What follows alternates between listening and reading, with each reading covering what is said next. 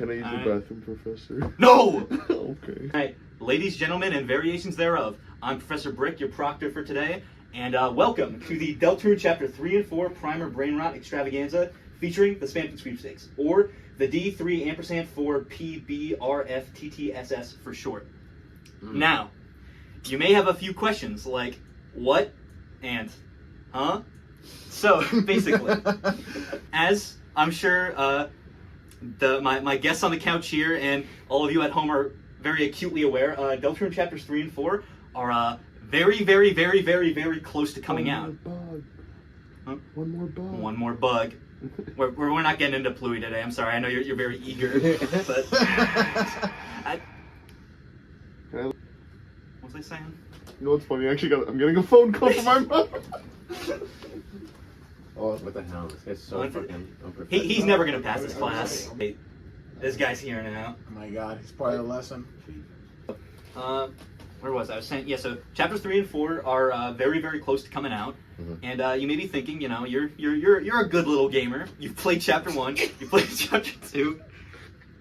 And so you're really excited when Deltarune inevitably comes out tomorrow to go right and play it after just playing chapter 1 and 2. That might not necessarily be the case because as you maybe are aware or you're not aware, a lot of stuff either from Toby Fox or the greater like Undertale Deltarune like sphere has come out since chapter 2's release. And I figure as someone with I consider proficient knowledge in all this stupid dumb garbage, I would come in here and do a little lecture telling you everything you missed from right when chapter 2 came out all the way until right the second, minus all the Pluie stuff. I don't have it in me. I can't do it. I'm only human. There are some prerequisites for this class, but as long as you have played Undertale, played Deltarune, and played Deltarune Chapter 2, you should be fine for everything that is going to be in here. It's mostly... I didn't play it, but I watched someone play it.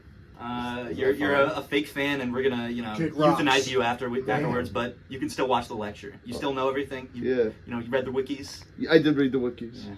This video is meant as a resource for people at any level of Deltarune knowledge, so feel free to skip around to the provided timestamps below if you wish to brush up on specific topics, or skip ones you're more comfortable with. Or just listen to it in the background and let all the Deltarune knowledge wash over you. Thank you, and enjoy the rest of the presentation. Alright, well, with all that rigmarole out of the way, you guys ready to start the presentation? Yeah. Alright, let's start with a question I'm sure is on every one of your minds, even on your mind. Oh, my mom says hi, by the way. Tell your mom I said hi. Alright. Alright! Yeah. So, let's do the question I'm sure is on all of your minds. Who is Gaster? Oh. I know this one. I'm not gonna explain Gaster. Exalpin?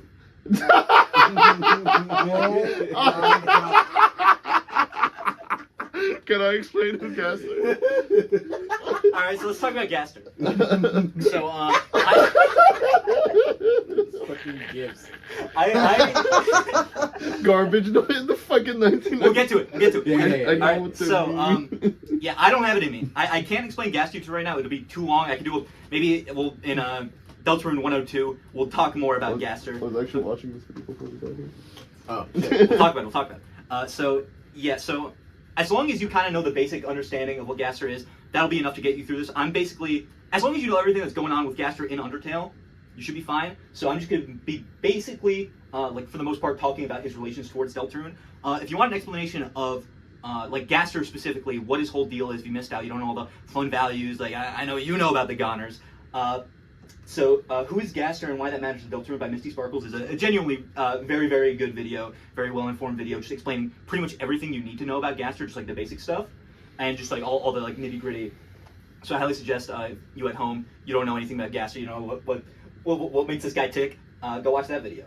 But just so for the basic information you need to know, just like very, very basic, just to get through the rest of the presentation, he is the previous royal scientist from Undertale, so before Alphys became the royal scientist, and fell into his own creation, which, some people assume is talking about the core, because we know in Undertale, Gaster's the one who made the core.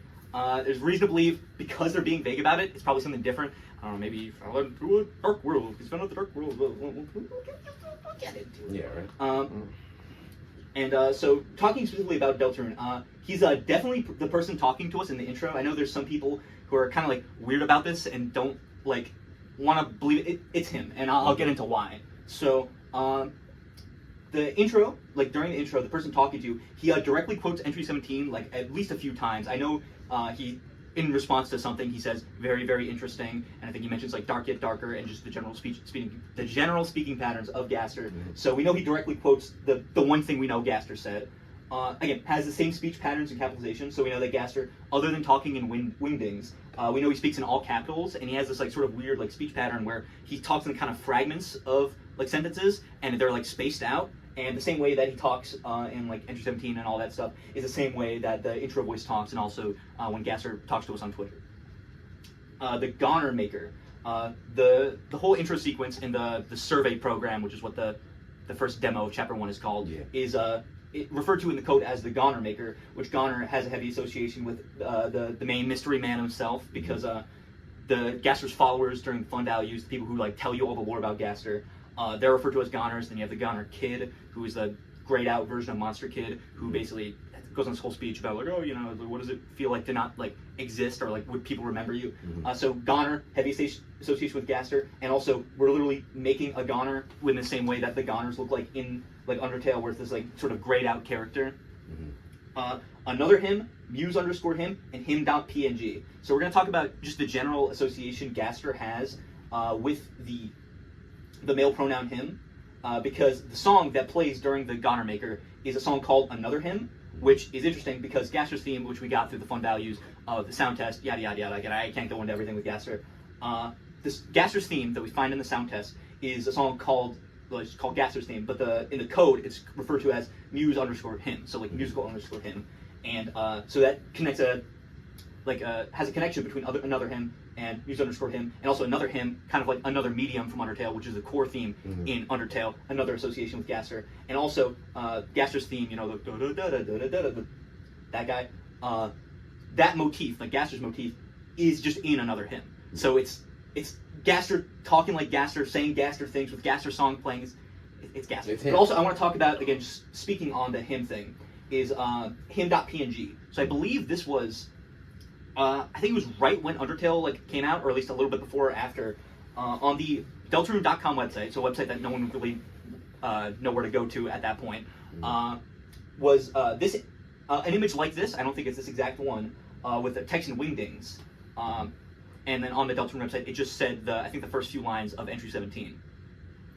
And and again, and wingdings and everything. So we know, oh, it's Gaster. And then I think a year later, I think in 2016, the website updates, and it's, I think, this image here, which is similar. And also, the images themselves are very like, they're like doled out. They're like very, very hard to see in Fate. But if you like update like the gamma or whatever, you can see them. And the additional text that gets added in like 2016 is the first few bits of the legend, like that Ralsei says, or or I know, I think it's the middle bit where he says, 3 heroes meet at like Angel's Heaven to like vanquish the darkness or whatever. So that's Gaster, and again, him, just another association with the PNG, but also Gaster just quoting a thing from Deltarune. And this is, again, before anyone even knew about Deltarune, and we only know that these websites exist because they were both like instances of it were saved on the Wayback Machine. So we have to assume it's either some random ne'er-do-well who just found it, or it's more likely the big man upstairs, Toby Fox. He's the one who saved him. So that's interesting. The last thing with Gaster in the intro is that his typeface value, which is basically the number assigned to the sort of text, it is typer value 666, which is Gaster's stats in Undertale. If you look through the stats, Gaster has stats, and it's all just the number 6 over and over again. And the version that we play of like the survey program is also version 0.6.6.6. So we know Gaster has association with 6, and all this intro stuff and all this like Chapter 1 survey program stuff has a number 6 associated with, therefore associating with Gaster. And last few bits of Deltarune important lore about Gaster. He's likely the one who drove Jevil and Spamton mad. We know that when you talk to Sham, after you defeat Jevil, Sham and Jevil had some sort of relationship, they were friends or whatever. And when you tell him about Jevil, Sham talks about like, oh yeah, he went crazy, and he said a bunch of things that didn't make sense but did not make sense. And then he said that after hearing all this, his view of the world got darker yet darker, which again, quoting entry 17, meaning that it's seeming like there's some sort of Gaster involvement, but more concrete evidence of these secret bosses being influenced or being driven crazy by Gaster is with Spamton over here, because Spamton, his whole deal was that someone was calling him on the phone, giving him advice, which made him a big shot, this, that, or the other thing, and then eventually they stopped talking to him, and he got disgraced. His life went to hell or whatever. And when one of the Addisons goes to check on Spamton's apartment before he gets kicked out, they walk in and see there's just a phone receiver that's still on, and Spamton isn't there anymore. And when they pick up the phone and they listen to it, it says that it's nothing but garbage noise. Which, if you're a keen little gamer, you're gonna remember that when you use your phone in a dark world, it plays a noise, which is the noise that plays during entry 17. So that's another association with Gaster. It plays a bunch of garbage noise, and then the text box appears. It was nothing but garbage noise. So we know that Spamton was hearing the Gaster noise, and the Gaster noise is the entry 17 noise. Spamton, Gaster, crazy, like what happened with Gel. And we know he has something to do with the bunker. Now, the bunker at the bottom of town. If you go up to it, it plays this weird droning noise, which if you speed up by 606%, again, another association, and then so with the bunker, again, it being sped up by the number associated with Gaster, it turns into muse_him, which is Gaster's theme. Oh, no, actually, it speeds up to the garbage noise that plays during entry 17, which also plays during the phone. So we know that Gaster has something to do with the bunker. Maybe he's in the bunker. Who knows? But that's everything about Gaster that we're talking about for right now. Is there any questions? His name's Wingding Gaster. Wing Gaster, the royal scientist? No, Wingding Gaster. No. Cookies. Like WD. I guess, yeah, I never... See, again, this is the kind of information, his name is... if I have to explain to you who W.D. Gaster is, why his full name is W.D. Gaster, then I gotta get into everything else. Do you want to talk about how the Muppet laugh is a sped-up Gaster thing? No, that's your job. We're moving on to the next slide. Anyways. Oh, wait.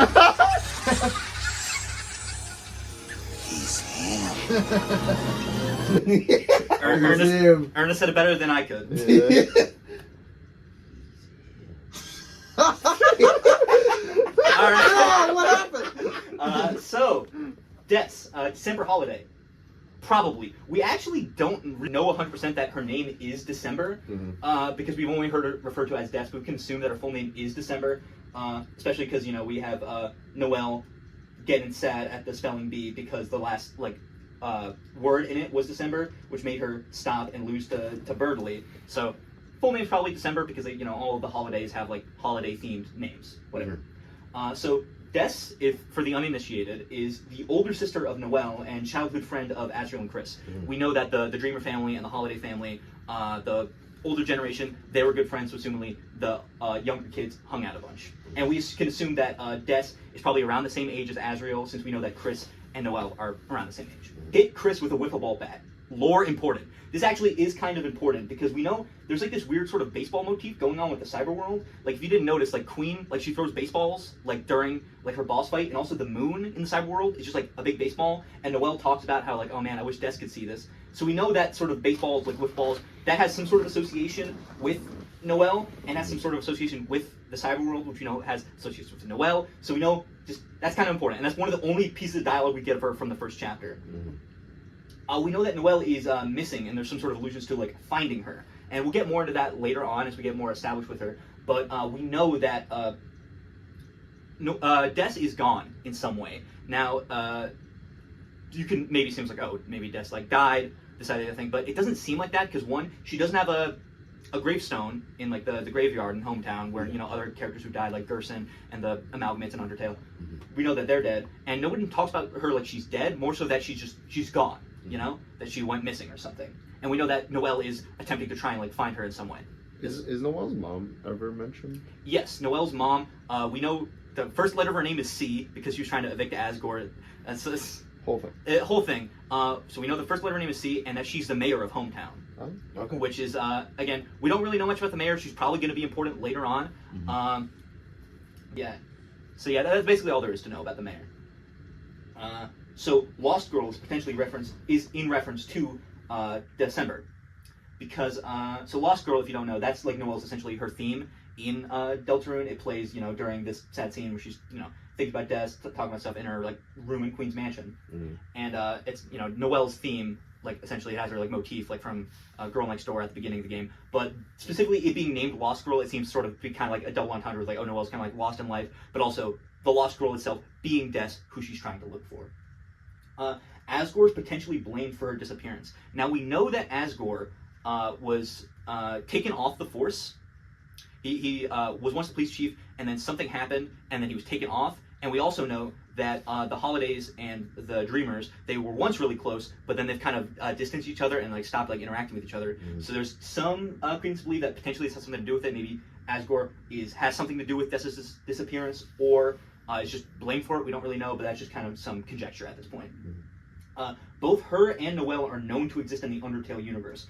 Referenced by Asgore in the unused Winter Alarm Clock dialogue, and by Sans in the Xbox Dog Shrine. No, I didn't have a stroke. Those are words, and if those don't mean anything to you, God bless you.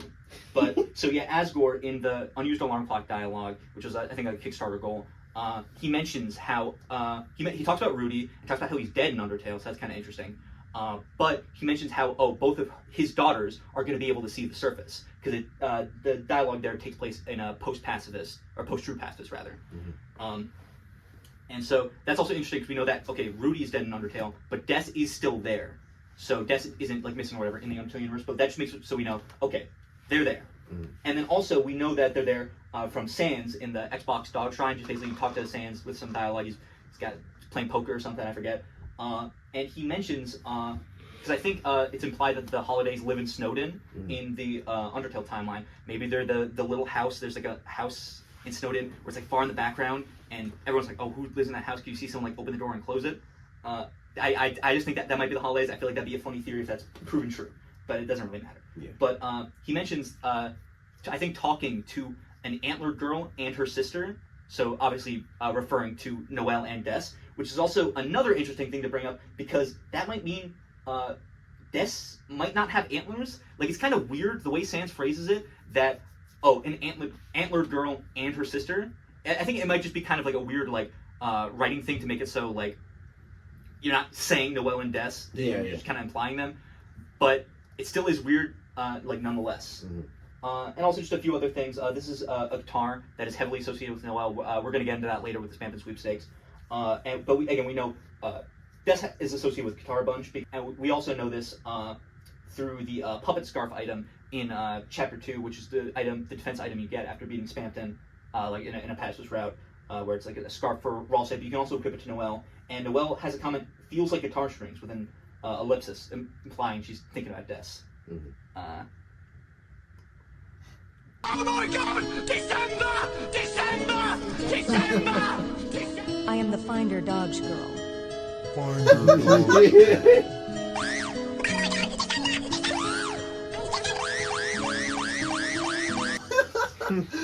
Interesting. I couldn't have said it better myself. Will that be on the exam? That will be on the exam. Okay.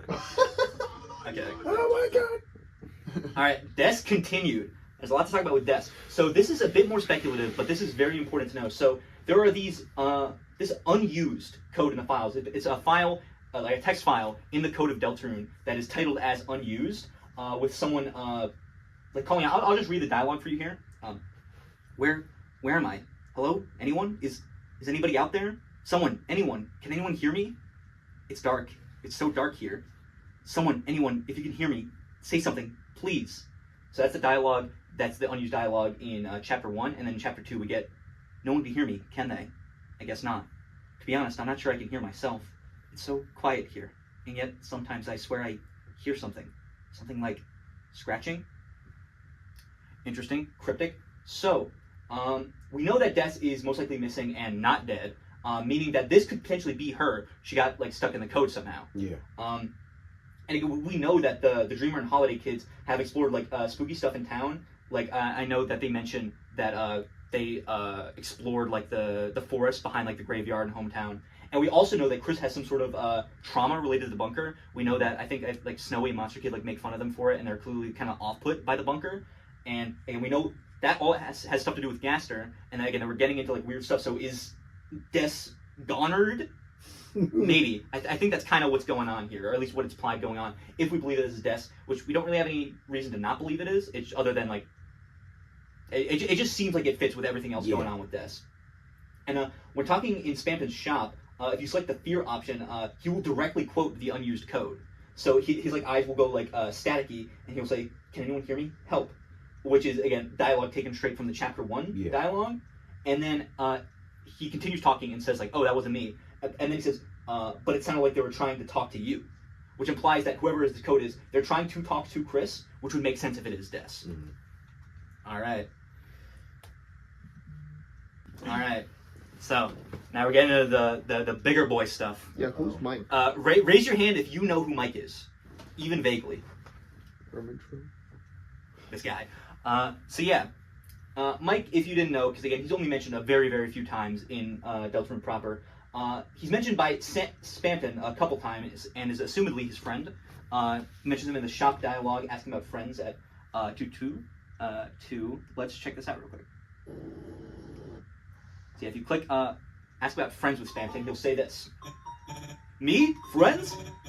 Kris, you and me are already friend request accepted.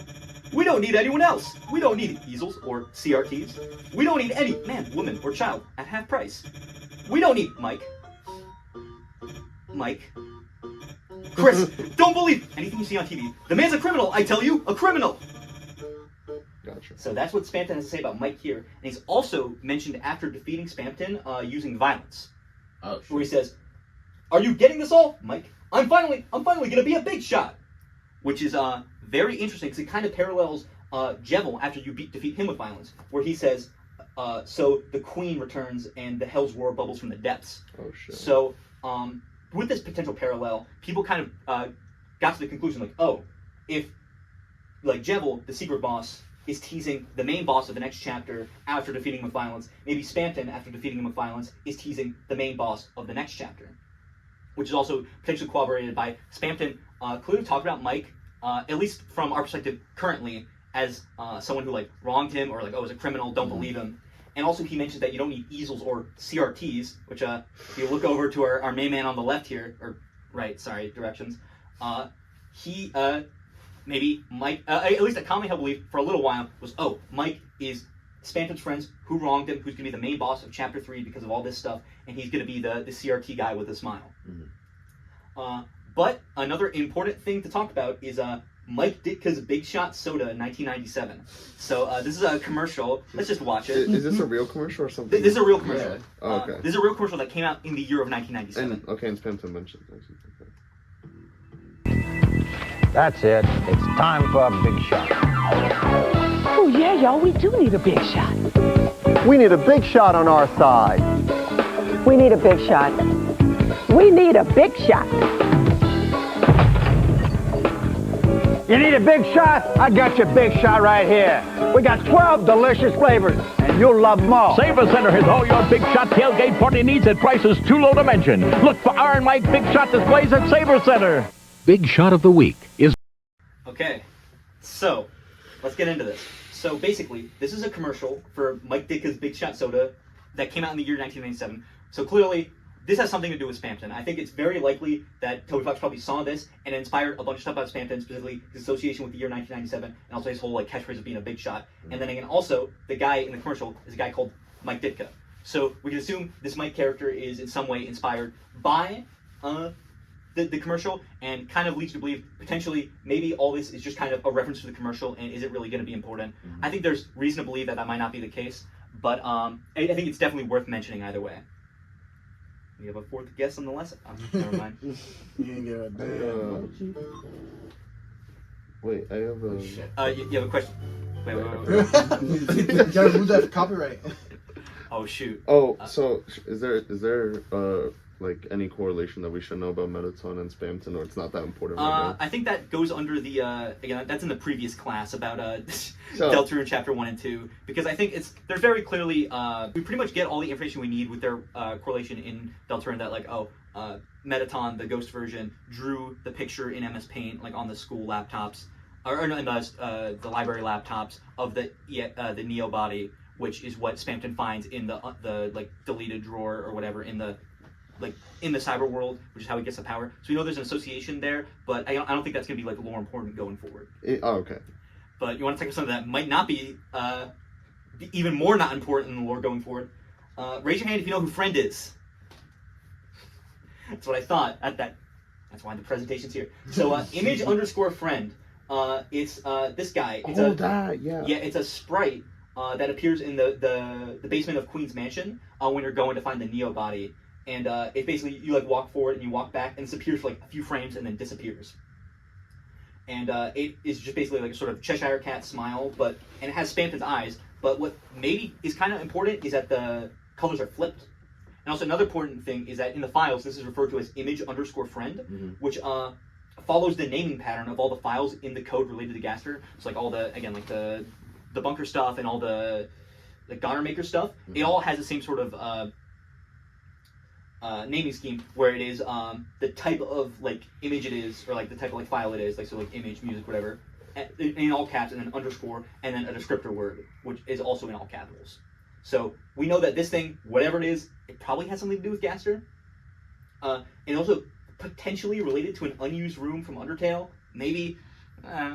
So basically, in an unused room in Undertale, you get this dialogue where you're in like in Waterfall, and you have the high grass, and someone in the high grass says, "Can you do something about your friend?" Yes, your friend, the one behind you with the creepy smile. So kind of again using the word friend and also talking about creepy smile, kind of like this. Could also probably mean nothing. Yeah. I think there's a chance that it's just a spooky jump scare because of Spamton stuff, just get you on edge or whatever. But I think there's enough here to be like, maybe this has something to do with it. And so let's talk about friend inside me. I'm realizing now, I meant at the very end of the presentation to have a whole slide about like Woody theory, explaining all that, and I didn't do that. I forgot to do it. So, you know, there's a video by Spooky Dude or whatever, who's the pioneer of Woody theory. Basically, it's just talking about how, like, oh, you know, there's this. Let it ride.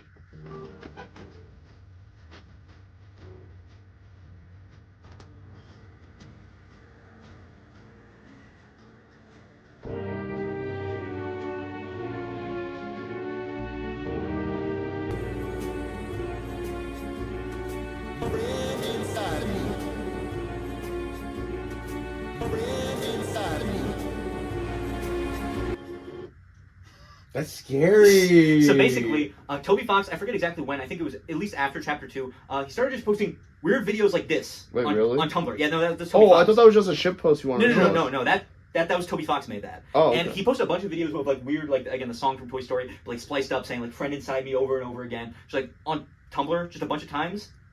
And people think that this has something to do with, oh, it's the friend inside me is going to be, it's like something to do with like, oh, the secret boss is going to be a cowboy show that got canceled, because we know that Toby says something about, oh, the cowboy segment in the Chapter 3 getting canceled, but that's actually in-universe cancellation of it, and that the Woody is going to be the secret boss, and there's going to be like a person inside him who's going to be like the guy pulling the string on him, who's going to be the friend inside him, who's going to look like this, and it's Woody theory. I love Woody theory. An awesome theory. I thought that was a shit post, dude. No, that's Toby Fox. Oh, okay. That's Toblerone Fox himself. Listen, that's why I'm here to see. Now, when someone says like, "Man, I wonder who made this funny friend inside me video," you'll know what to say to them. You'll impress them. I don't think it's probably gonna. They'll be like, "This guy's weird." Yeah, what the hell? You're like, what the hell is this? I'm taking this class because I need the credit, dude. I thought this was cool. I thought this was... Is it equivalent to like a drone standing ovation? I thought this was what the kids are doing. All right. So all that is basically just like information, just in Deltarune Chapter 1 and 2 like baseline, but stuff that I feel like the average person who's just casually playing it, and it's been 4 years, they're probably not gonna remember. Like I feel like, again, like Des and Mike, they only have like a few dialogue like about them each, so I feel like it's very easy to forget all the details about them, considering that they're probably going to be pretty important characters going forward. And I just think image underscore friend is funny, so I want to talk about that one. But this is the first like big update we got from Toby Fox after Chapter 2, which is the September 2022 status update. So let's check this out. Oh. Hey, Avery. So we're not going to go through like all these different like newsletters and stuff like that, going through like word for word, because that's just going to take too long. And a lot of the information is kind of like outdated, like development updates and stuff like that. He's just basically saying like, oh, it's been it's on the anniversary of Chapter 2, which is also 2 days after the Undertale anniversary, talking about like, oh, Chapter 2 came out, talking about development, saying like, oh yeah, they're still planning on getting Chapters 3, 4, and 5 to come out at the same time, which I obviously know that's not the case anymore. 3 and 4 are coming out on their own, and 5 is some nebulous time in the future. But in the update, afterwards, we get some previews of the next chapters, which, have any of you guys seen any of this stuff? No. So I think I saw them when they first came out, but it's been a while. So. Okay, so this is some of your first images you're going to see of the next few chapters. So more Light World. There's a song here. Let's just listen to it in the background while we talk. So after the dark night, the sun shines brightly. It's called Hometown Day. We have a little image of Susie and Kris in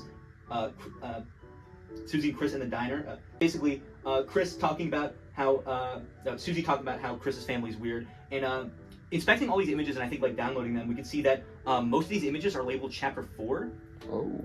And considering that the song is called Hometown Day, and we're exploring again after the dark night or whatever, and Susie's specifically talking about Chris's family, I kind of have the feeling that Chapter 3, it's not going to have any like Light World segment after it, like how all the other chapters had it. It's just going to be fully like a Dark World segment. And then Chapter 4 will probably start, and instead of starting with the Dark World and ending with a Light World segment, it's going to start with a Light World segment from the previous day and then end with a Dark World.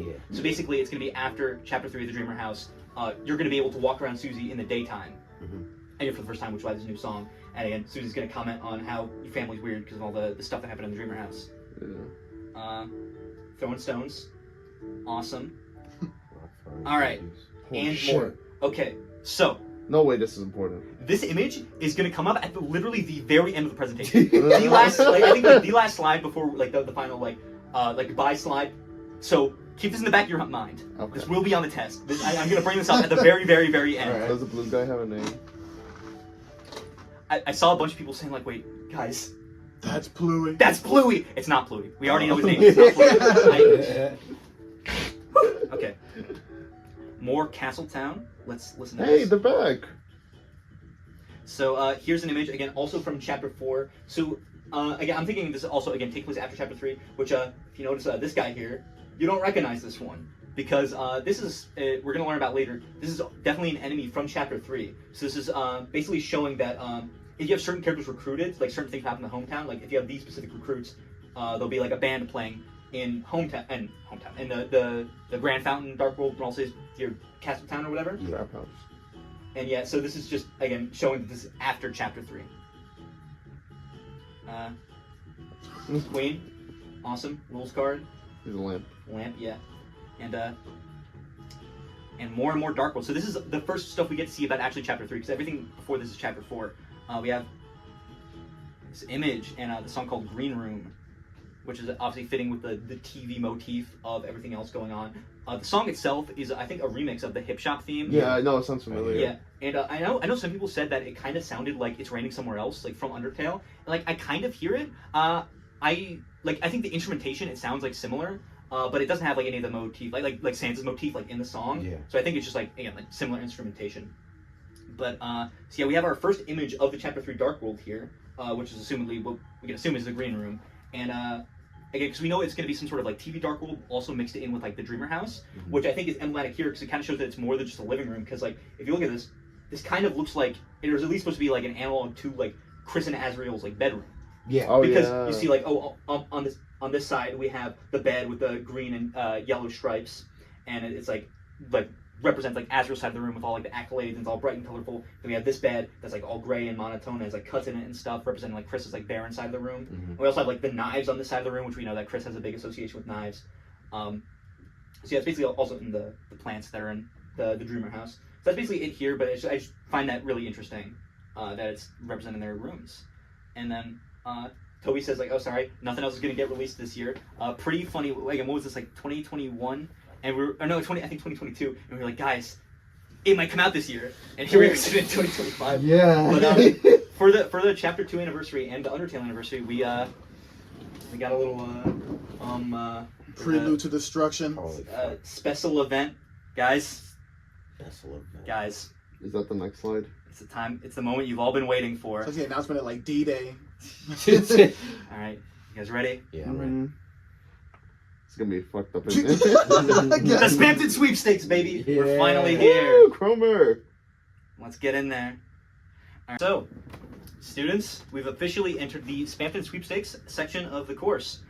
So basically, for the I forget what year anniversary, but for the anniversary of Deltarune Chapter 2, 1 year, and Undertale for however many years, Toby Fox and the powers that be hosted this ARG charity auction bonanza called the Spamton Sweepstakes.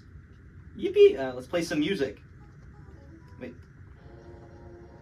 All right. So basically, there's this whole website, and there's a bunch of different things on it. It's things that, again, you were able to put in money and potentially be put in the rotation to be able to win some of the prizes. And it's a bunch of interesting. We're going to read through all of this. So there's a whole lot to go over. But something that we're going to find out is that there's a bunch of secrets hidden all over the website. So let's just start snooping around and see about Spamton. There's nothing here. Just some about Spamton. Again, we're not going to read through everything because it's just going to take too long. About the charity. There's some actual information. Real stuff. Official rules. A bunch of junk. Scroll. So I think the first thing we can start looking at is you are the lucky one however many customer billion here to claim our prize.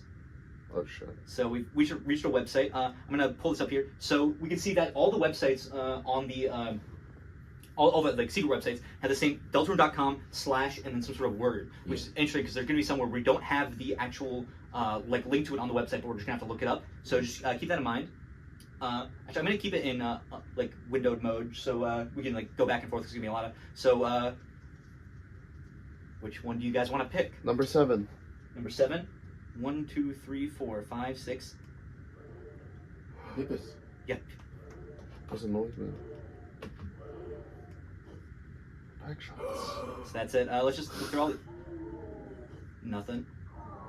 Hey, wait! He's right there! Wait, that's real. Wait, guys, we won. That's real. Yeah, we won. Okay. I love wrestling. Nope.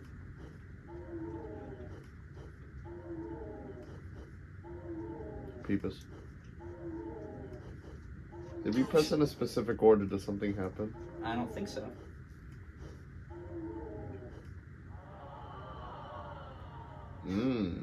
So this one's terrifying.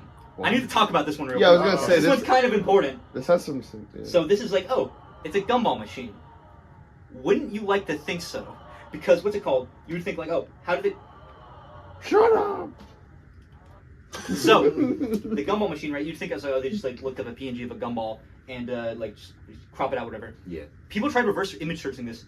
They couldn't find this. They couldn't find this image. So what people found out is that each like separate part is like a different cutout version of a like portion of a different gumball machine, and it's like stitched together, which leads people to ask, why? Why did they do that? Yeah. I have no idea, but it scares me because it has to be for some reason. They wouldn't have just done this for no reason, you know.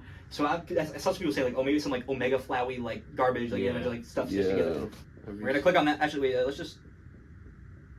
We're gonna talk about that later. Wait, Noelle holiday. Ooh, I don't know. Yippee! Yeah. Okay, I think so we're at 11. like around here. Oh, yeah. Huh? 1997. Okay, so this one, I think there's more going on here. It's like a picture of a bigger website. I think it's just a screenshot of a Wikipedia page. Yeah, it looks like you skipped 15. I wonder why I did that. Wait, isn't this like really significant? So okay, so we see like, share the code over it, and so you see how also I mentioned up here that it has the name thing, right? Yeah. The naming scheme. Yeah, also, sure. There's text here, you know, when it says like, oh, you want or whatever. So up here it says, but what if it could get darker than dark? Now, class, what does that sound like? Noise. I meant like the dialogue. Liar. Kind of noise. It sounds like Gaster. Oh, liar. See it? No, Gaster. So it's quoting Enter 17. Yeah. And see, it's darker, a chair. Darker. A chair getting darker than dark. That's so weird. So what? Oh my God! Jesus! So okay, that one's also important because again, scary Spamton eyes, right? The eyes were the same like colors as the friend. It's not in the. It was yellow here and pink here. Yeah. Flip it over. Yeah. So. So Spamton eye colors go this way, friend eyes go this way. Yeah. And the image that popped up, it was the friend eyes. Yeah. Wait, so the garbled thing, what does that mean? It's I mean, like the animation, not the noise it makes. again, it's just showing kind of like darkness enveloping something, and I think that's pretty much all we can glean from for now. I think people kind of think maybe this has something to do with Gaster, maybe that coat is like a lab coat or something like that. I know some people all say like, oh, what if that's like Azrael's like jacket? Because we know that, like, I think Noelle brings it up at some point. So far, there's really no way to tell. We just know that that's one of those things where it's like 15 years down the road when Deltarune Chapter like 85 comes out, we're gonna be freaking out that Spamton Spamton told us about it. Yeah. Okay, so can I see the prizes? we're gonna look at the prizes in a second, but we're gonna go down and see if there's anything else here. This site is a part of the Game Glitches and Secrets web ring. So this is one of the first like things I found other than like the top stuff. So it's like, oh, let's take a click here, see what's.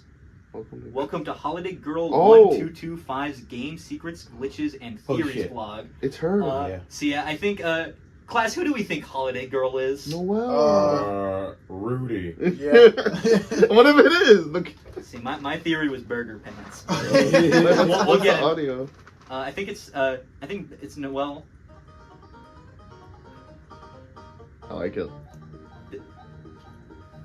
I think it says like Noelle is listening to this song, and it's a song called "Raise Up Your Bat," which again we know that has something to do with December. Yeah. But again, I think this is a song from Blood Crushes the band. So let's listen to see what Noelle has to say. Today, the official Dragon Blazers website was updated with a bunch of weird links. And I guess I'll just mention this real quick. The game Dragon Blazers, which is the game that Noelle plays in the game, it very clearly has some sort of allusions to being kind of like Deltarune, like a representation of it in the game. And so again, we see that in the game itself, but also again, like how like Noelle's like has like ice shock in that and all that stuff. Again, this is also just kind of representing like how the Undertale, the Deltarune website got updated with all the weird links, like how the Dragon Blazers did, like with the Spamton Sweepstakes. I searched around the official website for clues and found 26 pages so far. It doesn't seem to be an ARG, as there's no puzzles, and it doesn't lead to anything. Anyone else think the devs might have been eating a little too much fruitcake this year? XP. Yeah, and then Noelle has some comments down here. So I think we should get someone to voice a smart genius 555-642-1039. Okay. Do we have any guesses who that might be? Wait, that might be me. Alright. Another epic post, Holiday Girl 1225. Can I be mod? This blog definitely needs more posts and possibly better ones. Damn. Whoever's prank calling my phone needs to stop. Maybe you shouldn't put your phone number and your username. Wait, can we try calling Burnley? I think people tried it, didn't work. Oh. An excellent idea, my fellow mod. And I made an account just for being full admin to be more secure. It would be better than mod anyway. Please give me privileges. By the way, prankers, once I become admin, you will be hit not with the ban hammer, but the ban bird, a halberd for banning people. Savor your last moments now. How are they still calling me? Sorry, my computer bugged out, lol. Looks like the admin panel isn't working, lol. I can't give you privileges. Sorry you won't be able to mod or admin. It's nice having you comment though. As for phone calls, XD, your old posts are still up here with the phone number still. Are you saying I should delete my posts? I may worship you as a mod, but that's too far, even for me. As for your computer, worry not. I can fix it. I have my way with computers. Calculators want to kiss me. Laptops love me. With a flick of my wing, your computer will sing. That's hard. Sorry for the lack of posting. I accidentally deleted Minecraft and it took all day to figure out how to get it to work again. Fortunately, the prank caller helped me get it back and now we are playing together. If anyone else wants to play, I'm putting the details of our server below. Removed by mod. Okay, so I just want to mention a thing. Like, we don't know for sure, but I'm pretty confident that the prank caller for Burley is probably Kris. Yeah. Which is just really funny to think about, because we also know that I think Birdley and Kris have like played like Smash Bros or something like together. Yeah. So I think that's what's going on here, and I think that's funny. That's cute, XD. I think I need to lock the thread as it contains personal information. Thanks everyone for your interest. Now yeah, sports. Do we have a Jockington voice? I can do it. You want to be Jockington? Dragon Blade Round Sports? I never played it. OMG Sports! XD, hi, lol. You should play it. Can there be a soccer ball in the game? No, XD. Thanks. I learned a lot. I do not think I will use this website anymore. There's no ball or Yeah, there's no gun. ball. Oh There's my no God. ball or gun. There's no ball or gun. Yeah, Oh my God. That Azrael. That's Jockington. I don't know. The snake. The snake guy with the hat. Dude, it's been. Oh yeah, I remember. I think that's everything we can find here. Let's check out the icee thing real quick. Or I know. I see. I know icee. So, have you seen him? Recent sightings. This sighting comes from, again, courtesy of Noelle Holiday. The other night, I went down to eat leftover pizza, but when I went down, it was dark and I couldn't find the switch, and I saw icee on the box, and he winked at me, screamed. Only my sister believes me. An update on the sighting. Story update. My sister burned the box in the grass to kill it, and it smelled like charcoal pizza. She burned out Icee's eyes, and he looked evil. And as he said, it took it and said we should bury the box. And Kris dug a hole in the ground in the graveyard, and I was so scared a zombie would come out. And I tried to say, "Kris, I'm scared," and they turned around with the box over their face. And I screamed, and Des hated them and took it away and threw it away. And I think it's going to come kill me. For those who enjoyed these sightings, be sure to look at the ones from her sister. Click it. So also, I just want to. So this is clearly a time when Des is still around, which also means Noelle is really young, which is why Yeah. it's written like this. Smelled But let's like see. charcoal. Let's see her Charcoal. sister's blog. Oh, This page cannot be found. damn, bro. So yeah, this is a page called Deltarune December. Oh shit. So and it's a page that can't be found, which yeah, that's kind of messed up. Yeah. Yeah, Yeah. so she's like, there's no evidence of her, bro. Yeah. He's like Goddard. Goddard, yeah. But so if you read the page, it says, page you're looking for might have been removed, had its name changed, or is temporarily unavailable, which is a bit of a hint for something where people were like, wait, so Deltarune.com/December, and I think people were missing a few of the pages, we didn't see them, so we're like, what if Right back. you type I knew it. Deltarune.com/des. At the top it says it's a red guitar. It's probably be more of a reveal if I didn't show you guys it earlier, but if you look at so if you don't recognize it, this is the Lost Girl theme, but it's played on an acoustic guitar, and I think again the music file here is a file called findher.ogg. So again, like I said, like way back when, the whole thing with like find her and stuff, that's a phrase like associated with Des, and this is where we get the full like kind of coming full circle with theme and Lost Girl, all that stuff with December and her association with guitar. I think that's pretty much everything to see here, but yeah, sad, ain't it? That's so sad. All right, now let's have fun. Let's look at all the prizes. So, fan gamer gift cards. Woo! Do we want to read all these? I think that they are pretty fun. If we just want to go through them real quick. Yeah.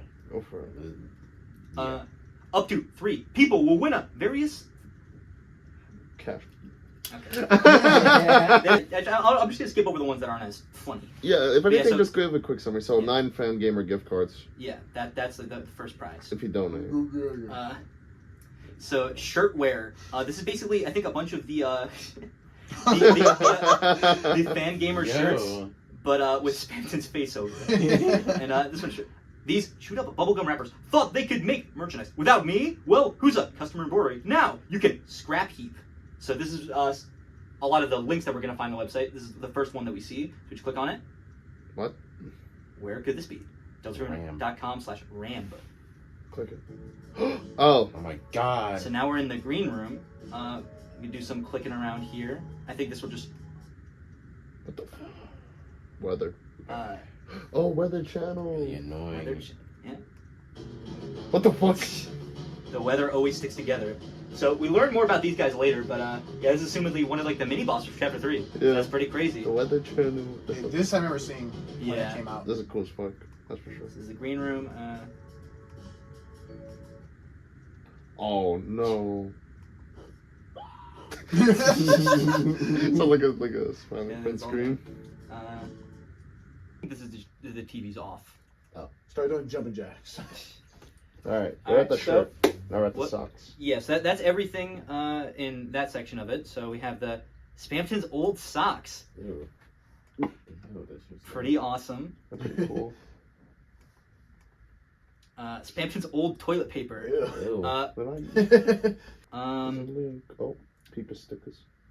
Bluebubble.rodeo. Oh shit. You guys want to check this one out? Yeah. Addendum. Okay. We missed something. We were about to finish the Spamton Sweepstakes stuff, but we remembered. We put in bluebubble.rodeo and we messed it up Oh, shit. because we put What does addendum mean? In addition. yeah. Oh, okay. Good gold star. You should've just said you're that. you're student of the month. You should have just said that. Boy, you're in college, bro. You should have known this already. Why are you ugly, man? Hey, I didn't know. that's it. Do 10 jumping jacks right now. I'm not doing 10 that. jumping. Bluebubble.rodeo. Bluebubble.rodeo. Excellent, excellent observation. So we put in deltarune.com/blue bluebubble.rodeo, but we were really supposed to put so bluebubble.rodeo. Get ready for 2 They're minutes. cowboy. Here come the... Oh my god. Oh my god. Oh my god, he's whipping them. Oh my god. Do you have to keep doing this for something? Nope. It's just yeah. We assumedly they're gonna wear cowboy outfits at some point. What's the Well, it says top I think say? get ready for two minutes of mildly entertaining shootout action. Nice. And again, potentially this could have been removed from Chapter 3. Who knows? I hope not, because I think the cowboy outfits are really fun. Yeah. Yeah. And again, like with the mafia suits, I saw a lot of really cool fan art of this stuff. So I hope it stays in some form. Filmmakers. Dude, I just did. Drake is such a fucking loser. He rented out a whole club just to gamble. But Dude, he's all by himself. Did you hear that they found fish in the ocean? Wait. Oh, interesting stuff. Interesting stuff. Well, there's a link there. Yeah, and there's a link here. Holy Oh my shit. god. Holy Sighting shit. 1997. Setting 1990. Does he have a spoon? Yeah, if there's a jump scare, I'm gonna actually like freak out. Wait, click on it. Can't you click on it?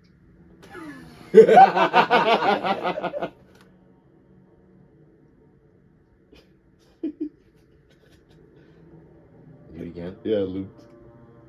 Oh, you can't click on it anymore. And then that's all for Spamton Sighting 1997. That was so That's awesome. fucking crazy. Oh. Oh my god, we're back. It's too scary, bro. Alright. Turn it off. There's a worm on the string. Worm from string. Ever think about settling down and having a little worm of your own? Don't worry, we have painful modified. A loving creature. That's sure to eating you out of house and home. It will invest in your house, your crops, your heart. Succumb to worm. Succumb to the worm.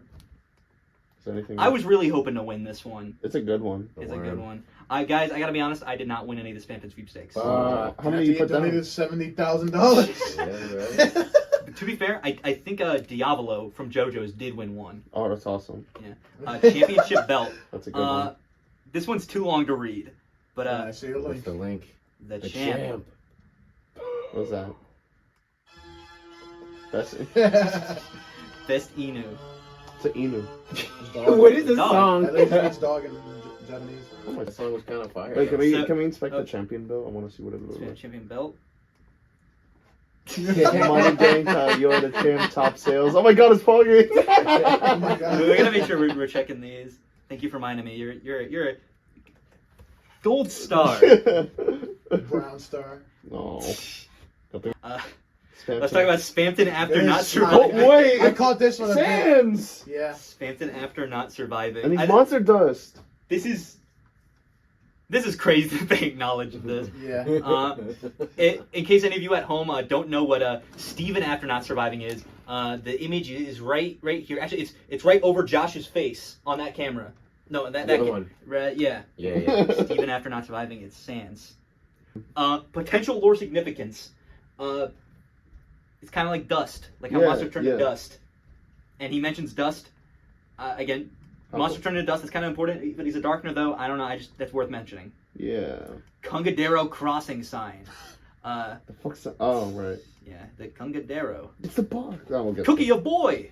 Three It's a, and up, 3 and below. Ages exactly 3. there. Wait, it does the same wait. thing. Cookie shaped like that. heals 1 HP. Will heal you in times of need. Face. There's one serving. Now there's a link. Nothing good Yeah. can come from this. Cute little guy. guy. It's gonna be awesome. There you go. Click on him. You want to click on him? One of us can click on him. Oh! Just got Lancered, man. Alright. Got Lancered. I figured. Furthentic cardboard box. That's Noelle's box, right? Yeah, it's Noelle's box, and I think he talks about how there's like hair in it, assumedly like Noelle's hair that's still stuck in the box. Yeah. Pretty grody, if I do say so myself. But frosted cereal box. Oh, we're back. Holy shit. Holy shit. Okay, so we're gonna leave this tab over here for later. Okay, so we'll go back to that later. Spamp key candle, Spamton scented candle. I will say, if you guys are curious to go back and like read this stuff, it is pretty funny, but also a lot of the funny dialogue will be said in the finale video, so we don't have to worry about it too much. Can we open it? My ass. It smells like his ass. Wait. Say that again. My asinus. Is there anything on the back? Tantalizing extracts. Ugh. Tantalizing. Banana. Banana. Potassium. Potassium. Can you read this one? Potassium. All right. Holy shit, man. You didn't read it good enough. Well, it's in bracketed text. It's like the lowercase. No. Costume. Ralph nurse costume for plush. Oh. Scringly. Oh. All right, yeah, but fluff cells. Wait, you wanna? Yeah, let's. Before we get traumatized. Yeah, little guy. Woohoo! Fluff cell. Oh, this was that. Oh, yeah. Shit. Holy shit! The gun. Dude, I'm gonna. Wait, that means it's a new battle theme. I think it's just a slowed down version of Rude Buster. Oh, that's so cool as fuck. So, guys, it's official. Deltarune has gun and ball in it now. Yo, finally, bruh. Time to go. Finally, bruh. Boys, it's your ass. Bro, that's when the Spamton Sweepstakes were coming out. There was just a lot of really awesome fan art of them in their like sort of like mafia boss outfits. It's really cool. I like brow sleeves. Brow sleeves is good. Your best heart locket. Spamton, so the best. So 1997. It's got Spamton in it. Classic. So I feel like this is just like kind of like looking at it. It's kind of like very similar to I've got it up here. I'm not gonna take it out of the box, but sort of the best friends locket, like the Chara and Azrael locket. That's canon. That's true. It's heart locket, and it's like your best whatever locket. So it's your best friend, Flowey Azrael. But I don't think that's too important. It's just sort of kind of like a reference. But your best. Oh, only friends with you. Music. Does that mean anything? Kind of. Well, why don't we read it? But not with this play in the background. Again, this is from Noelle's blog, and again, it's called Kris Dreamer Kris. So, it's funny. There was a time when they were coming over almost every day. We'd play, and then after a while, they would suddenly get very still, like they were remembering something. They'd go to the dining room to get a snack. Then after a few moments, I'd hear the piano. The first few times, I went in to watch them play, but when they realized I was looking, they'd always shut the piano and come back. So over time, I just started staying on the couch in the living room. I'd lie there, listening to them play, sometimes for hours, sometimes even until I fell asleep. Even then, what were they thinking about? Me? Maybe they weren't thinking about me at all.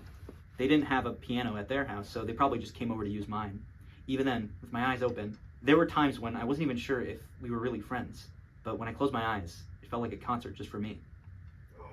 So it's just talking about some Noelle and Kris lore, and we know that Kris like knows how to play the piano, and that is a whole thing where you try and make them play the piano and they can't because you don't know how to play the piano, and they get real upset about that. Yeah. And there's potentially reason to believe that why they're getting so still and thinking about stuff is maybe they're thinking about deaths or whatever. But yeah, just kind of little interesting little characterization thing, and also again like this being about them and the whole like, your best friend thing. Oh, it's interesting, but yeah. Spamton, Mr. and Mrs. Anthruple Cutting Board. Mr.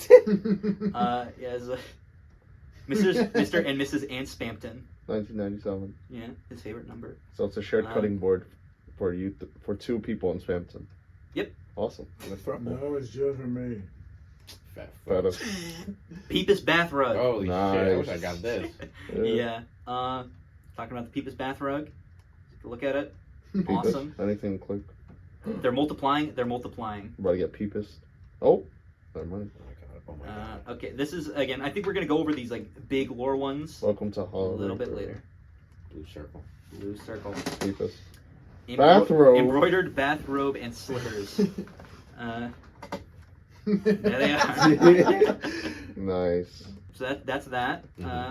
Next up we have the fungible token. But as opposed to the non-fungible ones. Just FT. well, what's the poster? The FaceTime. Oh, it's a poster of like the Deltarune poster with Spamton all over it. But interesting, Kris isn't a Spamton. Yeah. I wonder if that has any significance. I don't know. But pretty interesting. Holy shit! A class ring. Peepus Big Shot Fantasy Ship Ring. 1997. 3 Peepus. 3 Peepus. Damn, that's fucking nice. Yeah, so it's a. Holy shit, who made that? I don't know. It's a class ring. I made it. I'm not gonna lie. Oh my fucking god, nigga, you're a fraud. I was on to you since the beginning. I was trying to lure you out here with the presentation. Yeah. Right, so yeah, championship ring. A Engraved wristwatch. wristwatch. Wait! Ooh. Like the watch! Oh! Like If the you needed watch. more confirmation. Yeah, this is it's Noelle's watch. I'm gonna read this one because I think nothing says you're a big shot. Like a premium luxury 4 watch, antique from itch and powerful itch. Rest assured, our merchandise is 100% authentic, faithful recreation of stolen goods. Need proof? There lies the name of the angel with tattered wings. Holy shit. Which isn't. I just want to go over this. I haven't really had time to go over it, but you might be able to pick up like Noelle has a lot of associations with the angel of like the prophecy and also like the angel of like the hometown religion and stuff. We don't really know what the whole deal is with Noelle and the angel, but we know that there's some sort of association, and this is kind of playing more on that. But yes, there lies the name of the angel. Another. Yeah. So this one's called Newest Girl. So I wonder who that new girl in town could be. So that new girl I keep talking about, yeah. She really, really, really hates Kris. And you know what's weird? Literally only Kris seems oblivious to this. Or no, are they oblivious? They're literally getting bullied. Do they just not care? Then again, who knows what Kris is thinking? I just don't get why they don't tell their mom. Or better, switch seats with me. Like, I keep saying, well, I guess they just don't want to be at the front of the class, but she doesn't ever bully me, even when there'd be a huge opportunity to. So, come on, switch seats. Everyone would be safer that way. Like, you're not going to believe what happened today, lol. After the bell rang, as usual, everyone rushed to see who could get out of the class first. I stayed behind a bit to help Alfie's put away some books and looked for some mysteriously missing supplies. Meanwhile, Kris was still asleep, face down on a totally blank notebook page. And for some reason, Susie hadn't left either. She was just sitting there, staring at Kris's head. Sniffing it? I wonder if she'd like scented candles. Eventually, I started to leave too. I even almost said bye this time. But I was a bit worried about Kris, so I stayed outside of the classroom to, watch? I had to stay totally out of sight. Holiday family ninja style. Since Susie didn't seem like she was going to do anything until she made sure I was gone. After a while, Susie got up, knocking her chair over. She jumped into Mrs. Alfie's seat, and put her shoes up on the desk, getting dirt everywhere. I just know I'm gonna have to clean that up.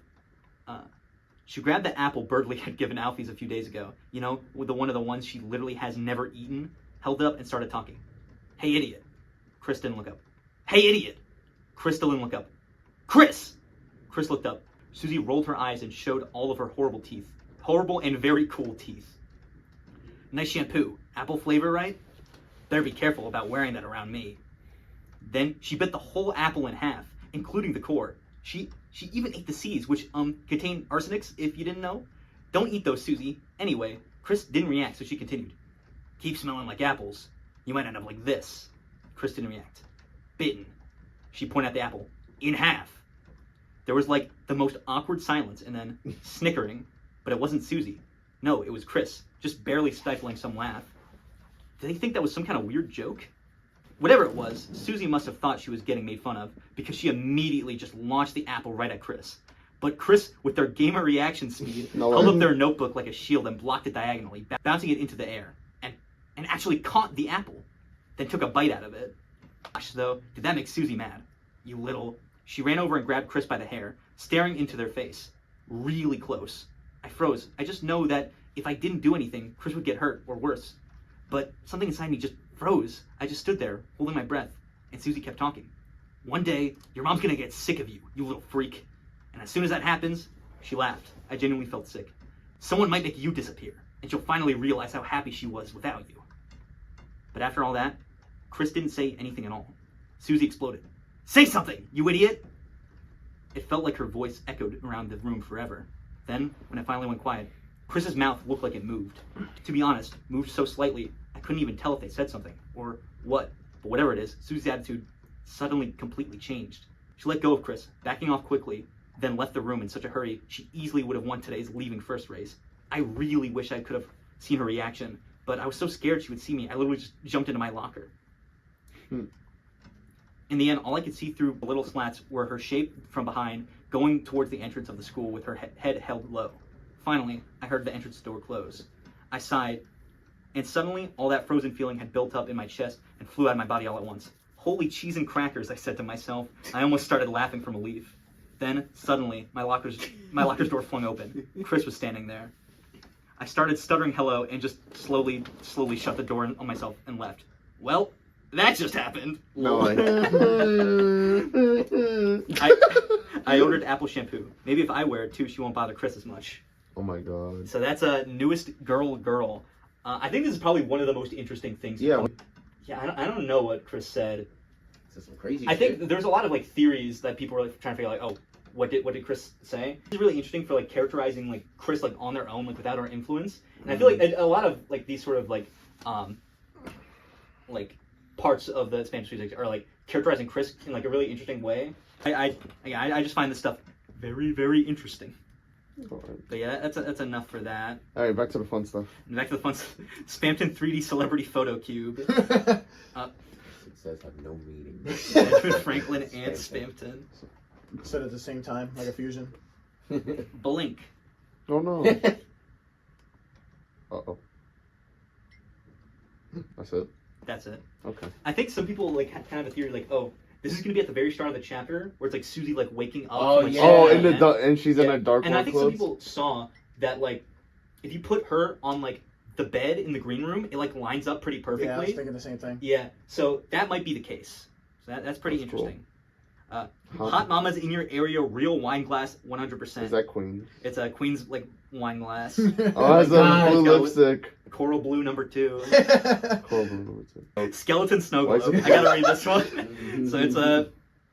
What better way to profess your love to Spamton than a limited edition musical snow globe with everybody's favorite famous skeleton? And yes, the song is, of course, just that top 100 hit by the classics you've become to expect. That's why we can't legally show the image right now. That's why they're coming to kill me right now. They're coming to. What is it? So I think the joke is here is he's saying like, oh, it's the popular skeleton with popular song. Which Yeah, is like, right. oh, it's like Sans or whatever, right? Yeah. But I think people like, I don't know how. Okay, it's more blurry here. You can make out more of it on the screen here. People are able to find that this is a Nightmare Before Christmas snow globe that like plays. Oh the, shit! It does kind of look like that. Yeah. and it like plays like the song from A Nightmare Before Yeah, Christmas.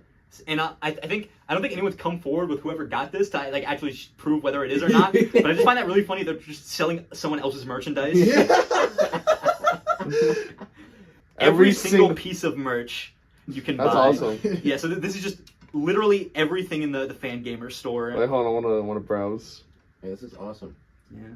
Oh, you can buy the glass regardless. Whoever got this was doing flips. Yeah. You can just buy. Well, too bad none of us got it. And Spamton engraved wedding ring. Holy shit! Yeah. Nice. That's Wait. another ring. Oh my god. U plus Spamton. I don't know why I thought it'd be the ring. Well, I mean, just kind of talking about heart-shaped object and scream it hurts, which considering The ring. Oh shit. he talks more about. Wait, he says Hoochie Mama. Oh yeah, commander of range, just slap at any Hoochie Mama and there will be yours. Ooh. You just need to change your name to Spamton. It's engraved. It hurts. Oh, the boob tube. So this site's called Damn You Tenna. Oh. That's a good question, Josh. Damn that boob tube. You're the one that should be having a refreshing nights and sleep in recycling bin. Everything is his fault. Pay. Everyone is going to pay 5 easy payments of $9.99 until they're all in the disposable area, begging for everyone except Mike. Oh shit! That's crazy. That one I remember seeing too. Yeah, so this one, it kind of recontextualizes some stuff where it seems like, okay, Spamton clearly has like sort of like positive feeling towards Mike. So assumedly, the CRT that Spamton says is a criminal that I told you guys all about, that's probably this new character called Tenna, who's probably the TV. Antenna, yeah. And so Mike is assumedly someone who was screwed over by Tenna. We'll probably meet in the next chapter. But yeah, this one was really interesting because again, it really shook up like just generally what people thought, because people were pretty confident that, oh, Mike, he's the TV, he's the smiley TV, he's gonna be the one who's the main boss. But now this again kind of recontextualizes everything. So Mike is now just basically this unknown entity, even more now, because yeah, we just know that Spamton wants everyone to pay except for Mike. that's crazy. Yeah. If this was a QR code, they would have had it cracked in like 2 seconds, bro. What are you doing here? You shouldn't be here. You shouldn't be here.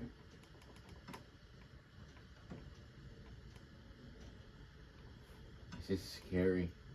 Oh, Holy shit. Peepers. The name. Oh, no, it's the same. Well, the actual link at the top says, "Aren't you forgetting?" Yeah. Whoa.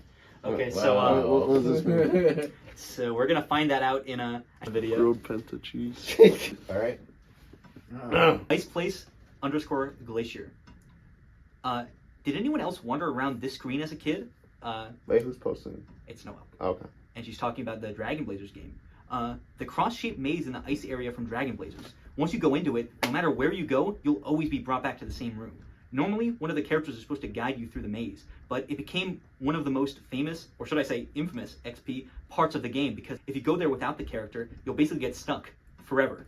The developers actually say something about this in the manual. It's warned you this glitch is actually one of the bad guys' evil magic spells. Yeah, XD. Sorry guys, I think you were just eating a little bit too much fruitcake while making this part of the game. Fucking cornball. As a kid, I had no idea that this was a glitch, XD. I literally spent hours on the screen wandering around there, thinking there was an exit. The thing is, there actually is one. Somehow, Kid Me was so stubborn, I think I really went every possible direction. Somehow, and then the last direction you go is up. If you do that, you'll find a door that doesn't appear anywhere else in the game. This shocked me so much as a kid, I screamed and pulled my controller so hard it unplugged the console. Kid. I actually started crying. But I knew my mom would turn off the game if she heard me, so I held my breath and started hiccuping and gasping. I literally thought I was gonna choke on my tears.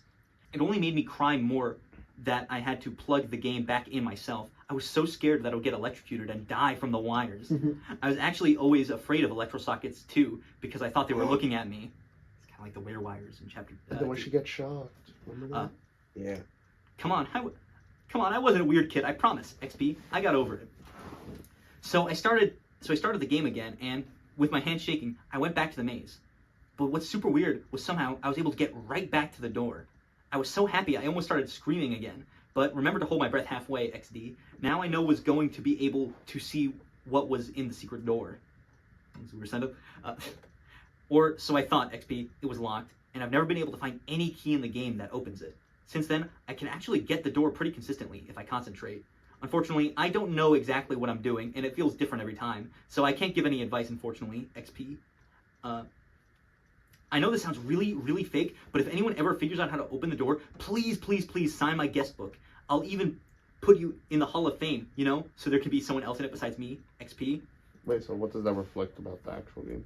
So, well, we know that the sort of like door that didn't appear anywhere that kind of like randomly appears in the game. It's very similar to Gaster, how like the fun values in the doors or whatever. But I think this is probably well, one, it's sort of kind of hinting towards the whole like Noelle has to do with like Snowgrave and stuff like that, because it's just kind of like again, a lot of this Spamton Sweepstakes is kind of like retroactively hinting towards Snowgrave, because it's kind of explaining Noelle's like sort of weird affinity for like attracting like weird like games and like glitches and stuff like that. So that's pretty interesting.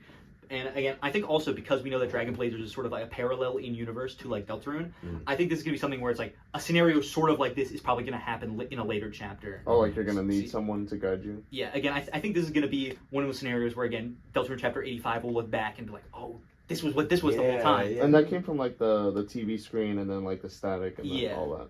And yeah, this just brings you back. So yeah, that's another big one.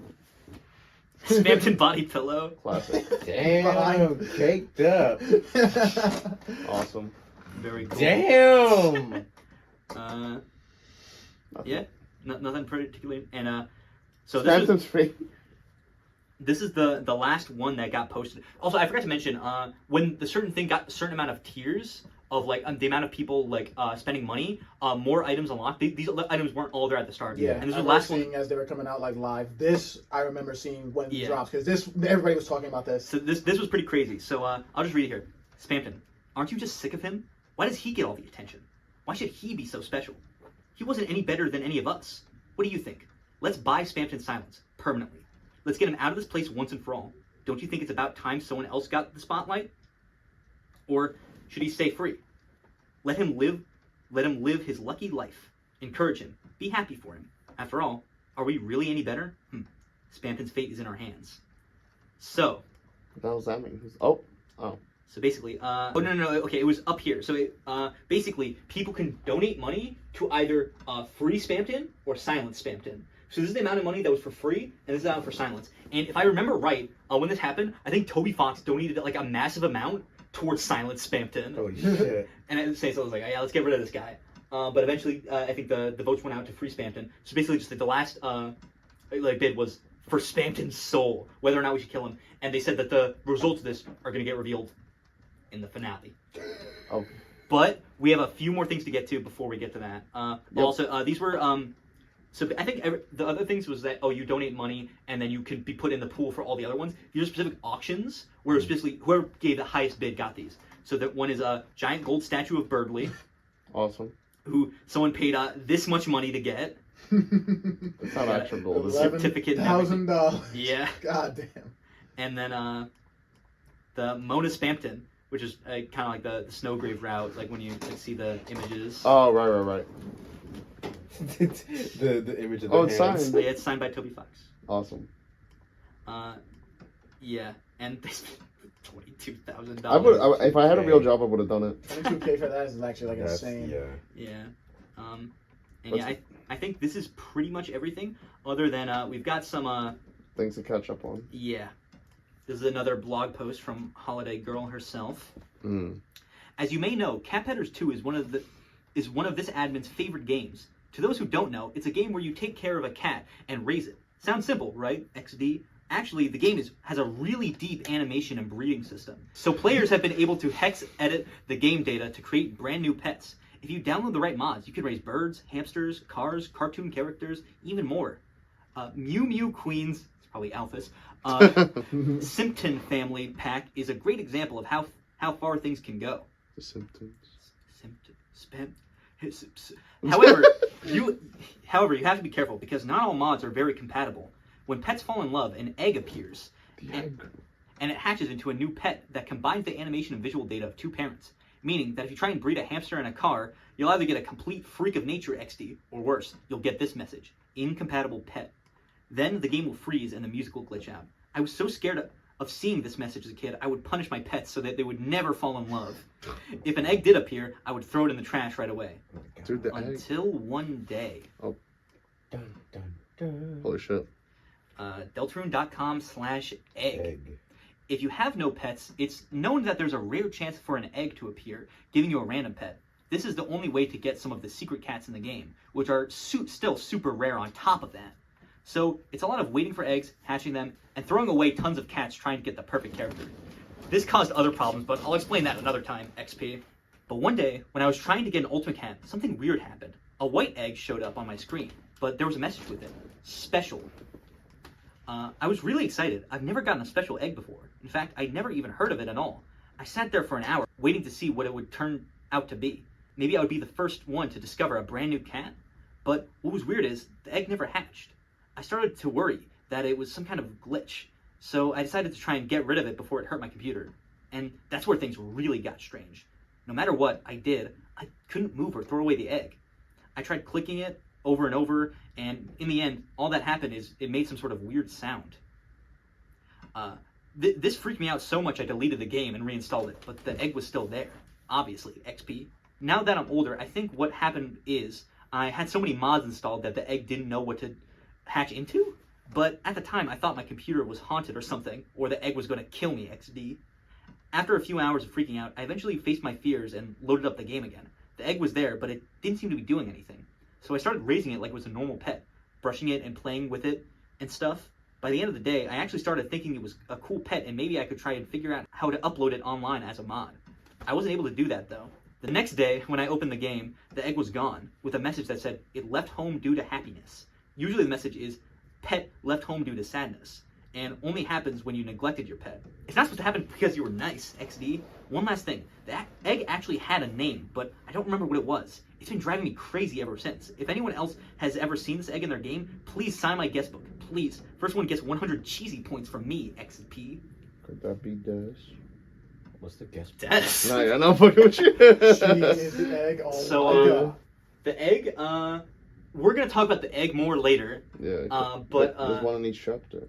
yeah, so this very clearly has some sort of association, probably with the eggs you get by going in like the rooms between and stuff like that.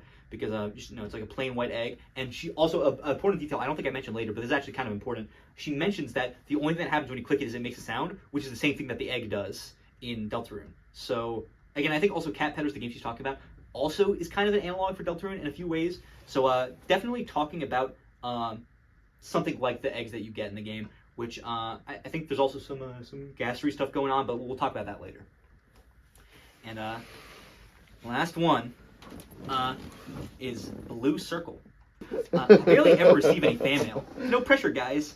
But just in case I ever get an email from anyone out there, I have this habit of always reading my spam mail, just in case it's someone real.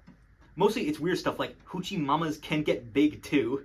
Promise I wasn't looking at any weird sites, guys. Okay, XD. So I just want to mention, so this is basically, so Spamton is a manifestation of spam emails in the, what's it called? The Dark World, right? So this is probably like Spamton essentially talking to Noelle before he kind of like existed as a Darkener yet. Mm-hmm. So this is like Spamton. And then also, I just want to mention, Noelle has a thing where she always reads her spam emails, and I think Spamton's going to bring this up later in something else that we're going to get into. But that's likely because she's always looking in case she can find anything about Des. Yeah. Which is why she's always checking her spam email, even if there's no real reason to. Right. But one day, one of the spams I got was nothing but random letters and numbers.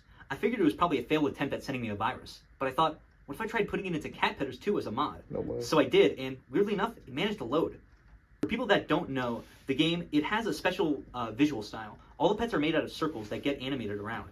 One circle will be the head, another the eyes, another the pupil, another the body, etc. But I guess this game didn't like the data very much because this pet was only a blue circle. Yeah, just one blue circle floating in the air. The animations didn't work, and it never moved, except for occasionally glitching out. All the stats were really bad, and all my pets really hated it, except for certain ones, lol. I couldn't explain why anyone liked it, but it was really funny to see who did, XD. What's weird is that the circles seem to be able to multiply. Normally you need 2 pets to fall in love to make a new pet, but after a while, even the circles by itself, a congratulations message would come up, and there would be 2 circles. I thought this was funny, but the circles started piling up. I tried to throw them into the trash, but they were multiplying too fast. My screen was nothing but congratulations messages when the game crashed. Needless to say, I had to wipe all my pets. Lesson learned about using files from weird emails. Until next time, dun dun dun, XD. Wait, what's internet? Oh. And it just brings you back to this page. So, yeah, it's Peepus. Especially since we can assume that Spamton sent the spam email, which had the Peepus, which is what the Peepus is in, Deltarune. But an interesting thing is that some people, on the last page with the white egg, some people think that the white egg was Spamton, and that Noelle made Spamton. Because I think specifically because Noelle mentions the Simpsons mod pack, which I kind of assumed was just a joke about the Simpsons, but it's because Simpton kind of sounds like Spamton.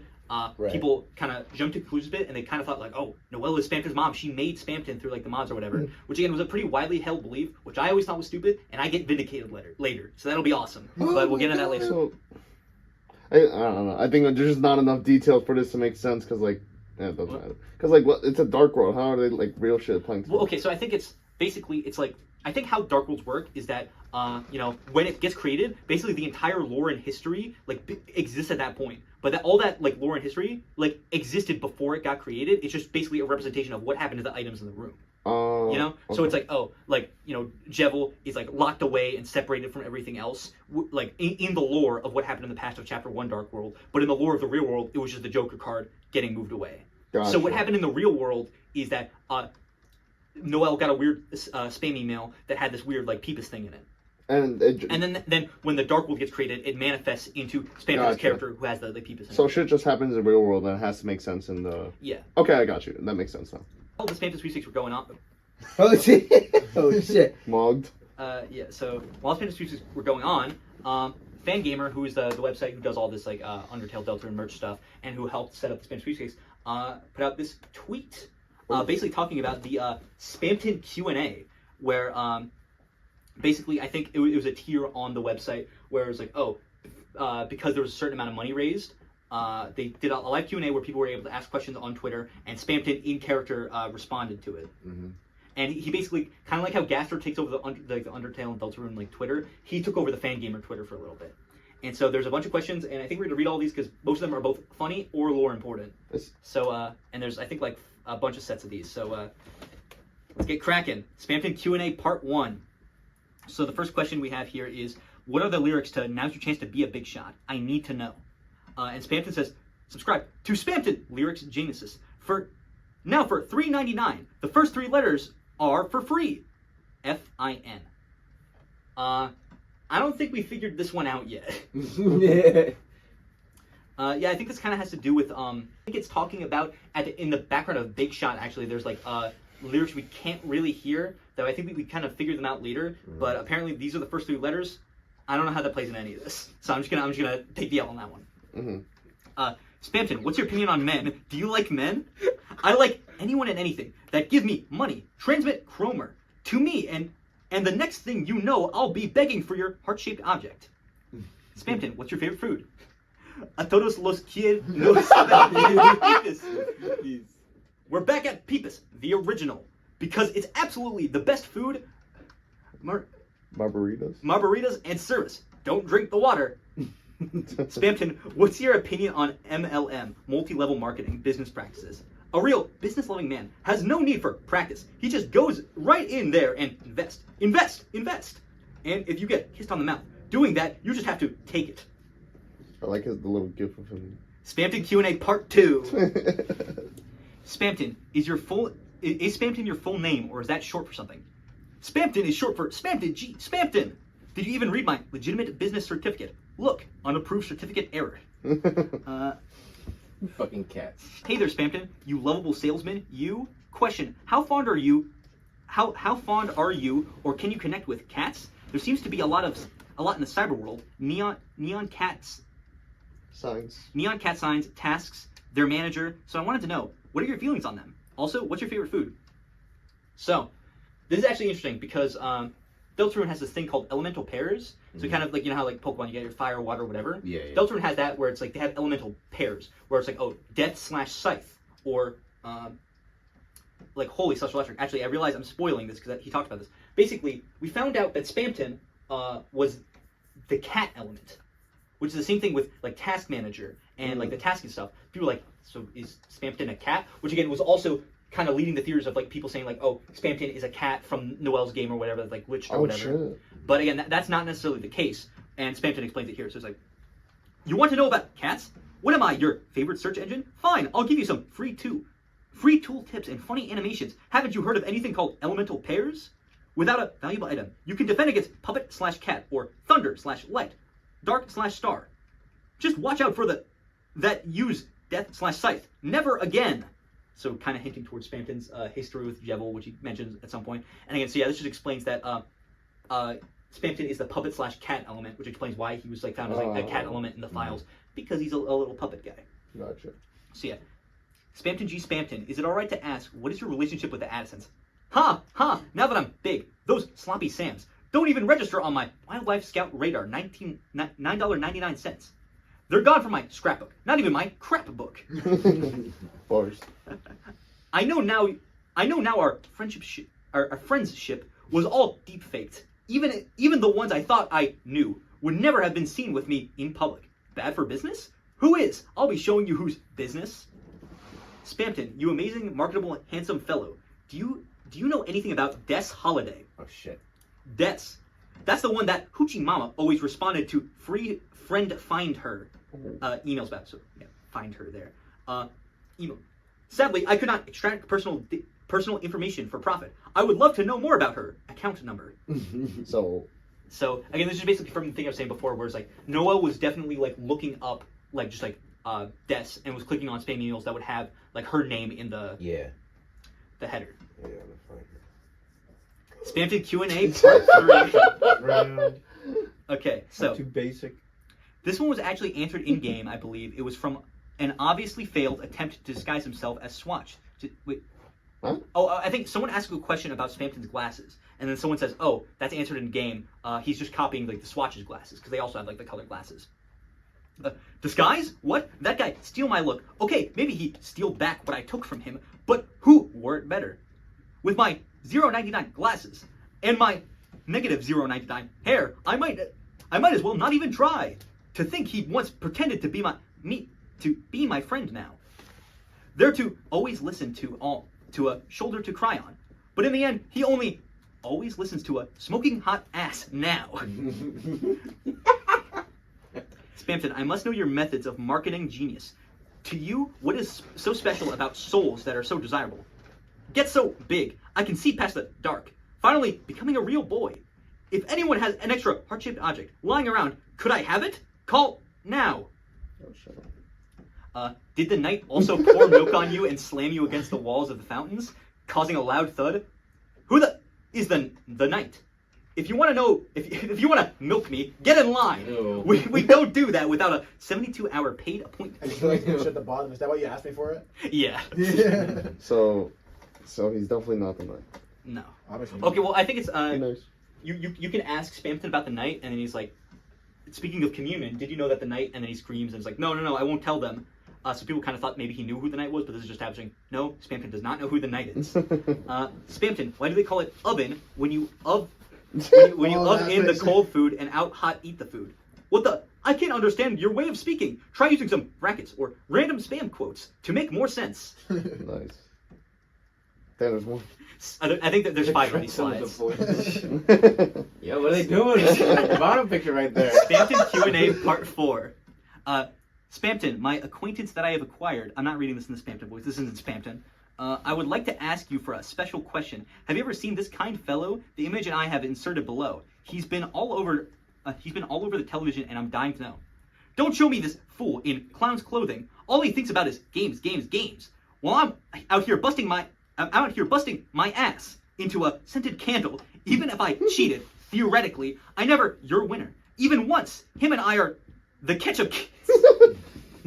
So basically this is assumedly Jebel and Spamton like played some sort of game, or I think most people think that they fought, and that Spamton cheated, and that they don't like each other, which we already knew for the game. But some people took the line that he cheated as in they're divorced. They're in love and they're divorced.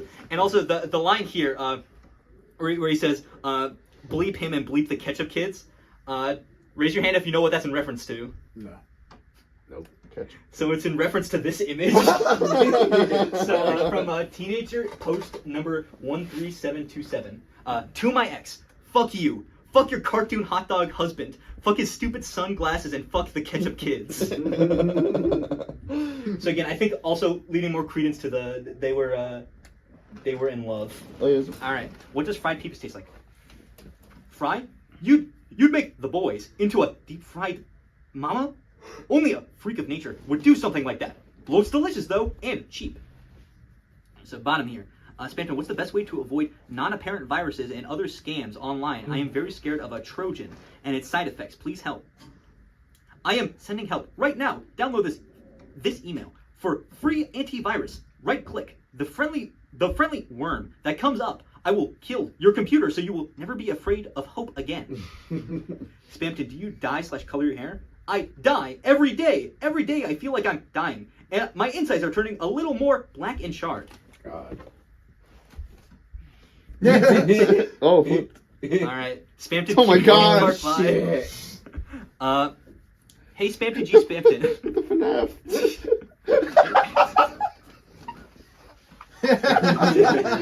That's so fucking funny. Hey Spamton G Spamton. Do you know that the marrying a Spamton becomes legal thing that Fangamer is doing? And if so, how do you feel about it? And if that goal is reached, are you going to get a lot of marriage requests? Yes! If the rumors are true, I will marry any fan. But warning, we will also be divorced and forced into brutal money payment. Now that's occasion to the one you love. I like the next one. This one? No, bottom left. Okay. Why do you look like that? Just another lasting effect of my health form, becoming a big shot. This could be you. Don't you want to look just like me? Give me your... Spamton, you absolute hottie. How do you have a nose delicious and long as yours? Hit the gym, kid. Spamton, are the rumors true that your wife took the kids and has forced you into a brutal alimony payment? What are your thoughts about being the national video game divorce mascot? Did I just hear money? Donate to me, to Spamton Sweepstakes now. And guys, that is everything. That's it. Except the for video. one last part. Is it a jump scare? Oh. The finale. Are you guys ready? I'm ready. Yeah.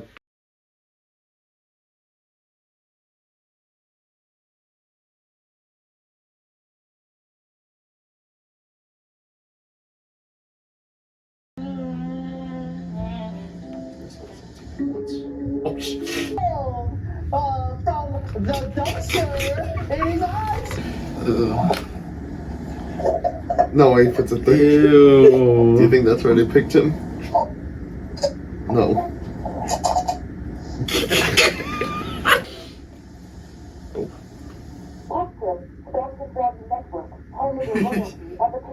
Fatal explosion. Do you guys know about this? No. There's like a Pokemon like Burger King toy where it was like two halves of a Pokeball, and like kids started like putting like them on their mouths and started suffocating on them. So they had to like recall them, and this is like a recreation of the image of the commercial. Oh shit. Yeah, Oh, the recall? yeah. Oh my god. Like, this shit is so fucking scary, bro. Yeah. Yeah. Like, there's no happiness to be found watching this video, bro. It's like just dread. No way.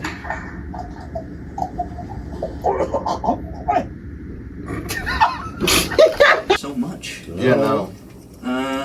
Because last time we had a little bit of a pregame, but we're just jumping into it. Yeah, I'm literally taking notes right now. Taking notes. I'm gonna like grade your notes afterwards with red pen.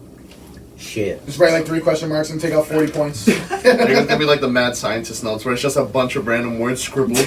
Just wing, dig. Who is the man that talks in hands like on a whole page? All right. Yeah. So, class, it's nice to see you all again. It's been a while since our last, session.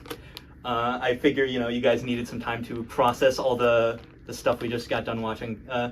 Guys want to talk about your experiences with the Spamton Value Network? What do you guys think? It was neat. So scary. That shit was scary. That was fucking... It didn't help that we also watched it in the dark, bro. Yeah. I felt like I was gonna turn around and he's gonna be coming out from that door behind me, bro. Like, I like John A. Spamton. It's Spamton A. Spamton. Oh, I'm sorry. I don't know where I got oh, John. he really did. Well, he really was on his phone the whole Your time. face. Dude, see, Because he says John Warlock. why don't you be more like this young man here taking notes? Exactly. I'm taking notes right Can I now. see your notes, Jacob? Or copy your notes? Yeah. Oh, okay. All right, so so it has been a little while since our last session of class. So we were currently in the Pluie era last time. Now we're in the rotten tea theory era. It's anyway. Yes. So Can we eat in class? no. Oh, okay. You absolutely cannot. You got enough to share with the fucking No, class? that's where we left off on. So now we're moving into a post Spamton G Spamton era. So that's good for us. So the first thing. Oh, fuck, not again. The first thing to come out after this was the Undertale / Deltarune Winter 2022 newsletter. So let's just jump right into this real quick. Oh, yeah. So basically, I think he explains it here, but basically, I think this was also kind of after the whole Elon forceful takeover of Twitter. So I think Toby Fox said, like, oh yeah, I'm going to be starting to do this newsletter thing, and you can sign up for it to hear like Undertale and Deltarune information, so it's like a better place to put it all. Yeah. And then also, probably for whenever Gaster starts tweeting at us when Deltarune's tomorrow, we'll probably get like a newsletter thing with the same information and stuff. So with these newsletters, I highly encourage you to do your own independent reading if you're interested, because we're not going to be able to read everything. But again, I think there's a website on the Undertale website which has all the information there for you if you want it. So if you want to go in more detail, so we're just going to go over just like the broad strokes, or if something is funny enough, we're going to read it, or important enough. Mm-hmm. So this was for winter of 2020, like 2, right? And yeah, you have there's a bunch of like little like sprites and art and stuff they do with these newsletters. Very fun. Greetings. It's like Chara Undertale. So basically, I think a lot of this newsletter there's not going to be a lot to talk about since it's a lot of. I think he says it here. It's like, oh yeah, this is actually an Olds letter because it's just updating a bunch of stuff, a bunch of stuff that we had already just gone over. It's like news roundup. Oh, also he mentions there's different tiers for. Depending on like how much information you want to know, and unfortunately it was too difficult to get like my own emails on here, so we're not going to get the personalized information. I remember at some point it says like your name and stuff in some of them, and it's very funny, and other stuff you put, but we're just using the basic ones, which is also all the basic ones that people when looking back on this are going to read. So which also means we're going to be excluded from stuff in the truck freak tier, which is the tier that I was in. So we're going to be missing out on some stuff, but you win some, you lose some. So yeah, news roundup. This is just the Deltarune status update. The stuff right before we went into the Spamton Sweepstakes. Okay. And I'm sure you guys remember the Spamton Sweepstakes, huh? No. Yeah. Can we rewatch it, the whole thing? Oh my god. All right, let's check it out. I think I'd rather do less. So yeah, so it mentions here that there was 2 prepared endings, depending on how people donated, and that he mentions that I believe he mentions it here. At some point next year, they'll show the alternate ending and discussing the creation of the entire Spamton Sweepstakes. It is currently 2025. We have still not seen the bad ending. Yeah. So They killed him in real life. I think they might have. The funny pages. So yeah, there's a little comic here. Yeah, we're not going to read all the comics, but the new character reveal. A new character arrived. Your guess is as good as mine. Undertale joins Famitsu. It's like a Japanese article. Again, he'll mention here, Sakurai, creator of Super Smash Brothers, wrote in this column, and then now Toby Fox was basically doing what he did. And there's some interesting stuff that are in the Japanese like Famitsu articles, but it is in Japanese. And I could look up translations, but I don't think there's anything that's super pertinent. So we're just going to be skipping over that stuff for now. Skies Forever Blue. So this is kind of important. So it's basically a song that Toby Fox made, which he collaborated with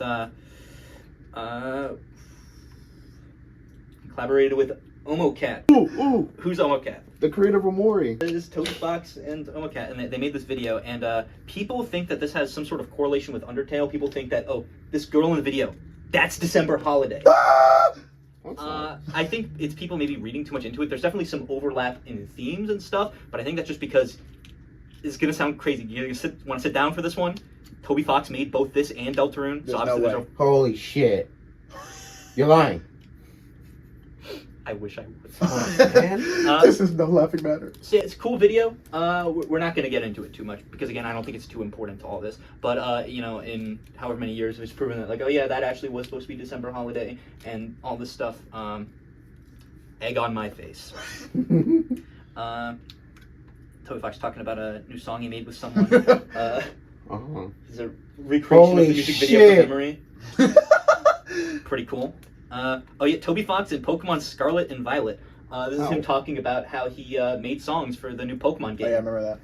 That's awesome. Yeah, no, he did. He made for the game before this game, he made one song for the Battle Frontier or whatever, and then in the subsequent games, Scarlet and Violet, he made a bunch of songs actually, and I think they're probably well regarded as by far the best stuff from the game, music wise. Wasn't Ed Sheeran in one of them as well? Yeah. Okay. Well, Ed Sheeran, I think he made a song. Yeah, I don't know if it was for the game. I know he did something Pokemon. No, I think it was in the game. Oh shit. So, which technically means Toby Fox and Ed Sheeran worked on the same project, which is pretty awesome. New fan gamer products. Did you see? There is a plus of Devil from Deltarune. The family can enjoy. I forgot to put Jevil back on the set here. Wait, he's around here somewhere. Right there. One show where he's you playing Undertale? Yeah, I couldn't beat Sans. Oh yeah. Undertale, huh? I love that game. It took me forever to beat Sans. So yeah, there's Dwebble. Of course, Nolan did the genocide route. He's a fucking cunt. His days of being Buck, it was overwhelming. And Cade 6. Okay, conclusion. That's all. Oh no! See you next for spring. More goose and gaffs and maybe an interview. Little Raw say. They killed him. They killed him, yeah. Okay, so that's it for winter. now to move on to. I remember seeing that when it dropped. Wait, that's Toby Fox. So this is sorry and sorry again. So again, I had to get screenshots of, I think, from like my own email because only for truck freaks. So basically, I'll just read it. Yeah. What tiers do you just like? How does that work? Basically, it was just asking like, oh, do you want like the basic tier? It's basically just like how much do you want to know in these like things. So it's like if you pick truck freak, it's just like literally everything. So some of them are only just like, oh, just the important like Deltarune stats up. Oh, okay. It's like how deep are you in the rabbit hole essentially? Pretty much. Okay, gotcha. So yeah, dear members in the truck freak tier, due to a glitch in our mailing system, it appears around 1,000 of you have been erroneously subscribed to the foam shower tier. Affected subscribers were sent a photo of Toby Fox wearing swim trunks covered in a large amount of foam. We apologize and are working on a solution now. So yeah, that's Toby Fox. Why is he covered in foam? Why isn't he? I don't know. Good point. Gold star. Gold star. Now, I don't remember exactly. I think I might have gotten this. I feel like I remember seeing it, but I might have not. But yeah, and then there's another email saying, Dear members in the truck freak tier, we apologize again. It seems that those in the foam shower tier continue to receive various images unintentionally. This is now being remedied, and I will never take a shower again. Also, someone make one of the pictures my picture on Wikipedia. Is it? let me check real quick. Why is it I thought this said ultimate custom night. I was like, where the fuck is he? I mean, it's ultra custom night, so it's almost there. Yeah. What a funny guy. Yeah. I got his foam. I'm foaming it. I'm foaming All right. it. Foaming it. So yeah, I think yeah, this was on April Fool's, I believe. So yeah, that's Toby Fox covered in foam. All right, Spring 2023 newsletter. Yeah, we got a bunch of these newsletters to go through. Deltarune related news. This is The Greatest Living Show. It's a song that Toby Fox made, and he worked with someone like animating the whole thing. Very cool looking thing. Not Deltarune. So I don't give up. Pretty cool stuff though. The word's supposed to finish. Okay, this is kind of crazy. So Kikiyama interview. Have any of class here? Have any of you heard of Yumi Nikki? I've only heard the name. I know literally next to nothing about it. So this is like a very this is like an ancient, like super popular, like niche indie game. Basically, you know how like every like person who makes like some sort of indie game, they're like, oh yeah, I was inspired by Earthbound. The number two, what they're gonna say, they're inspired by Yumi Nikki, which it's this weird like psychological, like you're going into like dreams and everything is like psychedelic and weird and stuff like that. Yeah. And notably is the creator is very, very reclusive. Like people basically know nothing about that's him. the only other thing I know about it. Yeah, as well. like they are very, very like anonymous. They don't talk to anybody, and we don't hear from them ever. And somehow Toby Fox got an interview with them, which again, this is the first time I think they've been heard from in years. Like a lot of people thought like they could be dead. We don't know that they're still alive. Again, I don't think there's anything too important in this. I think most of it is all like yes or no questions because obviously the person doesn't like talking too much. But yeah, that's just a pretty notable thing. That just another notch in Toby Fox's belt of just like crazy accomplishments he made. Yeah, like when he busted into Sakurai's house. That's true. What's a Denny's question? Well, I only asked him 9 yes or no questions and 1 Denny's question. Oh, I think he asked a question about Denny's. Oh, okay. Do you wanna, but yeah, there's a Denny's related question, but we need to stay on track here. Okay, so Undertale Deltarune news. Now, again, obviously this is what we're mainly looking for, but again, a lot of this information is outdated, so I'm just going to tell you the basic, like, oh, what was going on at this time. So basically, at this point, they were mainly focusing on Chapter 3, like, working on it, and in the translation process for it.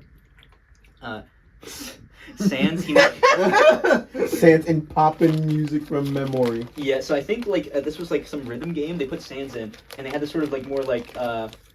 Toby Fox really stressed like, oh, they made this sort of like kind of like cuter like design for Sans. It's mostly just like Sans with a bunch of like chibi like aesthetics or whatever. And this is a drawing of him from memory. And again, I feel like he makes specific note of saying like it's like quite different from how he looks in Undertale, which it isn't that different. But I think it's just kind of like again, because Sans is gross and disgusting. He isn't all cute and happy like this. He's got pus Isn't seeping out of him. really like reclusive when it comes to crossovers and stuff? It depends. I mean, I think he's like willing to do it, but it's not just like for anything, you know. Yeah, he's like more controlling of it. Yeah, it's the same thing as Scott Cawthon, bro. That's literally the reason why he didn't do Dead by Daylight for so long. Why wouldn't he put it the animatronics in Fortnite? That's what. Yeah, like right, bro. Screw Dead by Daylight, bro. That game's terrible, bro. Fortnite, I'd be doing flips. So this season's comic, Grilby's Rogues Gallery. So we have a little comic about all the people who are in attendance at Grillby's. We're not going to go through everything, just the important stuff. But yeah, Grillby just talking about. Well, I think it's just a profile about Grillby talking about him. Here's actually a really important thing. So there's this picture here, and it says, "If he used to resent he couldn't make a snowman by hand. However, one day 2 children made a snowman in the shape of him. He hangs a picture of it up in his bar, and he considers it his prized photograph." So we know that 2 children in Snowdon made a little snow sculpture of Grillby. So I remember when this came out, people were trying to think like, oh, who are the 2? And it could be anyone. I think it's probably very likely that this is probably like Noelle and Des, but like from like the Undertale universe or whatever. I think also what I kind of like more, but I don't see it being it, is maybe it was Chara and Azrael back when they were around. But that would also imply that Grillby is like really, really old, which I don't think is the case. But again, there's no really way we can really tell. But yeah. So here's the bunny, the one that wants to date Sans. Pretty cool. Bird. Bird. So this is the drunk bird woman from Grillby's. And I remember seeing like the art kind of depicted like this. A lot of people were like, that looks a lot like Birdly. Yeah. And like I kind of wouldn't be surprised if this retroactively found us like, oh yeah, that was Birdly's mom. And I think also because like people talk about how like Queen, like in Deltarune, kind of in a lot of ways is like sort of representative of a lot of the parents of the characters in Deltarune. Specifically, she probably shares a lot of qualities with Mayor Holiday, so Noelle's mom. Like because we could just kind of assume that sort of the overprotectiveness and trying forcing like Noelle to do stuff, and just sort of the relationship they have. Like Queen and Noelle is probably representative of Noelle and her mom. So maybe, you know, I can imagine the sort of like absentee, sort of like drunk, like parent or whatever. That's kind of how Queen treats Birdly, and could be like this bird, but that's just a bunch of conjecture about just a bird. It could also just be a bird. Single bird. Fish. Fish. We're not talking about. Punk guy. Mouth. Again, I highly. Dogs. Oh, the dogs. Oh, dude, his neck. It just does that. His neck. Neck too. There's a little piece of art of them. Oh, that's cool. funny. And Sans. So we'll read this one because it's the guy. Okay. The first day he appeared, he sat down and said, "I'll take the usual," acting like he was an old-time customer. He often made everybody laugh, so he was quickly accepted as one. Puts all the orders on some kind of tab. How much of this gets paid? When is known only to Grillby's and Sans. Grillby and Sans. God, terrible. Get out of here! No. Seems to get along well with Grillby, sometimes helping him with odd jobs. Rarely when Grillby has to step out, he's even been seen running the bar. Just make sure you have a sense of humor when you make your order. So yeah, this is pretty much all we know about Sans. I do think it is interesting. Like, oh, he acts like an old-time customer asking if he'll take the usual. Maybe that's because, you know, he's from Deltarune. But also, it's interesting because we know that Grillby's is now like Sans's grocery store now in Deltarune. So, oh yeah, so what happened to Grillby? Assumedly, Ace of the Deltarune. Maybe they're the same That person. could be true. I don't think that. No. I think it's maybe just like Grillby's was something that existed in the Deltarune universe for a while, and then either Grillby's retired or he ran out of business and Sans took over or whatever. Or maybe it's Deltarune happens after Undertale and there's a whole. But I think it makes more sense than before. Grilling it. He's grilling it. I'm grilling it. Oh, I'm grilling it. Also, I think him also saying that he sometimes is like seen like running the bar and doing odd jobs. I think that could also be in reference to the fact that again he ran the grocery store that was Grillby's in Deltarune. Your drink, it's on the house. Why would he do that? Great. It is on the house. You crazy Profile. character. Papyrus. Holy shit. Sometimes appears, if nothing other than to drag his brother back home or to work. Apologizes profusely to Grillby and attempts to pay for his brother's tab with various bones. Explains the value and rarity of various bones and sometimes trades with Grillby for bones that he has been paid from by the dogs. Generally doesn't eat the food because he thinks the grease will make him break out. However, can be convinced to have a hot chocolate or hot milk. Interesting. Oh, Temmie goes there. Temmie, yeah. I don't think we actually ever see Temmie go into Grillby's and Undertale, because the rest of these are all NPCs that were there. So yeah, that's the Grillby's Rogues Gallery. Again, interesting. Okay, Temmie the Interview.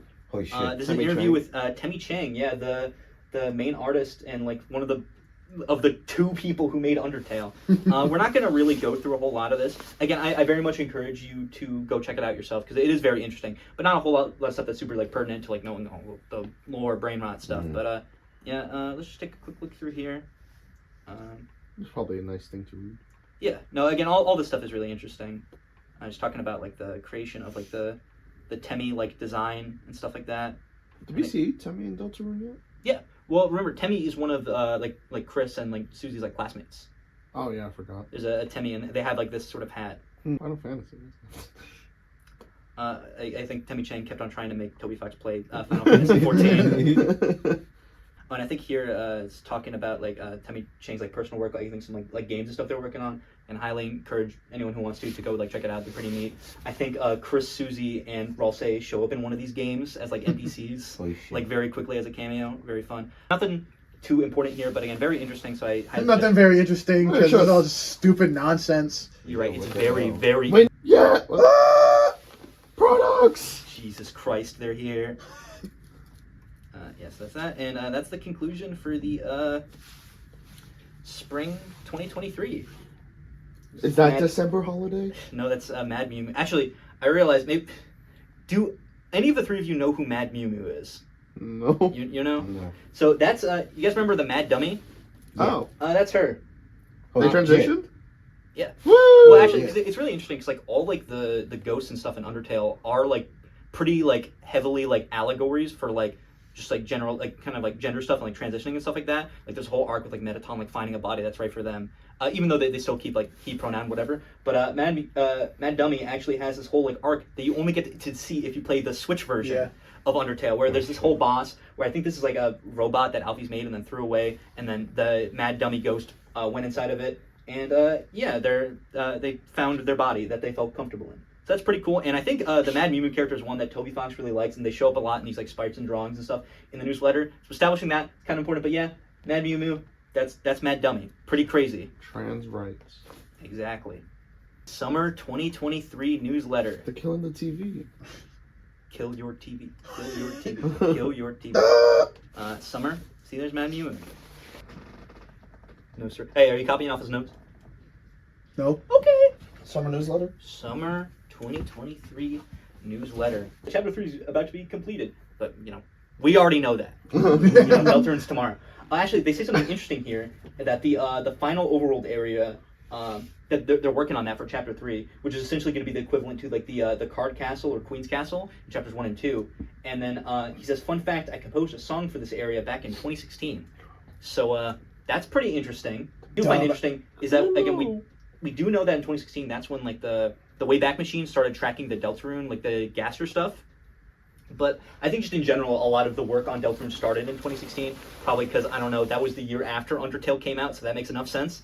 No. So I don't think there's anything we particularly can glean by that, but it is interesting that specifically the Dark World in the Dreamer House, he kind of knew something about the final area about it all the way back then. So that's that. It's kind of insane. Yeah, and then Toby Fox is just talking about how it's like, the chapter's shaping up real well, and he just needs to, go through the whole thing and crush it with like a steamroller to like flatten it out, get all the bugs and stuff ironed out. And he also mentions here that that Chapter 3 is a pretty strange one with a lot of different like unusual like gimmicks and stuff. And he also says it's not too heavy on story. So it's just a very odd chapter comparatively to the past two, and that Chapter 4 will be comparatively more of like a standard chapter. So I find that really interesting, and I kind of hope that what he means by like not heavy on story is that there's less like big like continuous like story elements and stuff, and like because I feel like there's a lot of like interesting stuff you can glean from like again having a Dark World in the Dreamer House. So I just hope that there is like a decent amount of like, if not story, just like character stuff. Because again, just like interesting stuff like Toriel like probably like seeing Ralsei and thinking it's Azrael and stuff like that. So it's like interesting. But yeah, so that's that. Undertale unused content ice cream. So basically, Toby Fox explains here that originally in Undertale, whenever you see Sans in the Judgment Hall, if you were going fast enough, it plays this like 1 minute cutscene where Sans was like, "Oh, you got here early. I didn't even finish my ice cream," and then it plays a silly song while he like eats an ice cream for a minute straight. Oh, actually? Yeah. But it was cut from the game, which he says for obvious reasons. I guess it's just like, to not like punish like people like speedrunning the game and stuff like that. But it is really funny. Actually, do you guys want to watch it real quick?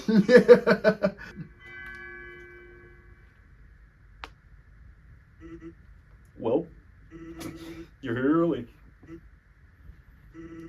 I'm gonna be honest. You got here so fast, I haven't even finished eating my ice cream yet. Well, you're not in a rush. You can wait a minute, right?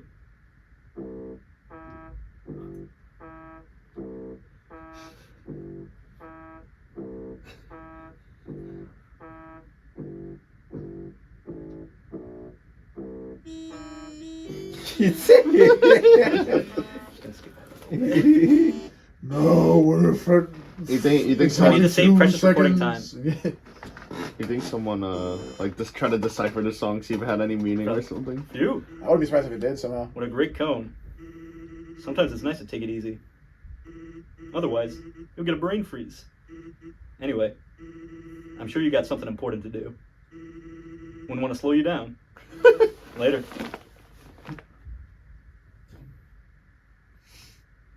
That's it. Hilarious. And then he's gone. And then he's gone. So do you just not get the judgment if you got No. this? Well, basically, it's just if It's you're just doing a- it, you're already speedrunning anyway, so it's like it doesn't really matter to like actually hear all the dialogue he says. Oh yeah, this is a rejected. I think he talked about this in the last chapter. Someone asked him to make a quote annoying song because he thought he'd be good at it, which is really funny.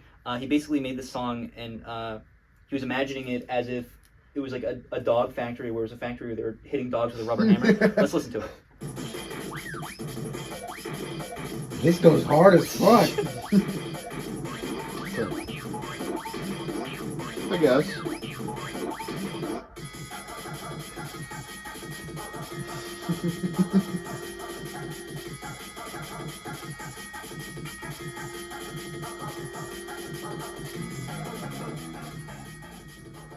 He would be good at it. That song has wasn't even Gaster's theme in it. Yeah. Bullshit. Yeah. It does? No, it doesn't. Yeah, I don't know. I give it kind of hard. I'm not gonna lie. It was pretty I'm good. just saying. It's almost guys. Tell me if this is a hot take or not. I think Toby Fox is pretty good at making music. Oh, this is really interesting. So Toby Oh, Fox we did was Bears, acting I knew his it. debut. And again, so this was after we already had this had come out. So I feel like hearing about it for the first time here, it doesn't do it justice because so imagine randomly, people on Twitter are starting to say like, wait, this episode of like the We Bare Bears like baby show, Toby Fox is a voice actor in it. Like he just plays a random character, and yeah, so he basically talks about it here. He just plays this like turtle skeleton guy, and he just has some voice in it. Why? I really wish I could tell you. That contract deal is probably crazy. No, I should tell you. It's because it's a dead. It's actually about Gerson, because he's dead and he's gonna come back to life. He's, It's okay, Dylan. It's not real. I was gonna make a slide explaining piles of Azrael's dust theory. No way. It's As he was doing cocaine. no. It's Azrael's dead, and that Ralsei is like the dust. So it's Kris kills Ralsei. No, Kris kills Azrael like by mistake or something. But like because they make like a dark fountain while they kill them. So it's like how the object of something comes to life as like the card turns into like Lancer or whatever. Like Azrael's dust, like his dead body, when hit with the darkness, it turns into Ralsei. That's the theory. And it is a widely mocked theory across the internet. To be honest, I think it's a kind of fun interpretation. But yeah, just people. I mean, I created Ralsei in my basement though, so Really? that's how it can't be real. Dude, here, I gotta get rid of some slides actually. I messed some stuff up. Alright, but yeah, so that's that. Pretty interesting. Undertale interview series. It's an interview with Papyrus. I remember seeing this. So a lot of this is very funny. We're not gonna read all of it though, because it's gonna take too long. Can we read one funny one? I'll pick out some funny ones. There are some really good ones. There's one very, very important one. Just by using mayonnaise to make his skin shiny. Incredibly large muscles. Yes, at first it slowed me down. However, Wait, what does he think about pineapple on pizza? I think he says, yeah, put all fruit on pizza. And then Sans says, like, yeah, he likes to put corn and mayonnaise on his pizza. And then Fire's like, that was mayonnaise? I thought you said it was awesome sauce. Sometimes it gets a trick to get you to try new things. Trick isn't for unhealthy food. Do monsters shower regularly, or do they kind of live in the wild? Some don't. Hey. And some do. Some do. This is where the other people who shower are supposed to show up. Where are they? In the shower. Oh, that makes sense. By the way, when are you going to be done with your bubble bath? When the bubbles run out. I see. Well, you seem to be adding more bubble solution. Gotta get clean. And when are you planning to get out of the water? Just kind of playing it by ear. Just let me take a shower already. So what's the important one? We're getting into it. Okay, so this is the last question. What was your life before you moved into Snowden? Oh yeah, we did this. All right. Before Snowden, well, There was green grass and... Hey, shower's free. Finally! Sans, finish the question for me. Sure. The question finished. I remember seeing that when it So- came Fucking out. assholes. Yeah, so this one is very interesting because I want you to think really, really hard right now and imagine a place in the underground where there's green grass. Queen's Castle. In the No, I'm underground. fucking with you. So that's an interesting thing. There isn't green grass in the underground. Except. Okay, well, so people say there's no green grass in the underground. The only place, and I might use my brain on knowledge, the only place that's even close is like in Asgore's like flower garden when you first meet him. There's a bunch of green stuff there. Yeah. It could be grass. It could also just be like vines or like flowers and stuff like that. Like So there is no, but also, why would Papyrus's first, like before he lived in Snowdin, why would he remember stuff about like Asgore's castle? So I think the big thing that people point out is like, oh yeah, you want to know where there's plenty of green grass? In Hometown. So I feel like this kind of, it lends more credence to the idea that like both Sans and Papyrus are from Deltarune, which is interesting because I feel like it was more widely believed, and I kind of agree with this too, that it was more likely that specifically Sans was from Deltarune and not Papyrus, but it kind of seems like they would be coming from Deltarune to Undertale together, if we take this into consideration. Assumably Sans knows more than Papyrus, but again, we don't really know the logistics, but like, yeah, green grass, that's pretty important. But that's about it for the Papyrus questions.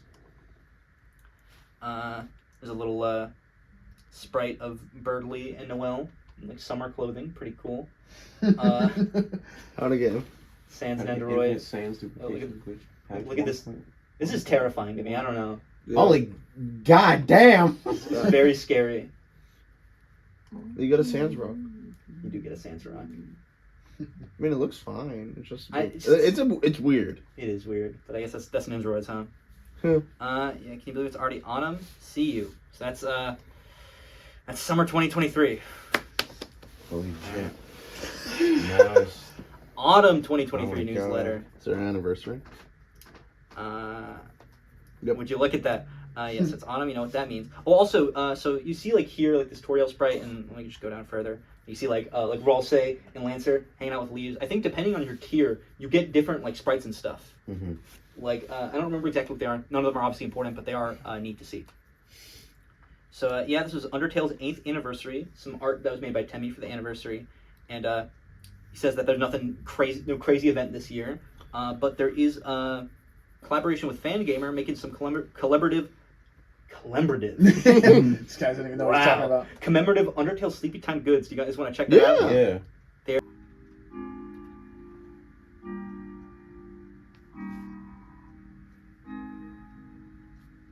I got one to start. That was Don't Kill My Vibe.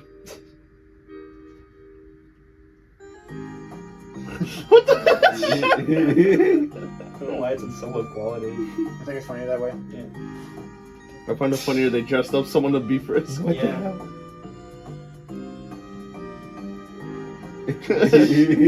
Actually, I think I saw a picture of that.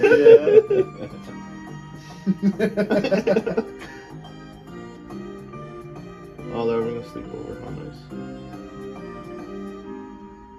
He's in a fucking race car. Wait, that looks awesome. Mm-hmm. Anthony, did you get us that? Everybody, look under your seats. Holy shit. You get an Undertale shirt. So yeah, we gotta see real human Frisk. That's crazy. Yeah. So yeah, Deltarune status update. Okay, so nothing super interesting here, but he mentions that there was in chapter 3 there was going to be this sort of like stealth segment where you like slowly avoid and sneak past stuff, but he realized, wait, there's no cool mechanic. It's just kind of you're boring and slowly walking around. But there was a song made for it, and also this little sprite of assumingly when you're sneaking around. You guys want to listen to the song? Yes. Let's listen to this. That's cool. Everything's still good. Those were quite when I got up. This is Well, like Metal Gear. I have I was a gonna say mirror it was set like up so I could like when look it, at That's so funny. When like he's like, you guys want to listen to it? I was expecting it's just a Shadow Moses theme. Yeah, like, right? Oh, that's cool. Anyone who can tell me what leitmotif that is, gets Gaster. extra credit. No, I'm just saying Gaster No. everything. I can't. I can't remember. No? Okay, I'll talk about it after the song's done.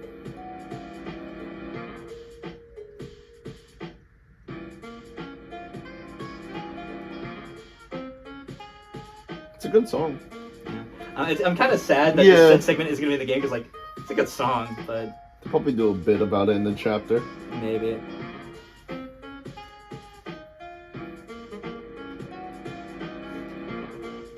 Alright, turn it off before he copyright strikes us. Okay, so yeah, that's it. So, I guess since none of you guys were paying attention, What? so that actually has Noelle's theme in it. Oh. Like the Lost Girl / Girl Next Door theme. So that's really interesting because, again, assumedly this is going to be in a Chapter 3 Dark World, one in which Noelle is definitely not going to be in it. So I think it leads a lot of people to wonder, like, oh, why is Noelle's theme in a song like Noelle probably wouldn't have anything to do with? But to be fair, Toby, I think, mentioned when he showed like a snippet of it that the Lost Girl motif will be used in a lot of different places in Undertale. So it probably maybe doesn't just mean Noelle, but it may. I think we definitely know it's at least Noelle and Des. Maybe it could be more. I think maybe again it could have something Des related. Since we know that the holidays and the Dreamers have some relation. It could maybe it has something to do with like Toriel being like lost or something, or like maybe like kidnapped or whatever in the chapter. But yeah, very, very interesting. I don't even mean to do it. I gotta be honest. It just. Oh, so it's Toby Fox. He collabed with Toho, and just another notch in the belt. He keeps doing it. He's kind of like that. Yeah. That's it. But okay, so this is just a long story of him talking with like a Toho dev, I think. Neat, but not necessary. Sweet Cap'n and KK. Here's a message from I think the person who I think designed them. Oh, that's cool. Yeah, so that's that. Nothing super interesting. There's going to be some Sweet Cap'n Cakes merch or something. That's the end. Thanks everyone. See you next year for the next Undertale anniversary. He's watching the worm. And Holy also, shit. at the very, very end, he says, oh yeah, Xbox, Undertale also came out on Xbox physically. Was it out on PlayStation and Switch before? Yeah. Yeah. It Wasn't it was Switch first, right? No, it was PlayStation first. Oh, yeah, PlayStation first, It, then Switch, then Xbox. First time it ever came out physically, and it came with this cool collector's Holy edition. shit. You can get it without the collector's edition, obviously, but No, you can't. it's true. Actually, I have the only copy of Undertale. But yeah, so it came out on Undertale. It came out on Undertale. Yeah, it came out on PlayStation first, and then it was Switch. I remember it got revealed in a direct, and I was like, and then it came out on Xbox a decent bit while later. And the Xbox version has its own fun stuff, but nothing super important. We've already talked about. Who here remembers Sans wearing the casino hat and talking about the antler girl and her sister? I remember. Exactly. Job, you guys. Yay! This is why you gotta take notes. No. Fuck you. Get your own notes. Neglecting his class and wants some notes. Halloween 2023. On Halloween. Ooh. Then who's Man, flickering who's the flickering lights? the lights? Halloween. Some text. Look, isn't that awesome? That is awesome. This is so cool. Why is Like, they Papyrus. look so fucking drip? He's a vampire. Deltarune Chapter 3 Progress. Wait, That Papyrus sense is doesn't Dracula change. Flow? They must have amnesia. They forgot that I am him. They forgot that I'm Papyrus. Great. Shit ain't nothing to me, man. So at this point, Holiday 2023, Chapter 3 is pretty much complete. Awesome. Hooray. Have Sans jacket. They're all wearing Santa's jacket. For all those AU freaks out there, pretty awesome for them. Do any of you guys know what disbelief papyrus is? No. No. Oh, is it like, are you fucking kidding me? No, Okay. it's not that. But this is for them, and I envy you guys for not knowing. Why? What happened? It's just I'm gonna look it up. it's just basically like a edgy like papyrus. Like it's instead of you fighting Papyrus and Snowden and Sans being the super hard final boss, it's you fight Sans and Snowden because he tries to stop you. Papyrus is the final boss, and he wears Sans' jacket, and he's like, one eye is like orange glowing and has a light, and the other eye is like a tear, and he's crying. and then he's like, it's like, no, human, I can't let you do that. And it's like, okay, to be fair, it's a very well made video, and I think they use like a song in it. It's kind of a banger, but yeah, it's just a very silly concept, and it's yeah. There's a lot of wicked fan art for it. Yeah, that's dude. shit. Okay, so game release strategy. This is where we get the big reveal where he mentions that chapters 3, 4, and 5 were supposed to come out together, but since 5 is pretty far off, they said that hey, we're just gonna release chapters 3 and 4 together, which obviously we all know that now, since Deltarune's coming tomorrow. out tomorrow. But yeah, so he just basically says no more waiting for chapter 5, 3, and 4 are coming out for the opposite. If imagine the idea that chapter 5 still needs to be completed before we get this release, it's like, man, we'd be waiting a long time. It'd be like 2040 before we finally get that. Yeah. Like fucking forever. So yeah, chapter 2 development team. Oh, I think this is like a little interview talking with a bunch of the people who worked on chapter 2 that they gained after chapter 1. I don't think there's anything super important here. Just like some stuff. That. Holy shit, this is so cool. Yeah. Again, I feel bad not being able to talk about all this stuff because it is super interesting, but it's just like I don't want to waste all of your guys' time and stuff. Again, this is something like if you want to, go look at it. 2 pockets. Okay, that's enough of this. Can't believe he has a scouter. That's so cool. He's Falco. Bro, it's not a Conclusion. Conclusion.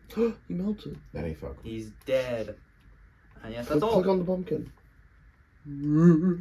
I'll just stand pumpkin. I just realized.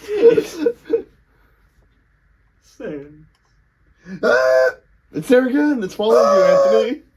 All right, Valentine's Day 2023. Oh shit. Let's get into this. Oh shit. So yeah, love. Hey, but you said 2023 and you said 2024 on the top. You're stupid. No. Love. That's a weird connotation. So basically, so in the Valentine's Day newsletter, Holy shit, is Lancer Spanish? you get okay, so basically, how this works is that there is a set of I think like 30 Valentine's Day cards, and every time you each person got random 3 selected. So we'll just read the ones we got here. So we got these 3. So, dear mommy and daddy, I love you very much. I have attached leaked military documents from the Blam Thunder Forum to the love you very much. If you ever want to see your son again, please check out the enclosed instruction booklet. Love letter for you.txt.vbs. Ralsei, I just want to tell you, I think you're a really wonderful, special person. I'm not sure if you're the type of person that only likes to have one Valentine, but if you consider me one of yours, I would be overjoyed. I hope you have a special day with lots of love, Ralsei. Ralsei, dear Susie, I'm really happy you enjoyed my Valentine's Day card with the candy attached, but maybe you don't need to eat all of the other ones to check if there's food. There's food. There's food. Stop moving my hand when I'm writing Susie the best. Wait, here, I want to read the Lancer one. Let's see if we can get it. There's Birdly one. Dude, he's Spanish. Dear potential lover. Oh wait. Alright, so do I get to read a few more? Yes, sir. Do that Birdly voice. Yeah. Let's get Sans out of the way. Yeah. Huh? It's Valentine's? And you're all alone without a single date? You're joking, right? No dates, huh? You're serious? Well, don't worry. I got you covered. He puts his hand in yours. You were left holding a fistful of wrinkled fruits. Ew. Alright, Birdly. Alright. Dear potential lover, I have attached an IQ test. Solve this, and you'll have passed the first step to becoming my Valentine. Fail, and you'll once again lose ELO and drop down the power rankings. I expect everyone to try harder this year. And no colluding to cheat the system this time. Why is he doing the Anthony Mackie face? There's a really funny Sans one I want to find. Okay, so basically, I think just the joke with the Sans one is it was just like, dear recipient, send this Valentine's Day card to your mom. And then the next one is like, dear mom's recipient, send this to your mom. And it just like keeps going. Holy shit. So yeah, that's that. He says like, oh yeah, trade with your friends, collect them all, and don't try anything tricky. So yeah, those are the Valentine's Day cards. Nope. So, Undertale Deltarune's most lovable character special Valentine's Day message. You guys excited for this? Yeah. God damn it. Oh, the Spamton Love Network. Spamton Love Network. So, this is going to be a big deal because I haven't watched this. I never got around to watching it, so I have no idea what this entails. Is that where that one drawing of Spamton came from? Which one? The one on the right there. No, that's in the game. This? Is it? That's his shop spray. Oh, I'm tripping, man. It's been a while. Bro, you need to go back to Deltarune 101. I did man. play Bro, you need to go back to like Deltarune, like, oh, bruh. Deltarune kindergarten. Alright, so you guys want to watch the Spamton Love Network? Sure. Yes. It's only 5 minutes. Yeah, it's not as long. Isn't full. Nice computer. Maybe. buddy. What is love secret?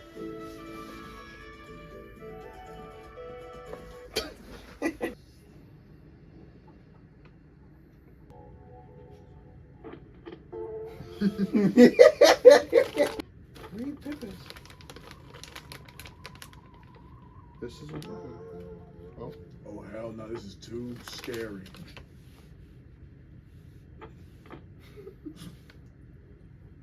What the hell? So that was the Spamton Love Network. What the hell was that? Welcome back to the presentation. We just watched the Spamton Love Network.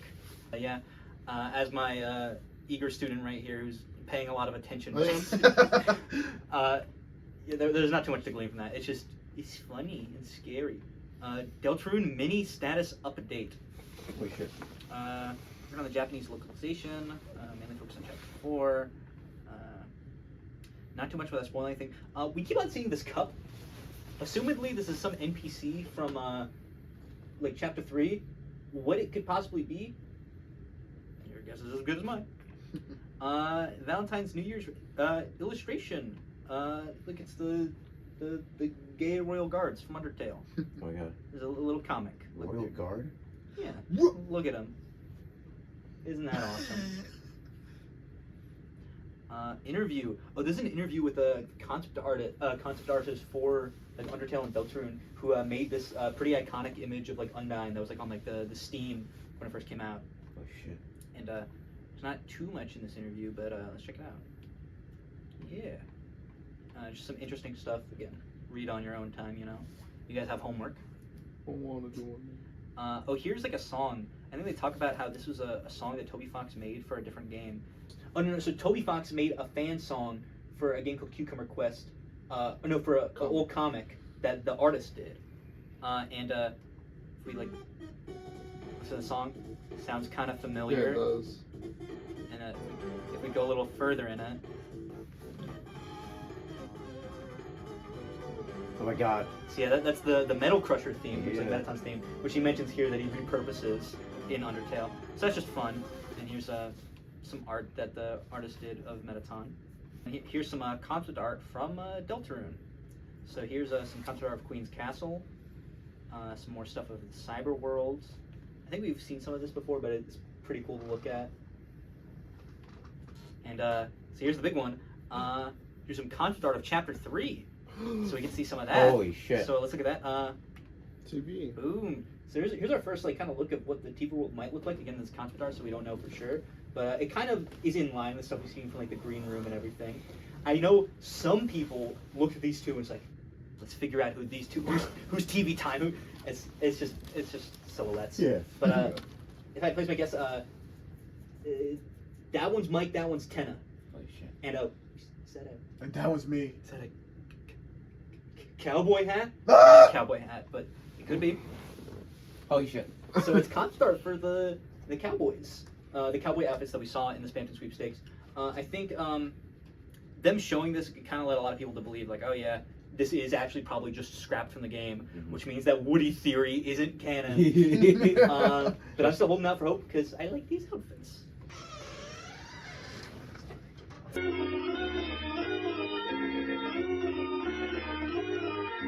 He left was really funny. He had like I think it was like a pair of underwears, a bottle of Pepsi, and like and I think a towel, like fucking like doomsday prepper supply. Look, Noelle, she's gonna give a Valentines to Susie. Oh no, she's too scary.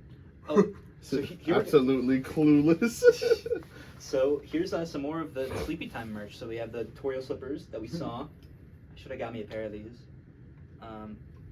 Oh yeah, this is more information about the Toho Undertale collaboration thing. This battle against a true hero, the Undyne genocide fight, is in Toho. Pretty neat stuff. And that's it. If you were a freak, I would tell you to put Toriel on your feet, but that'd be weird, so I won't say that. That doesn't leave me with many other options to say, though. When your coat is washed. That's the Valentine's Day 2023. So I said that was all for the Valentine's Day 2023 newsletters. Well, I see the craziest slide ever. I lied. Oh boy. Oh shit. So let's talk about the Unknown Valentine. So like I showed you guys at the beginning, there was a bunch of different Valentine's Day cards that you could get from like different characters and stuff. And so one of them that you could get that had a random chance of appearing, but has been since like removed from the newsletters. You can't get this one anymore. Is what I think the file is called Unknown Valentine. So let's just read it first, and let's see. So it's a strange letter. It's more or less completely illegible, but if you squint your eyes and you squint your heart, for some reason you feel like you could understand it. My fucking tweet is so stupid. I was like struggling to read it, and then I realized what it says. Winging. Okay. My ding. So, well, Happy New Year, or was it the old year? Well, in any case, how is Deltarune? As you are waiting patiently, the time is going around. There was even a rumor of a Valentine's Day. How absurd. Every day is a day of love. If only you believe it so. Do you believe it so? So, the purpose of the message. I want to help. Yes, there is someone I wanted to help. I seem to have forgotten who. Yes, it's quite ironic, but I seem to have forgotten. Was it myself? No. Well, perhaps. Regardless. When I see them, I'm certain I will know it straight away. I never forget someone I don't remember. Will you help me? You are very odd responding out loud to a letter, but you seem reliable. I will be counting on you.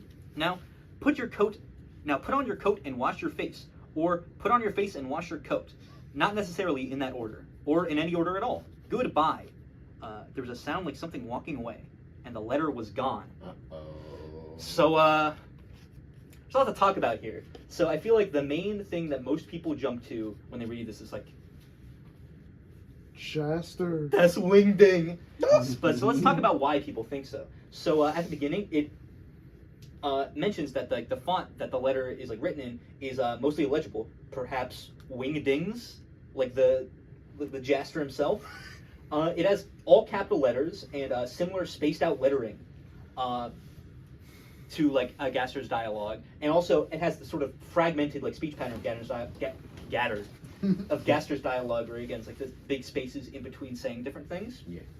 Okay, Gaster mentions Deltarune, which is a pretty crazy thing to say for assumedly some character in Deltarune, which again we know for a fact that Gaster has acknowledged the official like Deltarune like through the tweets and stuff like that. So he's one of the only people who we can assume knows what a Deltarune is. But it's important to note that it's Delta Space Rune.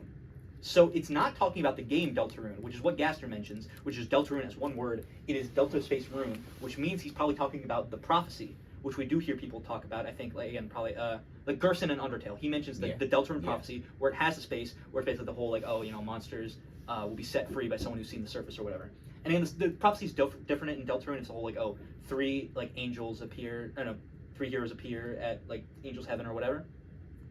But so it's interesting. So someone talks about this while it's probably initially makes you, well, initially probably conditions you to think, oh, he's talking about Deltarune, especially considering he's mentioning like, oh yeah, it's like you've been waiting a while.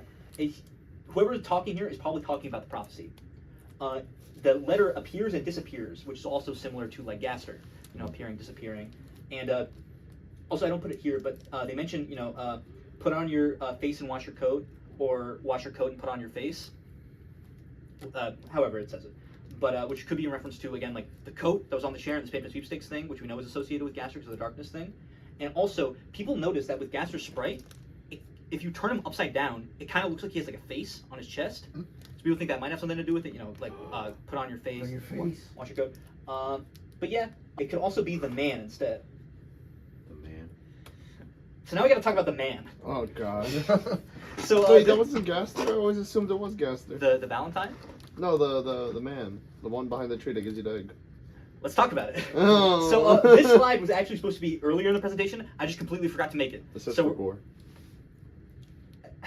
I don't know if that was a misspell or I meant to write it that way, but let's roll with it. So just a brief summary, because again, this is something that, well, I'm pretty sure you guys know about. It's something that you could pretty easily miss. This one's for you, Joe.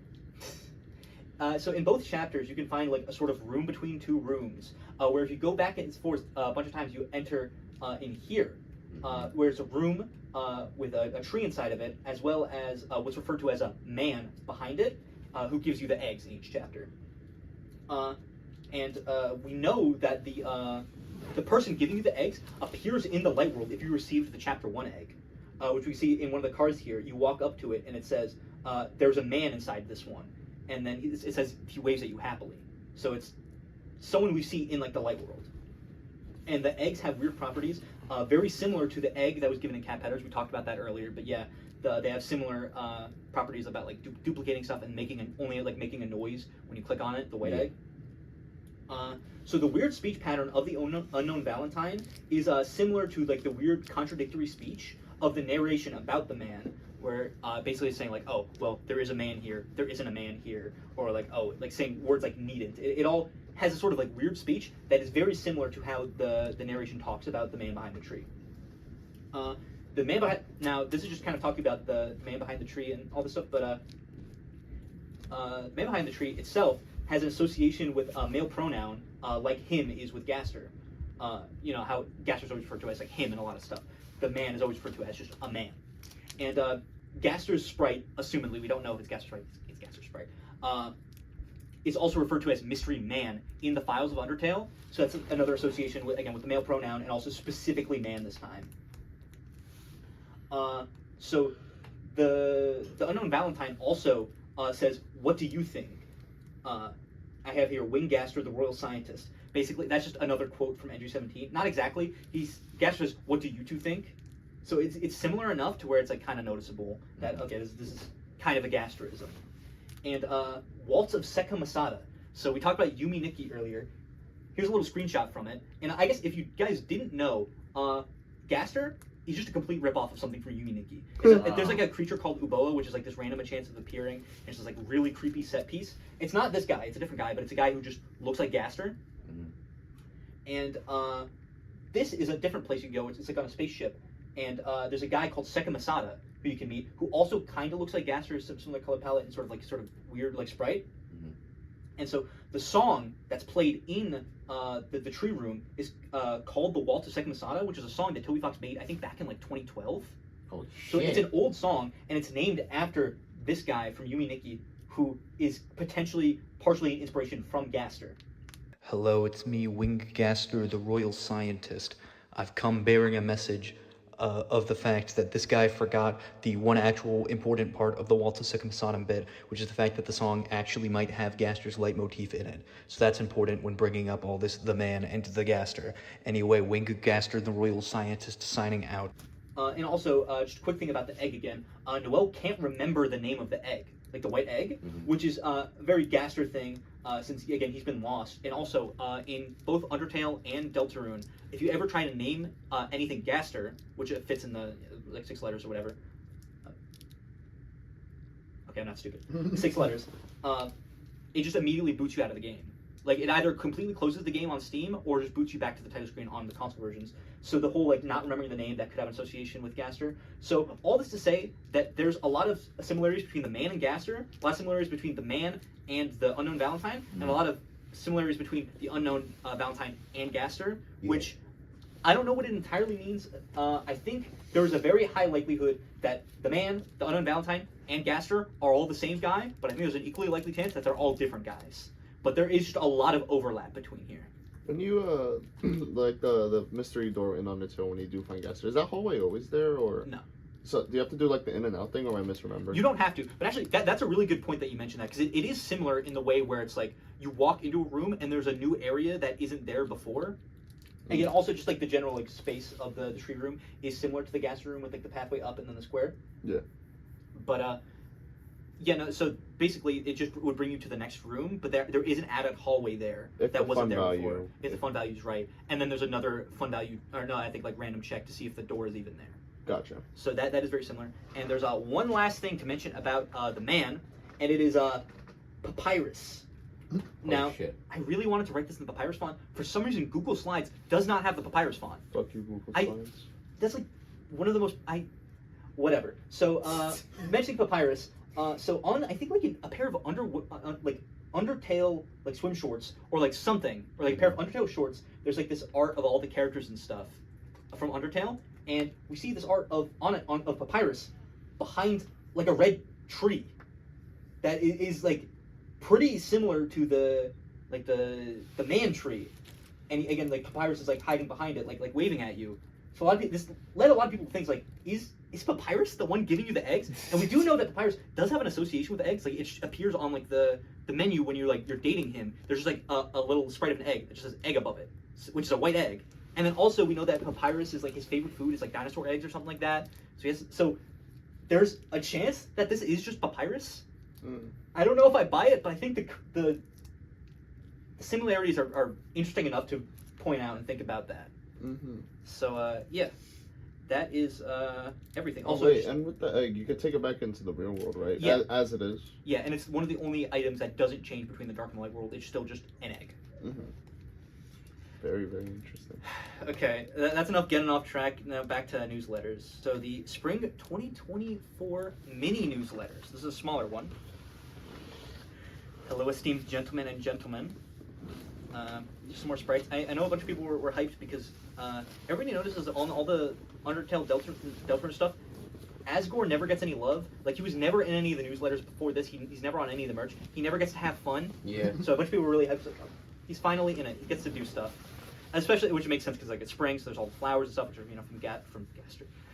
he's taking over my brain. From Flowey. From Asgore's shop, which are the colors of the 7 human souls. I know people are thinking like, oh, does this mean that one of the chapters is going to be a flower dark world? This is clearly, I mean, like the Flower King, like Asgore's shop. This is clearly just for the spring thing. I wouldn't be surprised if Flower King is a dark world at some point. Deltarune development update. He has great news and other news. Just basically telling us what's left to do with chapter 4. Again, a lot of this stuff kind of gets outdated, so we already know what the deal with this stuff is, like how far along we are. So no need to dwell on it right this second. Saying the release is still quite far. Papyrus Q&A round 2. Holy shit! It's the art of like Mario and Luigi. Yeah. Stand Papyrus. I think there's a few more of these I kind of want to read, mostly because they're funny. What the hell, Flowey? Okay, yeah. So what's the relationship between you and your tiny friend Flowery? I'll just read this. My tiny friend Flowery. It's Flowey, no R. Yes, my tiny and very small friend Flowy. Whatever you say, papayas. Who's that? Based on the name, it sounds like we would get along. So this is just referencing, in case you didn't know, Flowey, again, like Sans mentions that, a flower keeps talking to papyrus, which you're meant to think is Flowey, but then it's like, oh, it's actually an echo flower. But then it wraps back and it's like, oh, it actually is Flowey. And we actually know that Flowey actually likes papyrus a lot. Like, he mentions, if you like reset on the neutral run a bunch, that talk to papyrus. He's one of the more interesting characters. It took him a long time for him to like run out of stuff to say when he's like resetting to do all the stuff. So we know that Sans, Flowey and papyrus do have a sort of connection, and that Flowey likes papyrus. That's funny because he just keeps talking, bro. Okay, I want to read this one because this one's funny. What is the coolest thing in your wardrobe? From Jolene. Jacob, do you want to read papyrus? Sure. Let me walk in and check. I got it. It's me. But what's the coolest thing outside your wardrobe? One step out and it's me again. But what about inside and outside of your wardrobe? 1 foot in both. It's also me. What about inside and outside your wardrobe and also on top of your desk? Foot in wardrobe, foot on desk, me. And the ceiling? Hand on desk, foot on ceiling, foot in wardrobe, me. And in your bed? Move the bed on top of the desk, hand in bed, foot on ceiling, foot in wardrobe, me. And standing just out of reach on your rug? Sans. Me? Reminds me of like How to Spoon video. How to Spoon. How do you feel about your brother being included in a certain monumental fighting game when you're the one who's obviously put far more legwork into training? You want to read this one too, Jacob? Yeah. What? This must be a fake and also joke message. Everyone knows my brother's too lazy to ever fight anybody. If he was, for example, put in a fighting tournament, he wouldn't even throw a punch. Instead, he probably tricked someone into wearing a costume that looks like him. And while they were out there doing all the work, sweating and suffering from their grave combat, he'll be lounging backstage, chatting it up, eating conspicuously two-dimensional food, and cracking jokes about the battle like, I sure am bad at this, huh? As a reward, his impersonator only gets a handshake. However, this is merely a theory of games, since after all, my brother would never be included in a... Hey, Papyrus, have you seen an invitation around here? Huh? Smash Bros! Yeah! Smash Bros! Smash Bros! That's funny. Can you shoot lightning bolts by Sorry, I think this message is intended for Flowery's friend. He sounds very cool, though. He can fire lightning. It's tempting. But think about it. Everything you ever wrote would have to be in some annoying, difficult to read font. If I did that long enough, everyone might even start calling me cursive. Think about that, being named after a writing style. It's ridiculous. I much prefer just... Sans, where did you get that expensive hat? I don't know.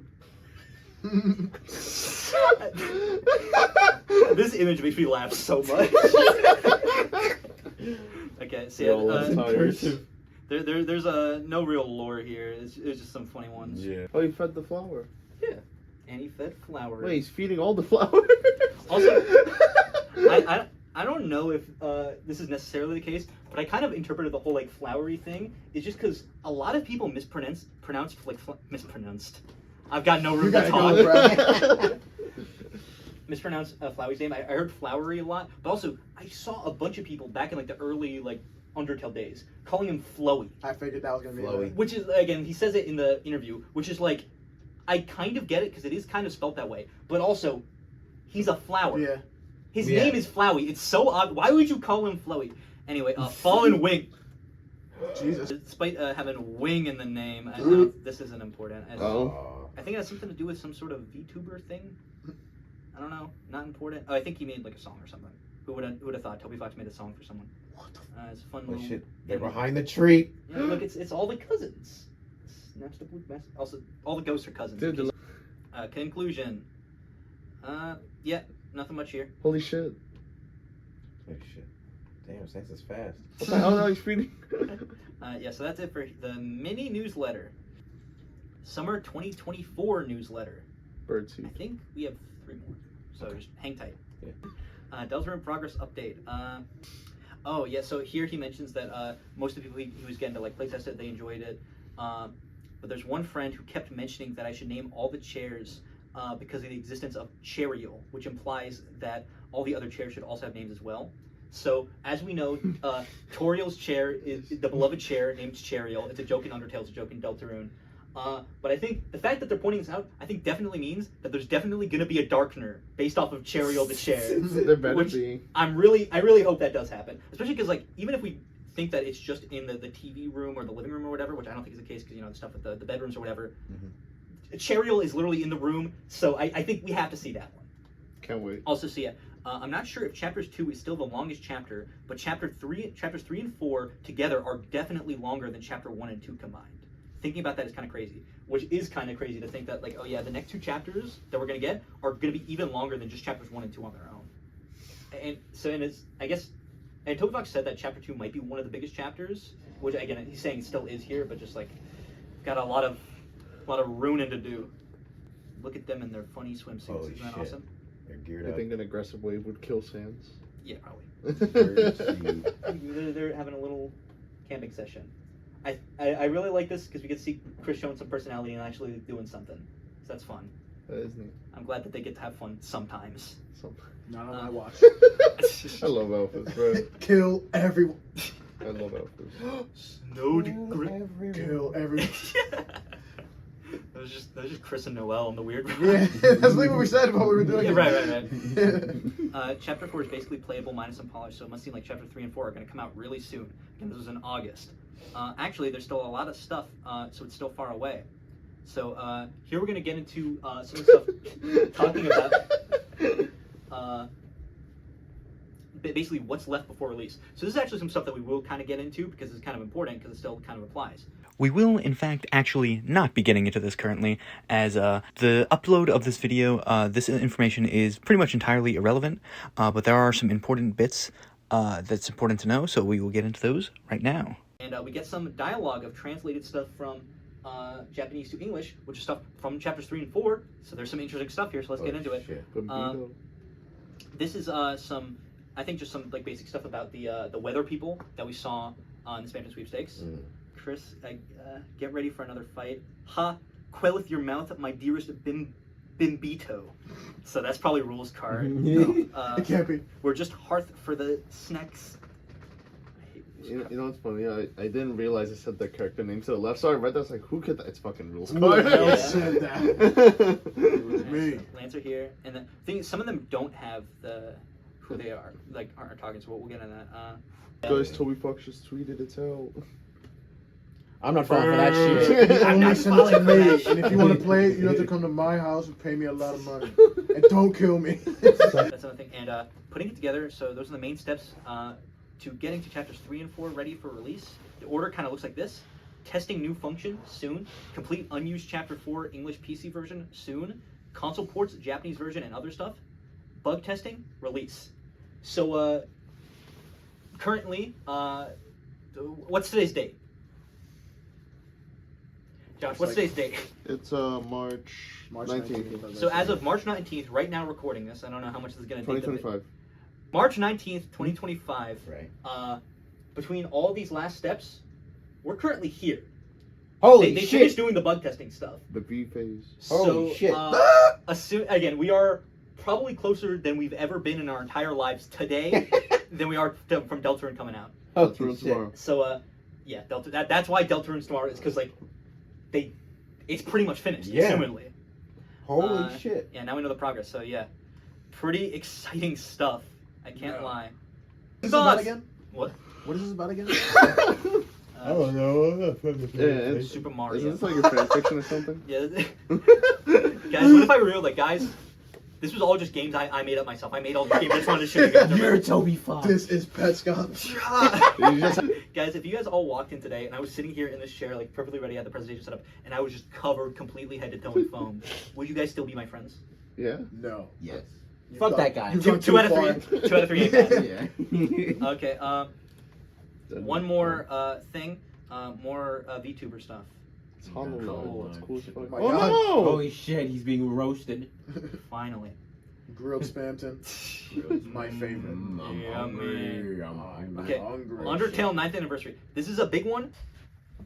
How we feeling, fellas? I'm ready. I'm ready. Chicken jockey. Chicken Jockey. Flint and Steel. Dude, I love that Flint video. and Steel. Flint and Steel. Ender Pearl. Oh, wait, what was that? I love that video. Alright, guys. We are officially at the 9th anniversary of Undertale Newsletter. So, big anniversary, right? You know, 9s are a big thing in Undertale. You have all the damage number 9s here every time 9 gets brought up. And interview, Sans, what do you think about the number 9? So, this is a long interview. It's basically the entire time they're making like this. It's this like weird abstract joke about like like how 7, 8, 9, but it's like is 9 like is 7 actually like some like sort of anti-hero? Because like they basically just keep on expanding on the joke of like 7 being a villain, who 8, 9 this, that, or the other thing.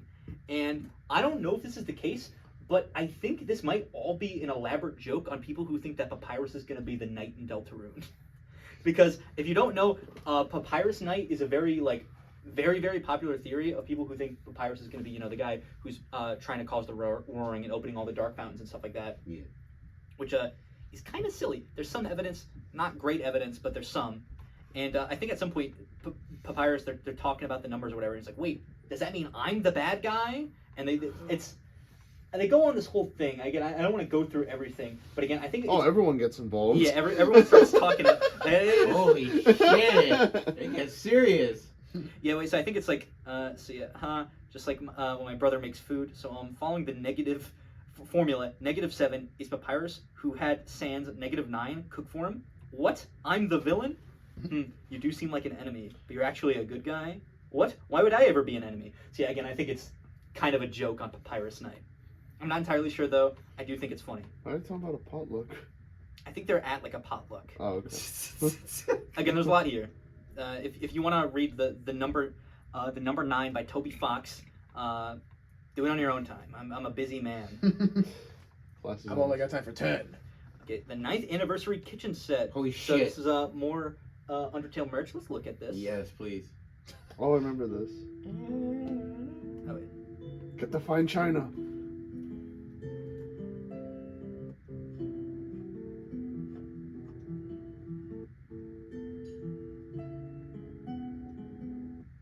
What's it doing? I don't know.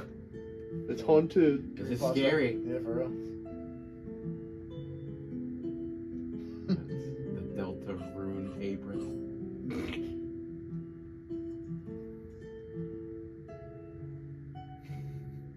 The Butts Pie. The Butts Pie. I didn't realize it was oven. I thought it was a sock ball. Oh shit. I thought it was a sock puppet, so I thought like burn her hand when she tried to go for it. It's an oven mitt. Fucking dog is in the cup. I think they talk about a bit more about the items. Yeah, you got your. Go Oh yeah, I into- think this is one of the only times where I think in the description of this they just start mentioning like your name and you have to put like your favorite thing and your favorite food. Oh, It shit. just randomly starts bringing it up, like, and it's the only time that they do it in the entire thing, which is pretty funny. I think it's just that Toby Fox forgot he made us give us all that information and started using it. So I was very weirded out when it started talking about Sonic 3 and Knuckles. Oh, But, oh shit. Is that your Yeah. favorite food? I actually, I did this with both of my emails because I wasn't sure if like one or the other did it, and I answered different things. And I read the other one, and it said, "Oh yeah, Washington in the cabinet." We made it. Okay, I can probably show you guys that email later. It's saying it. Yeah, here's the mug. I like You the drink it, and the little dog's at the bottom. Holy shit. Papyrus blade. No. Oh my Sand cup. god, it's blue! Yeah, well, so, okay. Certain parts are transparent, so different liquids turn his eye different colors. As a result, if you make anything other than blue lemonade, he's basically going to turn into an AU version of Sans. Please be responsible. So, very funny that he's referencing, like, the AUs and stuff. However, Toby Fox, I'm sorry, you're a fraud. His eye turns blue and yellow. So if you drink normal lemonade, it also works. Come on, we've been I- He's good. got jaundice. Come on, we've been good. As a skeleton. I'm saying that. I mean, has there been any evidence that you can't get it? As a skeleton? Jaundice as a skeleton? He watched House. He knows There's what's no up. proven cases of skeletons. Dude, you're not going to be ready for chapter 6, man. Oh, fuck. Dude, I didn't even get to the jaundice The theory. jaundice world theory? The jaundice world? Holy But shit. yeah. There's not even a dark world. It's just Sam's in a hospital bed. Dad, he's trapped in some kind of snow grave. Jaundice grave. You shared a better That has to theory? be one. Or it's probably one of those, like, human, I remember your jaundice, and it's all yellow. Yellow. I think it's definitely one. That might be one. I'm not gonna lie. But yeah, very funny that they're referencing the AU thing. Toriel thing. Toriel butterscotch plate, Pie dish. Deltarune. Yeah. Deltarune mug. Yeah. That's not a mug. That's a fucking apron. You want another break, bro? You have to break your head with a hammer, bro. So, yeah, Deltarune apron. Joshua Manuel Calderon. Damn. Might as well put his address on the screen. I was gonna say social security. Yeah. Did you know that the symbol is the Deltarune? It's a Deltarune apron. Holy shit. Like It's the three That's heroes. the Deltarune. Well, I'm just saying, like, do you know like the symbol with like the little like wings with the triangles? That symbol is called the Deltarune. I didn't know that. That's Okay. cool as fuck. It is interesting. They saw the story out. You didn't know that? Yeah. And you're in this fucking class? But to be fair, you only really know that if you talk to Gerson. Yeah. It is interesting that Gerson is someone who mentions Undertale, the Deltarune in Undertale. He's the only person who mentions it, and is also dead in Deltarune. Again, I think there's definitely something going on with Gerson. We also know that there's probably something going on with his son Alvin. Yeah, again, every time you mention Alvin, someone starts going on their phone. Nobody likes Alvin. I'm I'm just looking up who's Gerson. No, I'm sorry. I just find it funny because I feel like there's a large majority of people think like, Oh, oh, that's Gerson. Alvin's the knight, like Gerson's son. Because one, there's probably something going on with him, and two, you know, he's probably got to do something, and Yeah, Gerson right. seems important. But for some reason, everybody absolutely hates this idea. It's like, oh, Gerson's not even important. He doesn't have a text noise sound or a sprite on the text box, and he's an optional dialogue. But then they tell you that, and they're like, oh yeah, what would be way cooler? Mayor Holiday, someone who so far has 0 lines and 0 appearances, opposed to Alvin's like at least he has a couple, you know. But that's just me. I'm Gersoning it. Sans Papyrus Salt and Pepper Shakers. Holy shit. Pretty funny. SP. 2025. Oh my god, so good. Oh yeah, I guess these didn't come out yet. So, funny little gif. Deltarune Progress Update. Last time explained everything left required. In case you missed it, here's the information, but we didn't miss it. Nothing else here. Oh yeah. What's Chapter that? 3. They're in Newark, New Jersey. Damn. That's where they dump bodies. Yeah, so this is a screenshot from Chapter 3. Yeah, so that's about it for here, but this is interesting, because this is not very similar to literally anything we've seen so far. Yeah. And I think we find out later, there's reason to believe this might be the intro to the chapter. The only thing I'll mention is that people see these things. What are these things? Some people think it's like the carpet, like the little like follicles like on the carpet. It's like manifesting these like big like things. I think that's probably likely, but yeah, it's just interesting how different this seems. And then Chapter 4, we met our internal deadline to complete Chapter 3 and 4's main content, which was September 1st. Yeah, this is a screenshot from Chapter 4, which led a lot of people to discuss. I realized I could have been zooming in this entire time. So it's like a carnival. Okay, so there's a lot of people think. Okay, so what could this be? So we know this from Chapter 4. So some people think that maybe the Dark World is going to be in Noelle's house. We know it's the holidays, and we know that Holiday Manor is somewhere we haven't even like seen yet, let alone gone inside. And there's all these like big presents and Christmas stuff, and lights. So maybe this is like looking in her like attic or her basement or something, and that's where the Dark World's gonna get made. I think that's definitely a chance. It also could maybe be the festival, because we know the festival's gonna be happening. So that could be what all this has to do. Oh shit, yeah. I'm not entirely sure, because I feel like I have always subscribed to the idea that Chapter 4's Dark World is gonna be in the church, because we know that Rudy mentions like, I might even be able to go to church tomorrow. So, and we know that Chapter 3 is going to take place in the night after Chapter 2, so the tomorrow would be Chapter 4, and I feel like we're going to get a chapter in the, like a Dark World in the church at some point. It just seems like too much of an important area, and too much of like especially with, all the angel stuff. Yeah.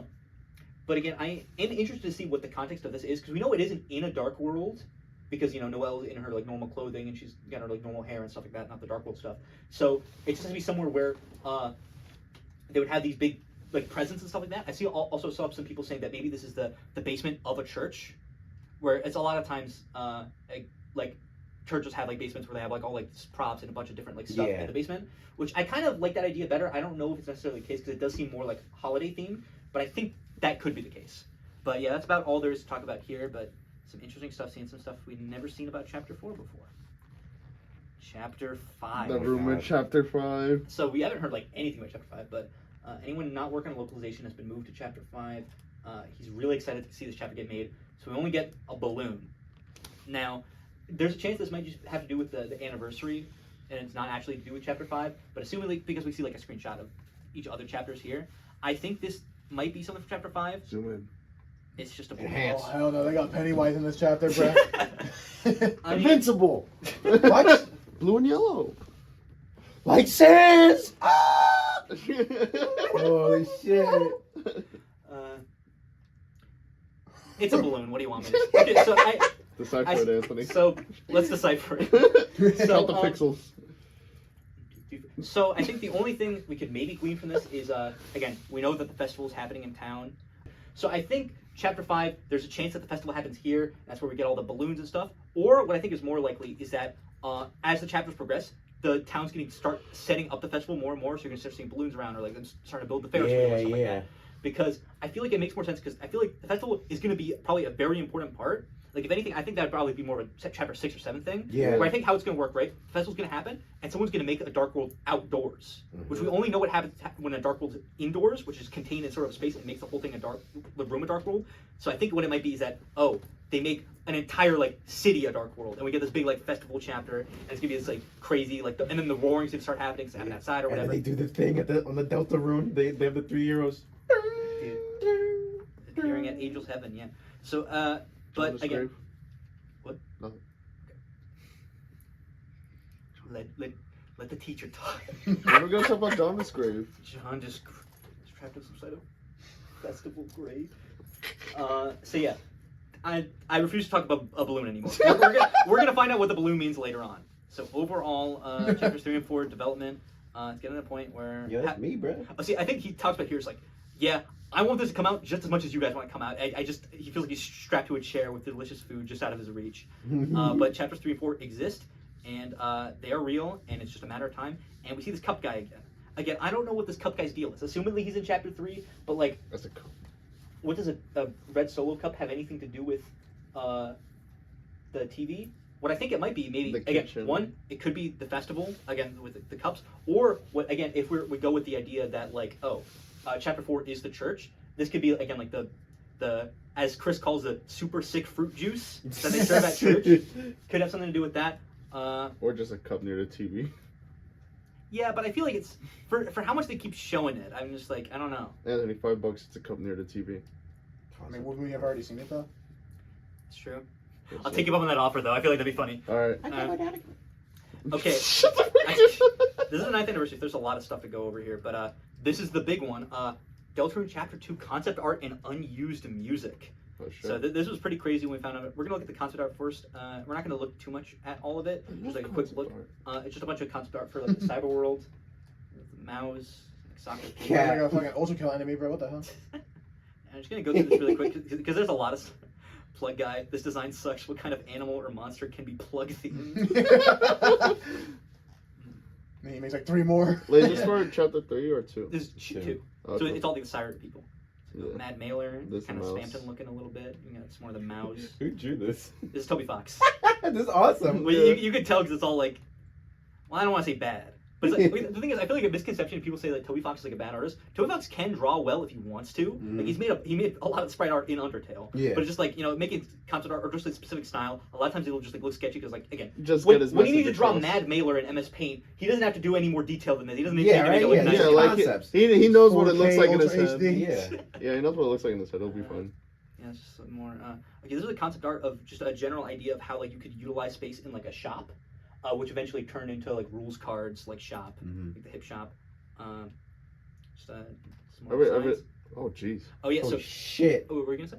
No, I really like the idea of just like making them like have a full body layout in their shop, just like Shade of Bling and So Queen, I think he talks about this here, but like Queen was very different. Early on, she was supposed to be a lot more like scary and intimidating, which you can like see in this concept art here. There's a lot of like really cool like concept art. Yeah. But yeah. Oh, there's even sprites. Yeah. That's cool as fuck. This Yeah, is awesome. Yeah, it is very cool. And then the MS Paint ones are the ones that fucking. Yeah. And then this is where he starts kind of nailing the design more. Like alien silhouette. I like the side profile. It's really funny. It's more enemy designs. And there's a lot of stuff here. Here's concept art for the you throwing Kris, and also the jiggly plug dancing. themed demos.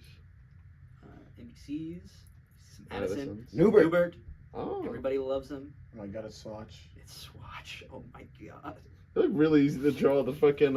Also, this one's really funny because this is like. I think like It's whoever spread it, wonderful. it is literally like the Yeah, exact it's sprite. 1 to 1.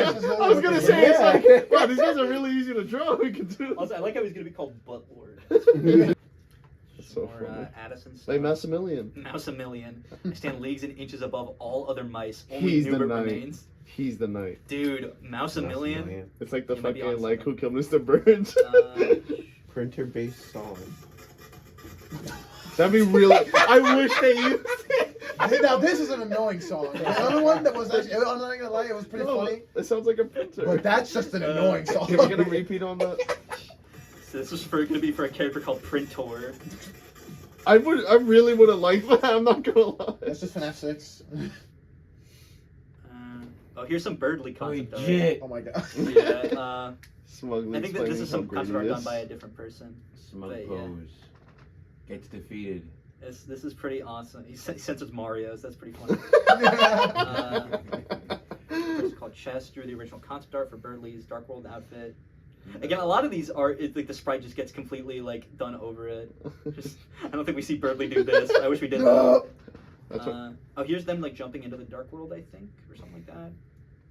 Oh, that's some more Birdlies. I like the Noelle shaking Yeah, this him. is also. Yeah. Oh, this is like a little storyboard this is them of them jumping jumping down. down. Holy shit, that's So awesome. we see intended in the concept. We see the red eye. And then they turn them. What was that? Oh, cool. And they spin dash. Not for me to draw, but remember the cape. Oh, concept art for the Royal Guard dogs who turn into criminals now. Oh. Officer Luke needs 4 turn around and lie down poses. Wait, so Tom. Dude, the Spamton cars that you are on during the Spamton fight. I don't know why I thought that was like the original noise or original design. God. That's it! It's Splat Ralsei. Oh my god, it's real! I don't know why I thought that was the original design for Spamton. I was like, I guess he was a card this whole time. Let's see. Here's some art done by a different artist for a bunch of the concept art. Very bright. Look at this. What's this guy's name? The hacker. Hacker guy, right? Yeah. It was so funny. Last time we played it, Jacob was like, "I'm the hacker." Like the voice he did for him was really funny. Dude, I wish they had this one. The Tamagotchi. That's awesome. Again, I think Toby they told him like not any specific ideas, just like just draw some computer themed characters. This one's pretty good too. I like the floppy disk guys. Floppy disk. Yeah, this is really fucking cool. They use this one. Oh, the World Wide Web. Oh. Again, there's a lot of awesome designs here. Papa. Copper. Antivirus one. Oh, wire. No, copper.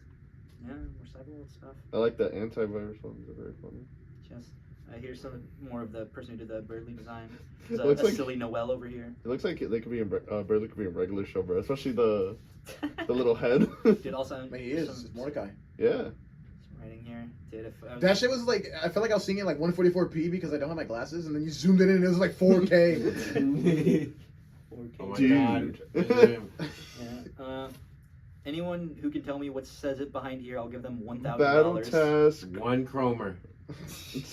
Also, wait, I could have been clicking on the images the whole No time. fucking way. Now I could. Now I see it. 2 headsets, 2 pockets. Yeah. So also, this is one thing. I never knew what this thing on Birdly was supposed to be. Like I thought this was like almost like his own like little logo. Yeah. It kind of looks like Birdly. It looks like. I think it's got like fucking merchandise. It's supposed to be a pocket. But like the more I look at Birdly, the more I'm like, literally, what is he supposed to be wearing? Also, I think this is an alternate Dark World design where the only thing that changed is he got a second pocket, which would have been pretty funny. But Temmie concept art. Oh, I thought you meant that was supposed to be Temmie's. Like that is not Temmie. Temmie Chang. Just Queen. Okay, so that is the I love concept art. Chapter 2 concept art. Now, that was fun. Let's get into the bigger boy stuff, the unused music. Shit. So this is by one of the biggest things that happened here, and we're going to get into why. So unused music. Second chapter. Second chapter. Power of Neo unfinished. Holy shit. So, I'm just going to read what Toby Fox said here. So, after creating Undertale, one of my main goals for Deltarune was for the players to finally be able to challenge a real version of the Metaton Neo that didn't just end in one turn. For that purpose, I actually created a few music mock-ups for an extended version of Power of Neo. There's even another one from 2016, lol. Unfortunately, try as I might, I could never create a full-length version of the song that I was satisfied with. Eventually, the boss concept evolved into Spamton. The boss concept evolved to involve Spamton, and with that, the music changed as well. I still like the second half. Just talked about the song. It's still fun to imagine fighting something to this, Though if I was given another opportunity to extend Power of Neo, I'd probably do something different. So this is crazy. We get a full official version of Power of Neo that isn't just like like 30 seconds long. And I'll play in a second, but I just think it's also very interesting the idea that again he wanted Deltarune to have a version of the Metaton Neo fight or something involving that, which kind of calls into question like what exactly was Deltarune initially going to be if Metaton Neo was going to show up in it somehow, especially before like it just being kind of a reference in Spamton. And I think that also kind of lends credence to the idea that maybe a lot of stuff in Deltarune might be stuff where it's like, oh, kind of giving closure to like some of the stuff left open with Undertale. But yeah, let's listen to this. So Power of Neo, like full version.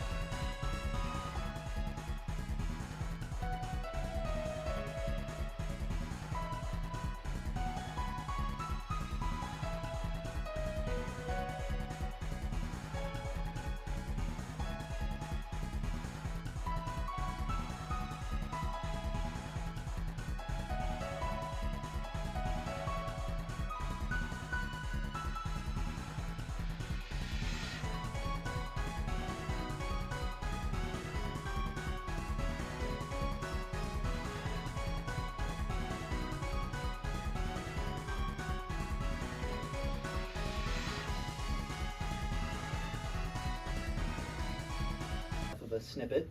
That's But pretty cool. yeah, so, again, I feel like this is like one of like. This felt like a really big moment when it happened because it's just again like Metaton Neo, which is always something that's like it just kind of came and went, especially like the song itself. So getting a full version of it all this like time, like 9 years later, Yeah, right. it's pretty crazy.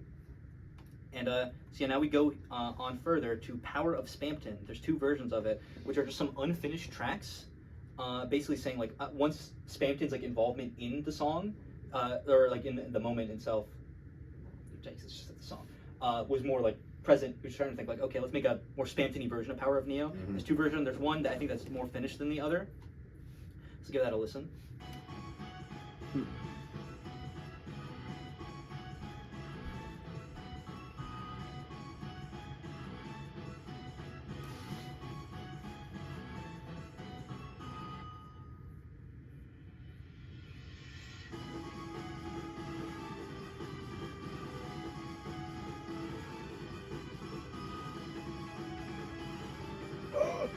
I hear it. Spamton.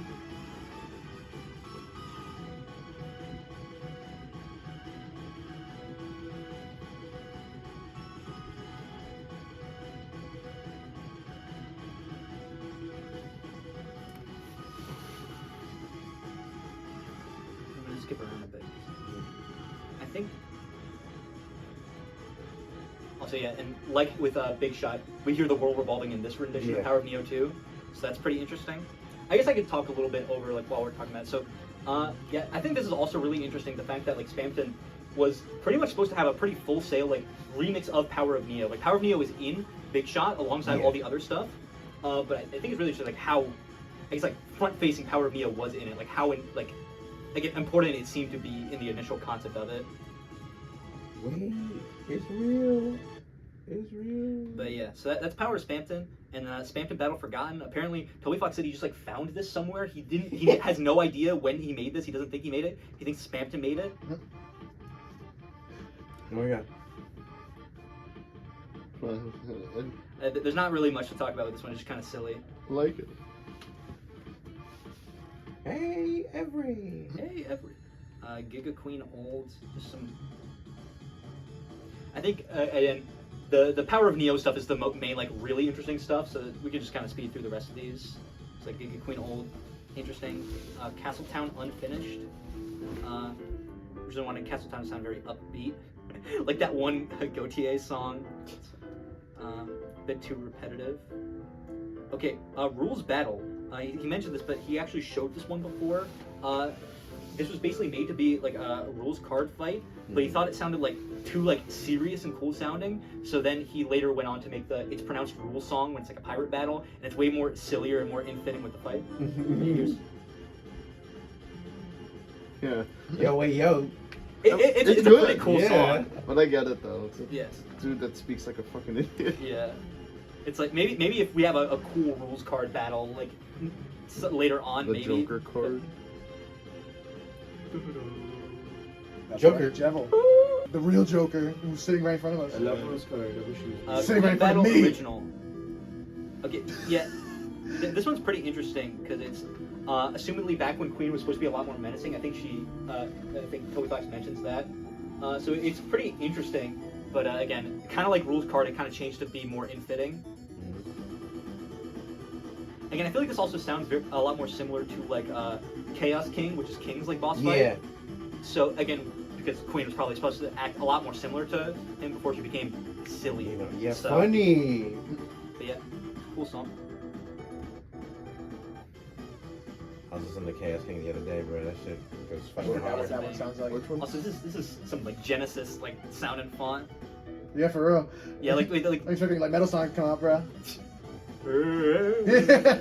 Again, I've been into this stuff longer than I don't even want to think about how old I would have been when Undertale first came out. I was 2 years old. So it's just like, again, I just can't impart just how insane and cool like this is. Again, it was already cool enough seeing like Power of Neo like actually come back in like Big Shot and how like important that was. Just like having a Neo fight like in general. But yeah, this was crazy. But the craziness doesn't stop. Yes, it does. Conclusion. Holy shit. Thank you very much. Everyone's still reading these. These letters are happy to still be read. Are you happy reading them? Here's a letter. It's not this letter, but you can still read it. But did it make you happy to read it? See you this year and next year. Bye-bye. I want a letter.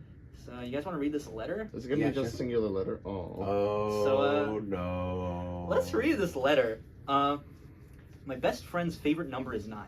It's because there isn't a number that's higher. 9, 99, 999, 9099. If everything gets high enough, you become invincible. There's nothing that can hurt you anymore. Nothing can hurt anyone anymore. But isn't it scary to think that there's a highest number? That if you made 99 good memories, you couldn't hold anymore? So I don't like to keep count of the flowers we pick, or the times that they laugh, or how many scary faces they make. I just hope we'll be friends for 999 more years. So, I said the power of Neo stuff was crazy. This is one of the most insane things that I feel like, at least for me, like literally since the games came out. So like, if you didn't pick up on it, this is Azrael talking about Chara, the first human. Mm-hmm. Which again, it sort of like adds on their whole association with 99, or just the number 9 in general, because again it's this highest number, and I feel like it humanizes Chara in a really interesting way. Where again it's like, oh yeah, if it gets high enough, like no one can hurt you anymore, and that sort of thing. Which kind of like influences like why like in the genocide run they're so like once they're getting like filled with like the love and stuff like that, and they're getting the power. It's like making them want to like be like completionists, complete everything until everything is like 999. It's like done. Yeah. And again, it's also. This is a very core character trait of Chara, because we know...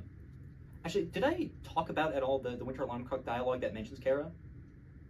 I don't remember. Okay, so I don't think I have a slide about this. But basically, actually, did I do something? Yes, I did. Oh, shit. Okay, so we have a little bit of extended reading. I hinted towards the 5th anniversary Alarm Clock Winter dialogue before. Back. So basically, there's this like...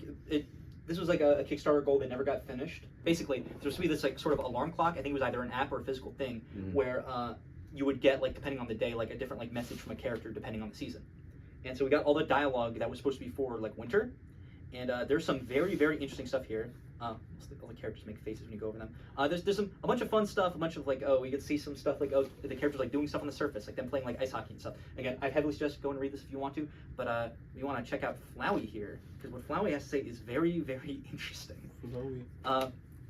So I'm just gonna read all of this. It's not all important, but I think this is something that all self-respecting Deltarune fans or Undertale fans should know, because this is some pretty interesting stuff.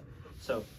Golly, the best part about winter, probably the beautiful white snow blanketing the ground, completely indistinguishable from the dust of your friends. Ha ha ha. Huh? What do I want this year? When you grow up, you stop wanting things for holidays. Besides, even if you bought me, say, a bike, where would I even put it? And how would I even ride it? It'd be completely a waste of everybody's time. A red bike with a golden basket. It'd be completely useless. You hear me? Useless. This ribbon? Who cares who gave it to me? I haven't lost the right to be snug, have I? Hee, you're jealous. Golly, that's right, the party. Also, so a lot of this, they talk about how they were, I think, hosting a party, Christmas party at like Santa Papyrus' house, and I think he put like a puzzle in front of the house, like this big like hedge maze, this crazy thing, and then everybody just like went around, except for Asgore, who gets like stuck in the maze for like a couple hours before he can like walk in. Like it's some very funny stuff, but we don't have time to read it. They left her there, abandoned her in the garbage to rot in the cold. Her mind burnt to nothing from all that merrymaking. So this he's referencing, I think, Toriel gets pretty like wasted off of eggnog, and I think she's kind of just left like drunk in like a different room or something like that. So that's what he's referencing. To think she's made so many friends. They're lucky they never saw her in the ruins, living in loneliness, waiting for someone to fall down. At her very worst, even forgetting to eat or sleep. Pathetic. I remember finding her and laughing at how miserable she looked, splaying out the ground in weakness. Guardian of the ruins, ha! You can't even take care of yourself. And then, I don't know why, but with half-closed eyes, she touched my face and said, Azrael, I'll never let you go again. And fell asleep. Idiot. Can't even take care of yourself. Now I have some Toriel dialogue. Yeah, that's sad. Why, yes. There was a time in the ruins when I had fallen asleep on the floor. How did you know that? The strangest thing was that when I woke up, I was in bed, and there was a glass of water next to me. I always assumed I had forgotten to get up, but a long time ago, I knew someone that always filled up their glass, so the liquid was just peeking over the brim. It was the most efficient way to fill it, they said, regardless of how thirsty they were. Because of that, my son started doing it too, and there were a lot of spills in the house. So, again, she's definitely talking about Chara here, because then they mentioned, then Azriel started doing it, because they wanted to be like their sibling or whatever. So this kind of adds to the whole thing of Chara, like, again, this idea of, like, completeness, like, with represented by the nines, and also here it's like, they filled up the water all the way to the brim. Yeah. No matter how thirsty they were. It's like, that's the most efficient way to do it. In the ruins that time, the glass was full, just like that. And recently, when I woke up after the party, the glass next to me was too. That's sad. That is really sad. But so it's, I honestly, like, it's just so interesting, because it's also, again, we know Flowey, like, can't feel emotions and stuff, but clearly, like, Toriel, like, talking to him like Azriel in that one moment, that one, like, reset or whatever, like, it made him feel some things. And we also know that Flowey, because Azriel stays in the underground, he's like, someone's got to take care of the flowers. But this does imply that, again, he eventually does turn back into Flowey, which we kind of already knew, and that he does go onto the surface. If he's not always up there, I think he probably just pops up and down, because he can go whenever. Yeah. And we know that, again, obviously he gave her the water again when she got, like, drunk or whatever.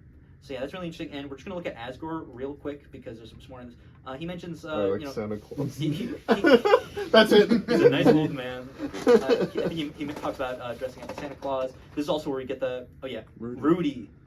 He always loved the holidays. Again, I think I talked about this before, but he talks about like, Rudy was like his best friend, and that he died and stuff. And he mentions that his daughter is being able to be on the surface. Also, he says, I love the holidays. Around that time of year, he'd put on his glowing red Dude, lock in. He'd put on his glowing red nose, and we'd walk into the night together, placing presents side by side in the snow.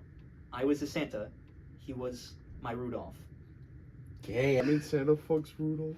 They were. I can't find a heterosexual explanation. No way. Oh, he talks about the mistletoe. Yeah, these dudes were. They're different, bro. Yeah, they were. Also, they're talking about fruitcake. Also, actually, no. Rudy in Deltarune calls Asgore a fruitcake. Like, and it couldn't be more. Which again, this goes into homophobic Toriel theory. No, it's real. It's real, bro. It's real. So yeah. Damn, the whole thing's about Rudy. The whole thing's about Rudy, bro. He loves that reindeer, man. Super tree. He makes matching scarves for Asgore. But yeah. Let's just sit. Yeah, wait, his ex is there? What the hell? Well, it's a party. Everybody's going. Wait, so how did they interact? Asgore and Toriel? Yeah. It's kind of like. Well, I mean, you saw the ex-husband thing in Deltarune, right? Yeah. That's how they interact. She puts on a boxing glove and beats the shit out of him. Yeah. So yeah, this is at the very end. This is basically like the finale one, and he's like, "Here, everyone, a warm cup of soup. Whoa, you really filled it up to the top, huh? Of course, it's more efficient that way. It is, isn't it? Hey, everyone. Hello, every. Spamton shows up. Yeah, they start singing or whatever. That's the important part, but it's like, yeah. That was nice. That's pretty much like. Wait, what about the dog on the bottom left? Oh. He just makes a face. Okay. But yeah, so I think that Chara stuff pretty important to know, or it's just like. And more lore. Yeah, a lot of lore on Chara and how they acted, like, before, like, the genocide stuff, and also just, like, how they acted with Azriel. And I feel like it does a great job in, like, humanizing Chara, because, again, I feel like a long, like, held fandom belief is just, like, Chara is this, like, evil person who takes you over and does the genocide run, which that's clearly not the case. I remember I talked to you guys about it before, like, my whole take on Chara and stuff like that, which I won't get into now, but I think it does a lot, again, in humanizing Chara, and also showing that, like, clearly Asgore and Toriel still like care about them, because one thing that is kind of interesting is because Chara is supposed to be kind of the secret thing in the narrative, like Asgore and Toriel don't talk about them a lot when they really should. I think that's like again, Azriel has that statue made for him, but like Chara doesn't get one, and also I think Asgore a lot of times when he's like he'll mention like his son Azriel, like in like a lot of the neutral route stuff, but they don't really mention Chara that much, which again I feel like it's less of a lore thing and more just like. Again, just to not spoil all the Chara stuff, because they're supposed to be a character that's kind of shrouded in like mystery and stuff like that. Yeah. But I'm kind of glad we get these moments like, that was their kid, they did care about them, and Chara did care back, and they did you know, they were just like a kid, you know. Mm-hmm. And I don't know, I find that really very, very interesting. Okay, Said this it is 3 times now. I think I've said it more than 3 times. I really can't help it. I'm just like, it's all interesting. So this is the last newsletter. So we're almost done, guys. Hooray. The holiday 2024. It's Oh, right it's now. on light mode. She's in a snow grave. Trapped in some sort of snowflake. Say that again. So yeah, this is some fun sprites. Heats Flamesman, Hots Fires guy. What the fuck? This is Toby Fox talking about his blue sky. He made a bunch of videos. He's making like basically like YouTube poops about like the. Yeah, you guys know the Persona like Trinity Soul song, like the Check It Out, I'm in the house like carpet song. No. Trinity Soul? Okay, so we're this is gonna take a second, but I think I heard Trinity Soul. check I never. it out.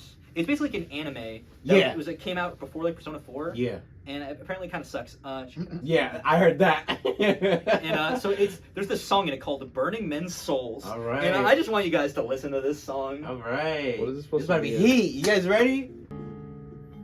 Check it out, I'm in the house like carpet. And if there's too many heads in my blunt, I won't spark it out, put it in my pocket and save it like rocket fuel.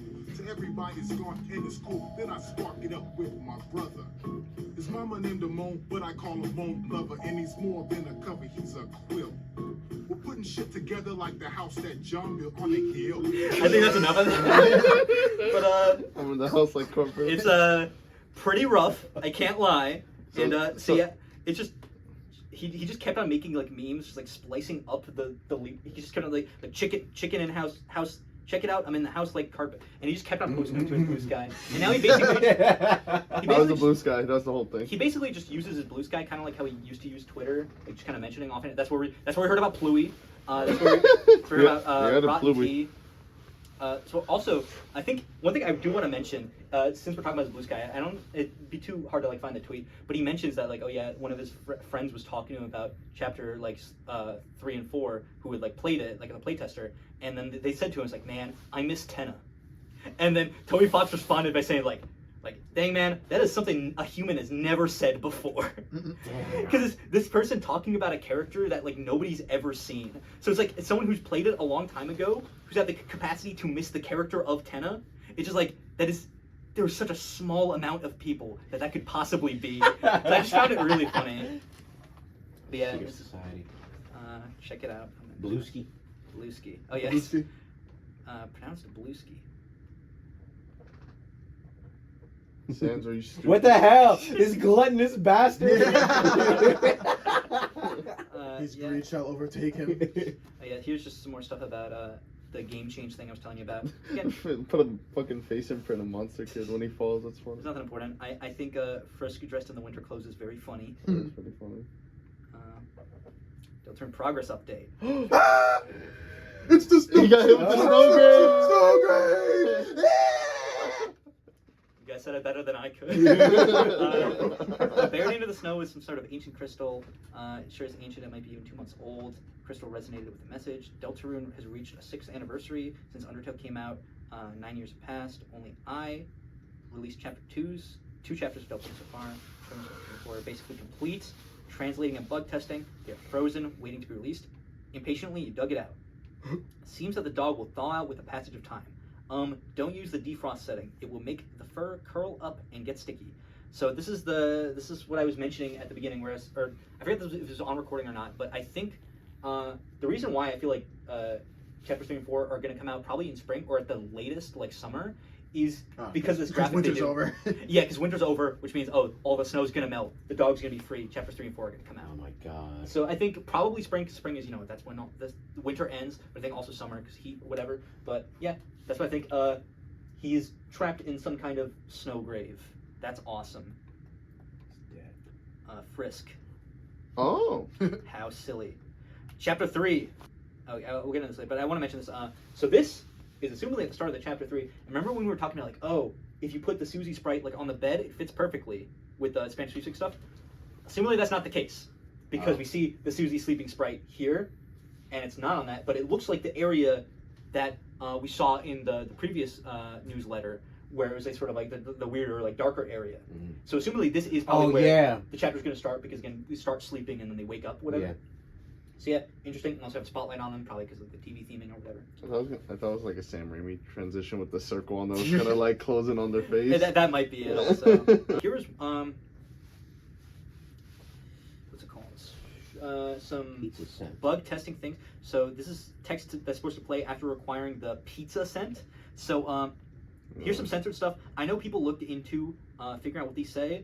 I gotta be honest. One, we have no real way of knowing until the chapter comes out, and we'll probably be able to piece together, oh, it's probably talking about this, that, and the other thing. But stuff that's probably not important, and I do not have the energy to remember what it was now, because I remembered it at some point, I don't remember it now. But I think the more important thing is they mentioned the pizza scent, which is assumably something you get in chapter 3, which I think probably what it's supposed to be is, we know in the bathroom of the Dreamer house, there's like body spray, where it was like, oh, body sprays, icees, all for boys, cheese pizza, smell pizza. And I think it says that, like, oh, nobody, the can's all full, like, no one's ever used it. So I think, again, this probably maybe relates to the bathroom, and the pizza scent is from something involving that, but that's just a theory. Pepperoni.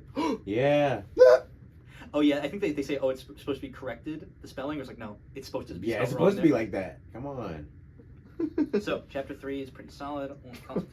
Chapter 4. Okay, so we should talk about this. Chapter 4 image is a little picture of a Christmas tree. Now, either one, this means that it is actually in Holiday house. everybody was right, and that actually is Holiday house. the craziest thing ever. Or it might just be because it's the winter newsletter, and that it's just a tree. Because Yeah, What just a if bad there's coincidence. somebody behind that tree? It's With me. With an egg. I think, again, there's a chance that this does have something to do with Chapter 4, since it is another Chapter 4 thing, but I think this might just be for the theming of the winter thing. Who knows? Some Japanese translation, the first pass was done. There's some interesting dialogue here. In the English, I don't think it tells, only some of them tell you who's talking. These are some enemies, assumedly. Here's Ralsei saying, I like you too, Swoozie. And then Susie says, yeah, alright, knock it off with that stupid voice. We have some Lancer and Susie dialogue. Susie, can you enrich my enclosure? I can punch a hole in the drywall and hide toys inside. Thank you. Someday I will do the same for you. Okay, so we got to talk about this one. Burley. Wait, Burley! Oh, wait, I forgot. I'd like to read some Birdly dialogue. Listen, it disgusts me to say this, but as an act of charity, I will let you be the breeze under my wings. You, me, festival. Okay, so one, this, it completely debunks Birdly gets hit by a car theory. I mean, he could have survived it. Well, no, the point is Yeah, that I know. But yeah, because we know Birdly is alive Outside of the weird route. which is very upsetting, because I was a very big proponent of Birdly gets hit by a Fuck. car theory. Damn But it! the more important thing is, I know shippers got really interested in this line of dialogue, because it's like, oh, who is Birdly inviting to the festival? Is it Noelle? Because I think Birdly said some stuff about, like, Noelle, like, oh, like, my partner or whatever and stuff like that. But he gives up on that because he starts being like, oh yeah, I'm dumb now, and Susie is a gamer girl. I want to get with her. And then he starts saying stuff like that. So it could be Susie, or what a lot of people assumed it to be, and I kind of think it might be, is that Birdly is talking to Kris, inviting them to the festival. That's so what I think kind of what might be is happening is, like, I think what it is that maybe you need to find, like, someone you want to go to the festival with, like, pick them out. And then if you run out of options and, like, you don't have anyone go to the festival with you, Birdly is like the forced choice where you have to go with Birdly. But I know a lot of people were getting really hyped about this because I don't know if you guys know this, but there is a very, very, very big culture of people who really like shipping Birdly and Kris. Why? I don't know. I especially because it's kind of weird, because I feel like there's a lot of moments where it clearly shows Kris doesn't like Birdly. Yeah, right? Yeah. Where I think at some point, like, oh, Birdly asks, like, oh, do you want to hear more? And then one of the options is lie and say yes. Like, yo, who the hell's controlling me, bro? But yeah, so Birdly, yeah, he's probably talking to Kris. No, that's so funny. I read the dialogue, I'm like, oh, it's Birdly. Then I realized everything. It's like, wait, it's fucking Birdly speaking. El Nina. So this is Where the fuck is El Nina? That's one of the weather people. Oh. So yeah, interesting stuff about yeah. After translation is complete, we will begin PC testing a tree. Chapter 5, and this is also why I was kind of saying I feel like it's these images might not be indicative because this is also clearly just a Christmas thing, unless chapters 4 and 5 are both in the holiday house, and you're just really like, it has to be the holiday house. It's like it's a really big house, man. I don't know if I really want chapter 4 to be the church. Maybe that's just because that's kind of what I put all my stocks in, so if it doesn't happen, I'm going to be kind of upset. Things are in development. All right. Pizza Pants. Let's talk about it. We have Pizza Pants. He's pointing. People are saying, like, okay, one, he's wearing, like, some sort of, like, gray suit, so assumably he's maybe wearing something for the festival, which all this stuff I was like, I do think there's a chance that the festival at least kind of, like, starts on Chapter 5, but I think it might be a multiple-day thing. Yeah. Some people pointed out that, he kind of looks like he's doing, like, the pose that Reagan does in the third opening of Bob Psycho, where he does, like, the point. He's, like, wearing, like, the Reagan fit, too. Oh, shit, yeah. He's got, like, the gray suit and I think, like, a pink tie. That's funny. But, yeah, I love Pizza Pants. Dude, there's no pants to...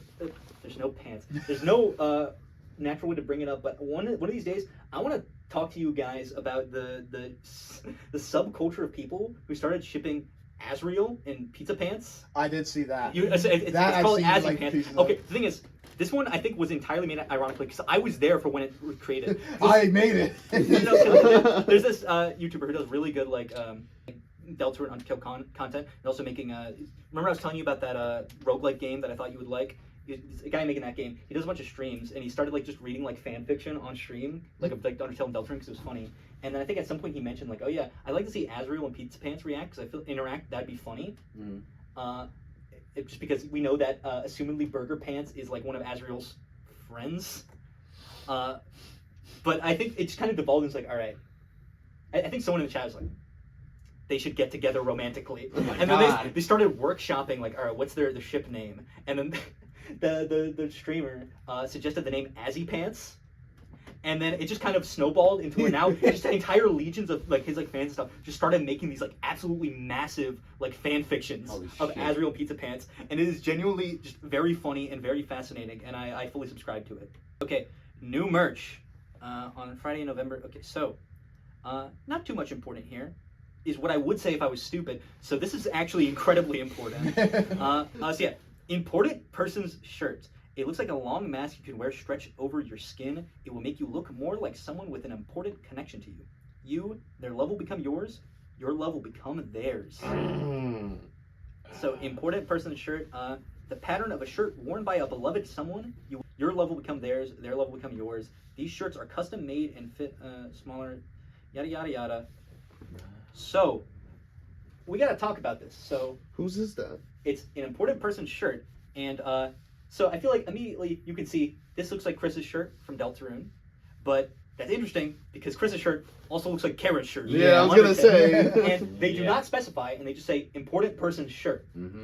Now, what makes this really interesting, if you go down in the product descriptions, you see related collections, Deltarune and Undertale. God damn it! Which means that, and I think none of the other items on the Fan Gamer shop have this, which means that this is representing something both from Undertale and Deltarune, which has some pretty crazy implications. Because I feel like, okay, let's not mince words here. There is a lot of very intentional and very clear parallels you're supposed to draw from Chara and Kris. Yeah. And this is just me personally speaking. I feel like it is the intention of like the text and stuff like that, and I feel like Kris is meant to be Chara essentially in like the Deltarune universe, where Chara is Chara in Undertale, Kris is Chara in Deltarune, and you know, Chara is technically slightly different names, but also we don't really know Chara's like real name because the real name we're given is sort of like a meta narrative thing, whatever. But I think again with all the parallels, considering like, you know, the knives and the red eyes and the liking chocolate and just sort of, you know, being Azrael's adopted sibling, you know, adopted human sibling of the Dreamer family, who also just wears their clothes and acts very suspiciously like them. I know there's also some people who think that they might be Frisk, which I kind of see less. And also some people who think that they might be one of the other human souls that died. And I think the most solid one is actually, I think it's like the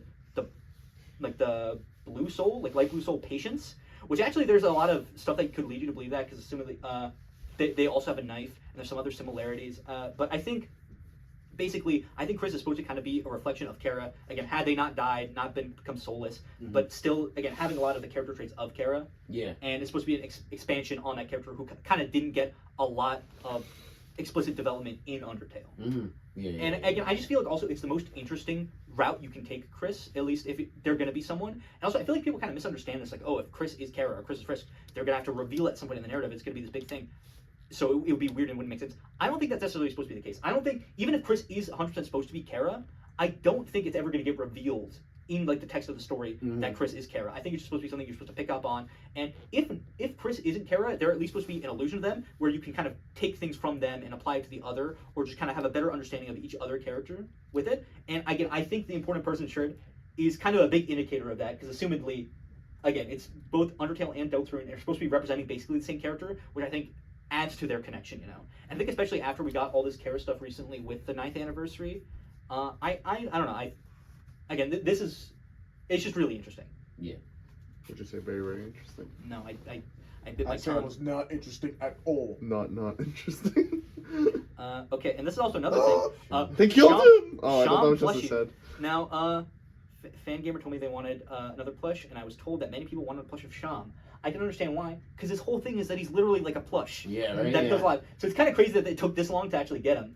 But this has some very sad implications, because he mentions that because also Toby Fox is like I don't think Sham would believe that, but in any case he was designed, which is kind of nice. It's like how Sham wouldn't think that people would want a plush of him. But so yeah, Toby Fox had to make some concept art of Sham, of a full body version of him, so that they can make a plush out of him, which means that assumedly Toby Fox didn't have that before. He didn't make a full like design sheet or whatever, or any sort of concept art for Sham beyond like a full body shot. Which I know there's a lot of people who are really hoping that Sham was going to be kind of a more important character, myself included, because I think Sham is really interesting. And I know a lot of people thought like, oh, what if he's kind of like the secret boss, or like a secret boss? Because he obviously knows a lot of stuff about the secret bosses. He knows about shadow crystals. He clearly has more information than he leads on. Yeah. It's also just really cool. And a lot of people thought like, oh, what if he's like the final boss on the weird route or something like that. Long story short, yeah, it seems like Sham probably isn't going to do too much important, or at least have like a battle like sprite, or have anything past like him being in the shop, which I think sucks, because I like Sham. Frisk and Toriel, how awesome. New song, you're cool. The world's revolving. Conclusion, yeah, he mentions that in Halloween 2024, chapters 3 and 4 will release in 2025, and that this is still like 1,000,000% true, and that they're working on some other exciting things that they can't talk about. It will be a good while to get going, but 2025 looks like it will be an interesting year. This is all too interesting. What? Smash cuts it right now, and we're like finger over the DEFCON button for a chapter release. I would like to formally apologize for my severe and continuous lapse in judgment. Addendum. In my infinite wisdom, I forgot that in the very last slide of the presentation, in the very last newsletter of the very last thing I was showing you, there was a secret link. Yeah, there's a secret link that takes you to a letter written by Noelles about snow angels. And as first dialogue from Des. Oh, look, Ellie, yours has more underneath it. And there's more allusions to Noelle being the angel in it too, yeah. It's pretty crazy stuff. Someone should make a presentation about all this stuff. Addendum to the addendum. Deltarune's today! Okay, so that's it. it. We are officially caught up. Officially, we are fully caught up on everything there is to know about Deltarune Chapter 3 and 4 until now. Minus Pluie and a Rotten Teeth Theory and a few other junk that I refuse to mention because I don't have the energy and I'm not making any more slides for this goddamn presentation. What about your mama theory? Well, okay. Is there one more funny slide? There's one more slide at the very least. So, this is personal theory, so I can say I called it. I'm not falling for that shit. I called it. I think it's supposed to say so I can say I called it. So basically, I just wanted to have a slide here just mentioning some of my like random thoughts and opinions, some random like ideas and theories I have that I just want out there. So again, in case it comes to be, I called it. So I realized most of these are kind of like related to music because I find it kind of interesting. So first, it's raining here. So remember at the very, very beginning of the presentation. No. At the very, very beginning of the presentation, when I said, hey, this little guy's gonna be important in the very last slide of the presentation. Yes. So let's talk about it. Chekhov's gun. I'm a master at this. I'm the best. So basically, Sans is song when you have the dinner with them in Undertale. It's called "It's Raining Somewhere Else," and I remember I think I've at least told this idea to you to a few of you guys before. I would kill if there was a song in like Deltarune, whether it's related to Sans or not, I don't know, but I think it would be cool if there's a song just called "It's Raining." So it just kind of confirms that the somewhere else that Sans is talking about, also in the song title, it's referring to back in Deltarune. And that was the idea initially, but then I realized, wait a second, we can see that in Deltarune, in chapters either 3 and 4, it's gonna rain. So it's gonna rain somewhere else. Dude. So I just want that out there. The song that might play when you fight Sans might play when you fight Sans. I just like the idea that if at any point we have any sort of like Sans or Pirates in the Dark World, I imagine them having some sort of like funny like comedy fight, like kind of when you fight Susie and Lancer, like in chapter 1. I don't know if they will be in the Dark World, but if they are, I think it'd be really funny if they repurposed that song to be in it. And again, it's just kind of another callback of like a song from Undertale just coming to Deltarune. And again, the song that might play when you fight Sans finally kind of has a reason to be called that. Just like, oh, it might play when you fight Sans because when you fight Sans in Deltarune it plays. Megalo Strike Back. Megalo will strike back. So basically, this has to do with both Megalovania and Megalo Strike Back, the song that Toby Fox made, where I think Megalovania is obviously a very big song to do with Toby Fox that has transit.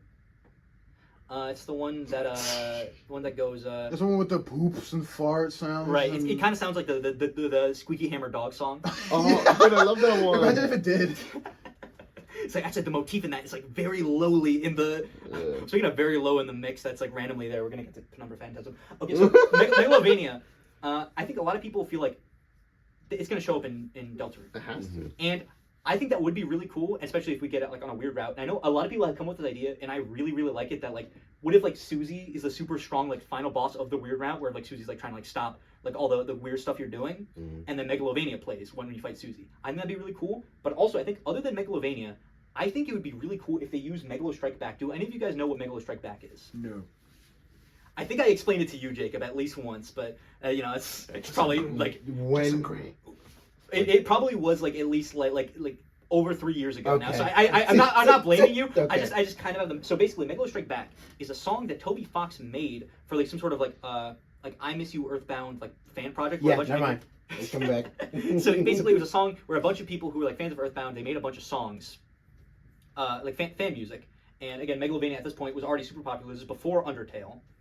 So it was super popular from like Homestuck and Earthbound Halloween Hack. So Toby Fox on this I Miss You Earthbound album put out a song called Megalo Strike Back, which is a very cool song. I really, really like it, which is kind of why I hope they use it in Deltarune, which essentially it's basically just like Megalovania 2. And I think it would be really interesting if Megalovania is in Undertale as the bad guy route final boss, and then Deltarune, which is essentially Undertale 2, uses basically Megalovania 2 for the same purpose. Right. So I think either or probably will come back, and I would be super hyped if it was either of them. But I just think it'd be interesting to finally get Megalo Strike Back in an Undertale thing in an official capacity. But yeah, and then Penumbra Phantasm will be in it. Maybe, I don't know. I think it'd be really cool though, and like tie into the thematic stuff and be a satisfying way to have the song in an unrelated Toby Fox song to see the. So basically, I'm gonna keep this brief. That's a long theory, man. There's a good video that kind of explains, I can't remember it right now, that what Penumbra Phantasm's whole deal is. But basically, it's a song Toby Fox made for Homestuck that he never released. But it was a very, very popular song. It was basically supposed to be for like a really like climactic moment or whatever. And it's just never been released. It's been kind of like this kind of white whale. Like, oh, we want to see like a full version of Penumbra Phantasm. There's been some like leaks, some like piano versions of like things that Toby Fox has put out.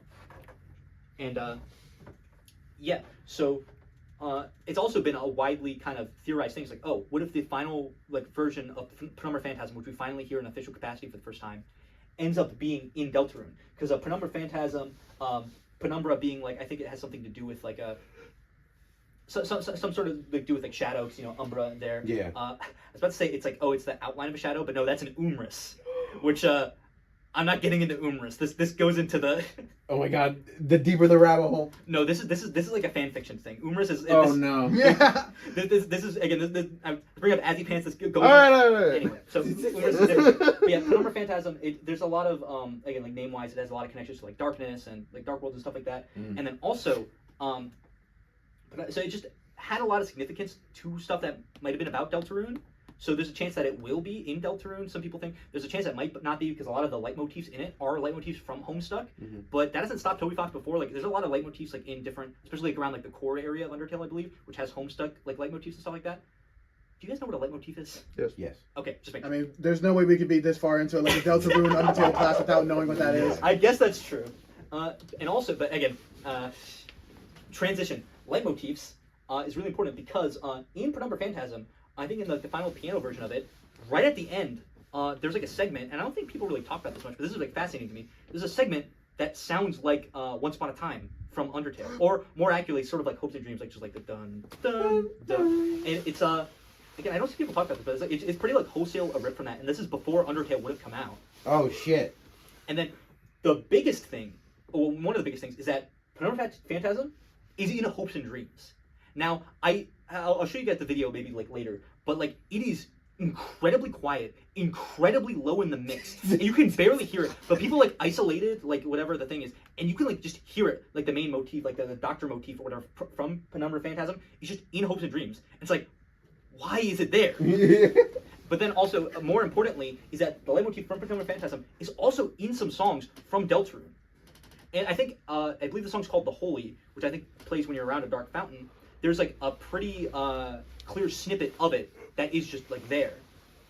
So clearly there's some involvement in this junk, which makes me think, I think it might be in Deltarune. And a lot of people think, yes? How the fuck do they find that shit in I have no clue. Like, absolutely How none. the fuck did they even do Bro, you're that acting like shit? we wouldn't like go through the era of FNAF motherfuckers opening the website, branding the image, like fucking flipping it upside down, like checking the source code. People got a lot of free time. Dude, I think legitimately, like, if I like sit down and literally do nothing else but focus on trying to hear the Penumbra Phantasm part of Hopes and Dreams, I can kind of hear it, but it's still that quiet. I have no clue how people found it. But it's like, the fact that it's so well hidden is just like, why? Why would he do that? Yeah, right? Yeah. Again, so I feel like this Why has, do that? There's a problem. And again, I think it would just be a really cool full circle moment, because this is like, again, like a big Toby Fox thing. It's like, oh, like the idea of finally being able to hear Penumbra Phantasm, a full version in full context of what it was supposed to be, would be, it would be really crazy. Also, I think another thing, someone asked me about Penumbra Phantasm once, again, I think before even Undertale, and he says something that's very Deltarune sounding. I think something that might even quote something from the prophecy. He said it's like, oh, what can you tell us anything about Penumbra Phantasm? And it's like, and it says, at Shadow's edge, break the twilight reverie. Which I think some of that is it's Deltarune sounding stuff, but I think that's enough about Penumbra Phantasm. I just think it's very interesting. Also, banger song. It's made by Toby Fox. Like, you could probably guess that. Now the middle one. Kris is dead? Kris is dead? Maybe. I'm gonna I don't want everybody to see my email, so I'm gonna take down the slide real quick. So I wrote. I want to see Anthony's emails. Damn it. Well, I just don't want to. Why can't I see your emails?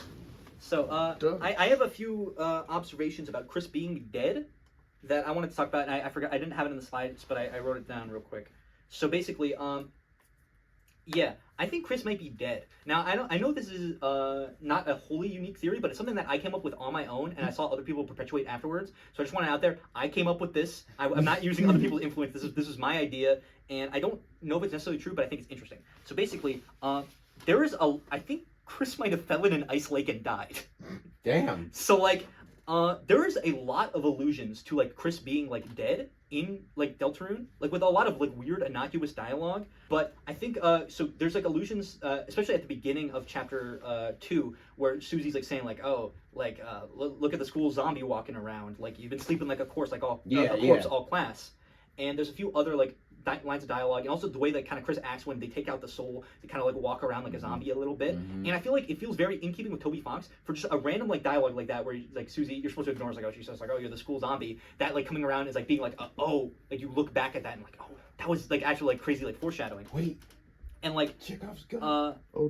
And again, this lore like in innocuous places, I feel like it kind of stems from like Undertale, where another reason why I kind of think this whole thing with Kris, in Undertale, there's like this check dialogue, I think, with Washua, where it talks about Chara.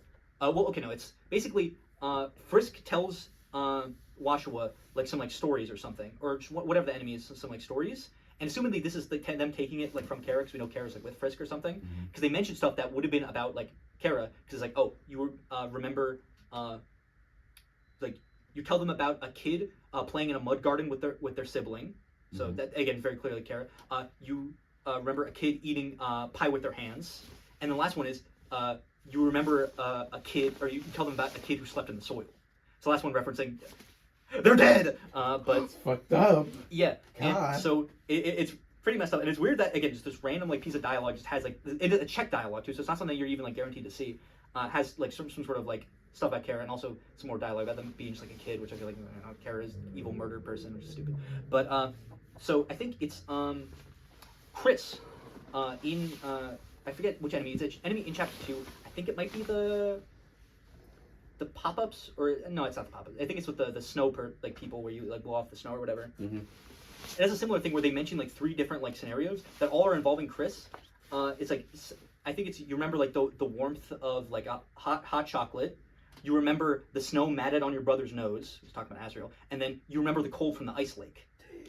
So I'm thinking again, if these kind of dialogues are kind of similar, I think it might be referencing like, oh, again, if you believe that some of these lines of dialogue, which there's not a lot of evidence for it, but if you believe that this might mean Kris died, I think what might have happened is they might have fell in an ice lake and died, which is maybe an extreme conclusion to make, but again, I just want it out there in case it ends up being right. And also, there's a few other things I want to mention. It's like I think also maybe at this point, this is because we know that Gaster has some sort of like weird connection with Kris with the bunker and all that stuff. So I think maybe the implication of how we're able to control Kris is through Gaster. I feel like this is not coming out right, but like maybe when Kris died, Gaster was able to form some sort of connection with them, have control over their soul, and that's how the Gaster was able to like control Kris's soul for a bit, test it out, make sure it works, and then hands over the controller to you essentially. Which basically explains, because we know, assumingly we're controlling Kris, right? But there's lines of dialogue that implies that they were being controlled beforehand, where because whenever Kris is like washing their hands for a long time, they're talking. Toriel's talking with Susie, and Susie's like, "Why is Kris taking so long?" Toriel says, "Oh, Kris does this sometimes," which implies that probably Kris was possessed in some way before we got control of them. Or I saw some people, because I think it's like sort of implied maybe it's like, oh, they're doing like self-harm or something like that, which is what they're doing beforehand, which I think could also be the case, but I think especially what's going on with Kris is definitely supposed to be an allegory for that in some sort of way, especially them like ripping their heart out. But I think it is supposed to imply that, okay, whatever weird stuff's going on with Kris with them being controlled is before we specifically got control. Yeah. And then also the cage that Kris throws their soul into, it says that it's been through a few crashes before. So again, assumingly Kris has taken out their soul and ripped it out and thrown it into the cage before we got control of them. So I think, again, as is any good theory, my vague explanation is Gaster did it. I think, again, Kris died somehow. It doesn't have to be the ice lake, but I kind of like that idea. Again, it should be like, I think it'd be interesting. And then Gaster was able to somehow connect Kris, puppet them around for a little bit, test to make sure it works, and then hands it to their best buddy, the player, who then controls them from then on. And then what do? We do the snow grave. Yeah. You did that. I didn't do it. You did it. And then also a few like last things where it's like I feel like I don't really need to say this, but I just like for like some housekeeping stuff. I feel like I mean there's obviously a bunch of other like creators and stuff who like do like theories and like talking about like analyzing Deltarune. And I think pretty much all the observations made by again I have a few people like Andrew Cunningham, which again is the guy who the Azzy Pants guy and and a bunch of like really good theories. I pretty much agree with like all his like analyzation about Deltarune. Same thing with Molly Stars. Pretty much all their observations about Deltarune, and they had like this thing called like the device theory, which is like this like 10-hour long like full explanation of everything. God, I don't think it's 10, but I think it's like it's like 7 or something. Oh God! Basically explaining their sort of idea of like the whole connection with Gaster, and just basically a whole like analyzation of like Deltarune, like the meta narrative and what it means. Basically everything that those two say, I pretty much agree wholeheartedly that they're like pretty right in their assumptions. So I just want that out there that I back those guys. Obviously I believe stuff like, oh yeah, Sandra's probably from Deltarune, but I feel like that's kind of obvious, so it's no reason to really call it. Same thing with, I think Kris is probably the knight, maybe, and that Noelle is probably the angel in some way, maybe. Again, I'm not super confident in either, but I feel like if anybody was going to be either of those two, Noelle definitely has some sort of association with the angel. I think Kris probably is a knight. It makes more sense than literally anybody else. But yeah, that's just some rambling to say I called it. But yeah, with that being said, guys, I can't wait for Pluie. This is like the Always Sunny picture. that's what I feel like, man. But yeah, so I figure doing all this objective observation, I figure I'd throw my hat in the ring a little bit about this. Is there a funny slide? Well, that's it, folks. Damn. That's it. Fuck. We will reconvene in 2 weeks when chapter 3 and 4 come out. One day when it comes out in tomorrow. 5 minutes. There is a goodbye slide. There is? Oh wait, no. Not infographic.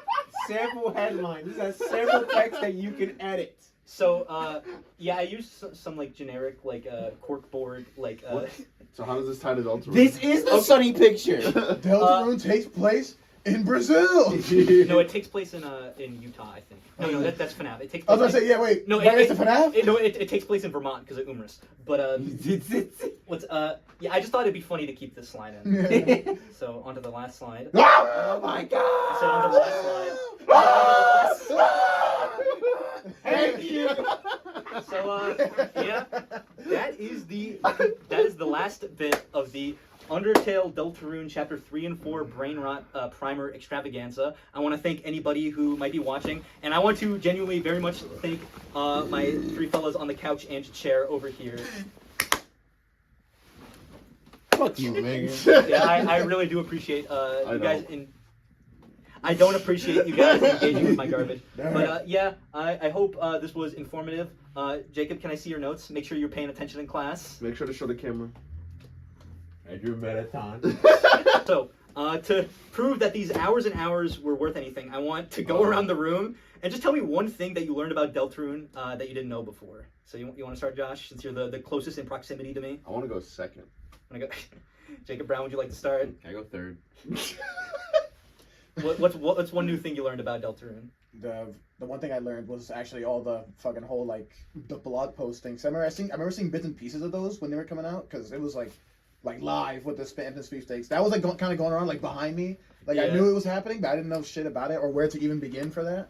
So I kept seeing people post like, "Oh, what the fuck on this website? You look here, this chair, or this code is talking about death." So I'm like, "What the fuck is going on? How are people finding this?" Yeah. So yeah, all that like extra shit, like the blogs and stuff, like the egg sweepstakes and stuff. Yeah, and then the sweepstakes. Yeah, basically everything involved in the sweepstakes. I wanted to know about it, so that's why I even showed up. Alright, Josh. I think basically how deep the rabbit hole goes between all the holidays, like Noelle and especially Noelle, because like obviously Des is already mystery as it is, but like all the Noelle stuff, like oh yeah, she plays a very significant role in this world because of the egg and like her like blog posts and all that. So just basically like how significant Noelle is gonna be, because I really thought like she's just gonna be significant for a chapter, but no, that's she's what like I thought. serious. But again, as you go further into it, it's like oh yeah. Like, I think there's a decent chance she might be just like the final boss or something like that. You know, like I think Noelle's gonna be very, very important. All right, so Jacob, you want to round us off here? I didn't know that. Well, yeah, the sweepstakes part, and I didn't know that there's a fucking person in the goddamn game. You know, like hidden, like super hidden. I was like, what the fuck is going on? I thought, man, I thought you made all this shit up, bro. Well, crazy. I actually did. It was all me. God, group hallucination. Yeah, well, again, thank you guys again, and thank you for watching. Want to hands in one last time? Deltarune tomorrow. Oh my god. Deltarune tomorrow. What the? On fuck? 3. 1, 2, 3. Deltarune tomorrow. Well, I didn't agree on you, baby. You said Deltarune tomorrow. Shut the fuck up. Can we leave? Can we go home? Let's get it. That's all, folks. Can go home. I need to find. I don't know. I need to finish Invincible. Invincible tomorrow. Got that I'm him. That Burberry backwoods pack hitting that pussy smell like a Hellcat V8. We're smoking shit in a glass pipe, blowing the Lord's bubbles. I'm sick. I'm on them brow.